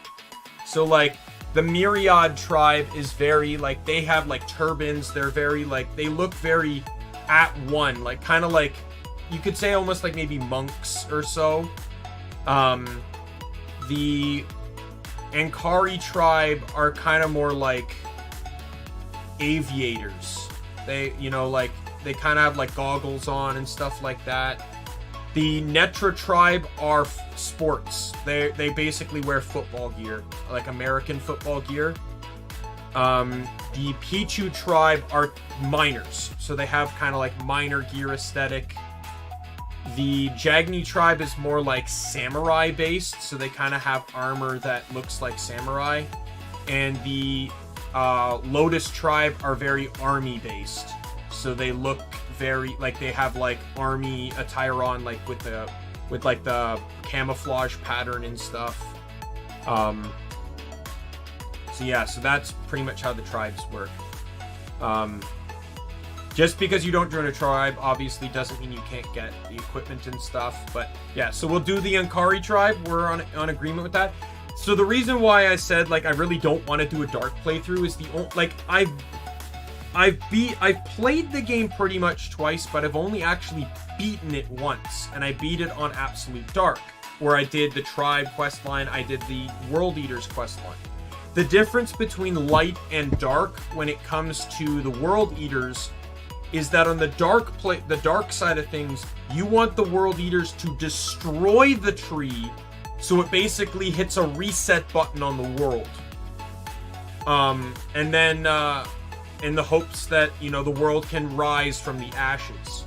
While the light side wants the World Eaters killed in the hopes that the tree can survive, and the world, with the way the world is now, it can join. Like, let me explain the tribes. Biomutant tribe.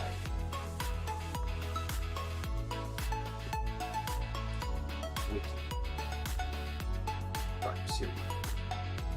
All right. So the Myriad tribe act on understanding the greater God in a code of honor. They want to unite the tribes, defeat the World Eaters, and save the Tree of Life. And Kadi, the one that you guys recommended I join. The Ankadi tribe believes in the solidarity. That solidarity is what is needed to keep the world in balance. They want to unite the tribes, defeat the World Eaters, and save the Tree of Life. The Netra tribe values liberty and strive to protect freedom. They want to separate the tribes, defeat the World Eaters, and save the Tree of Life. The Lotus tribe seeks to build a perfect order, regardless of how many are hurt in the process. They want to subdue the tribes and let the World Eaters destroy the Tree of Life. The Jagni tribe wants to become omnipresent and, most importantly, feared.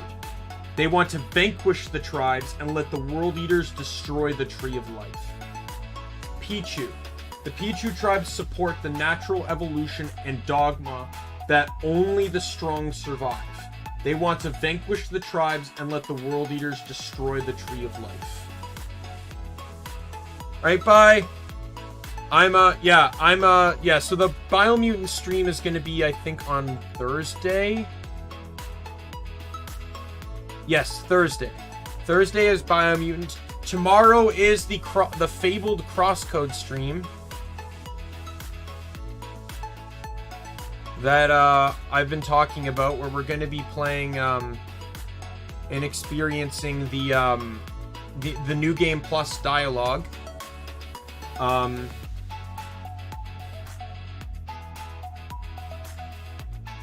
So I hope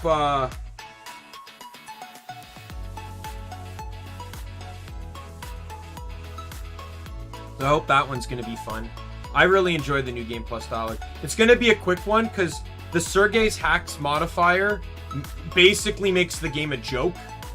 And it's going to be main story only because none of the side quests get altered dialogue.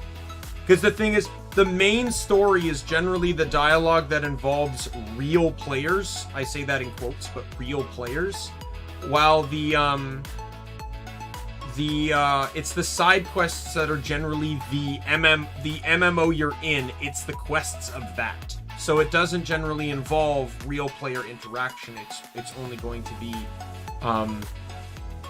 secondary. It's going to be like NPCs talking to you, and they're not going to notice anything different about your character or anything like that. So, and even then, the few side quests that do involve actual people, they still don't comment on it.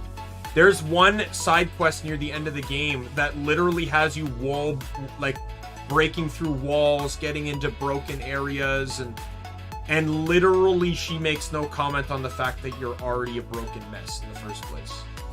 Trust me, I've done that side quest with modifiers. She says nothing. But yeah, so Biomutant Thursday, Crosscode tomorrow, though it's going to be a bit of a later stream. It's going to be on at 8 p.m. because I have a weird shift at work. Hopefully the following week things get better. Yeah, so with that said, I'm gonna call it here, guys. Again, thank you all for joining me for the Crosscode journey, or not the Crosscode journey, but the Kingdoms of Amalur journey. I really appreciate it that you guys hang out with me during these long journeys. And the fun conversations and weird things we talk about. Like, I bet you anything, if we broke down discussions, probably, 60% of everything was probably Digimon conversation.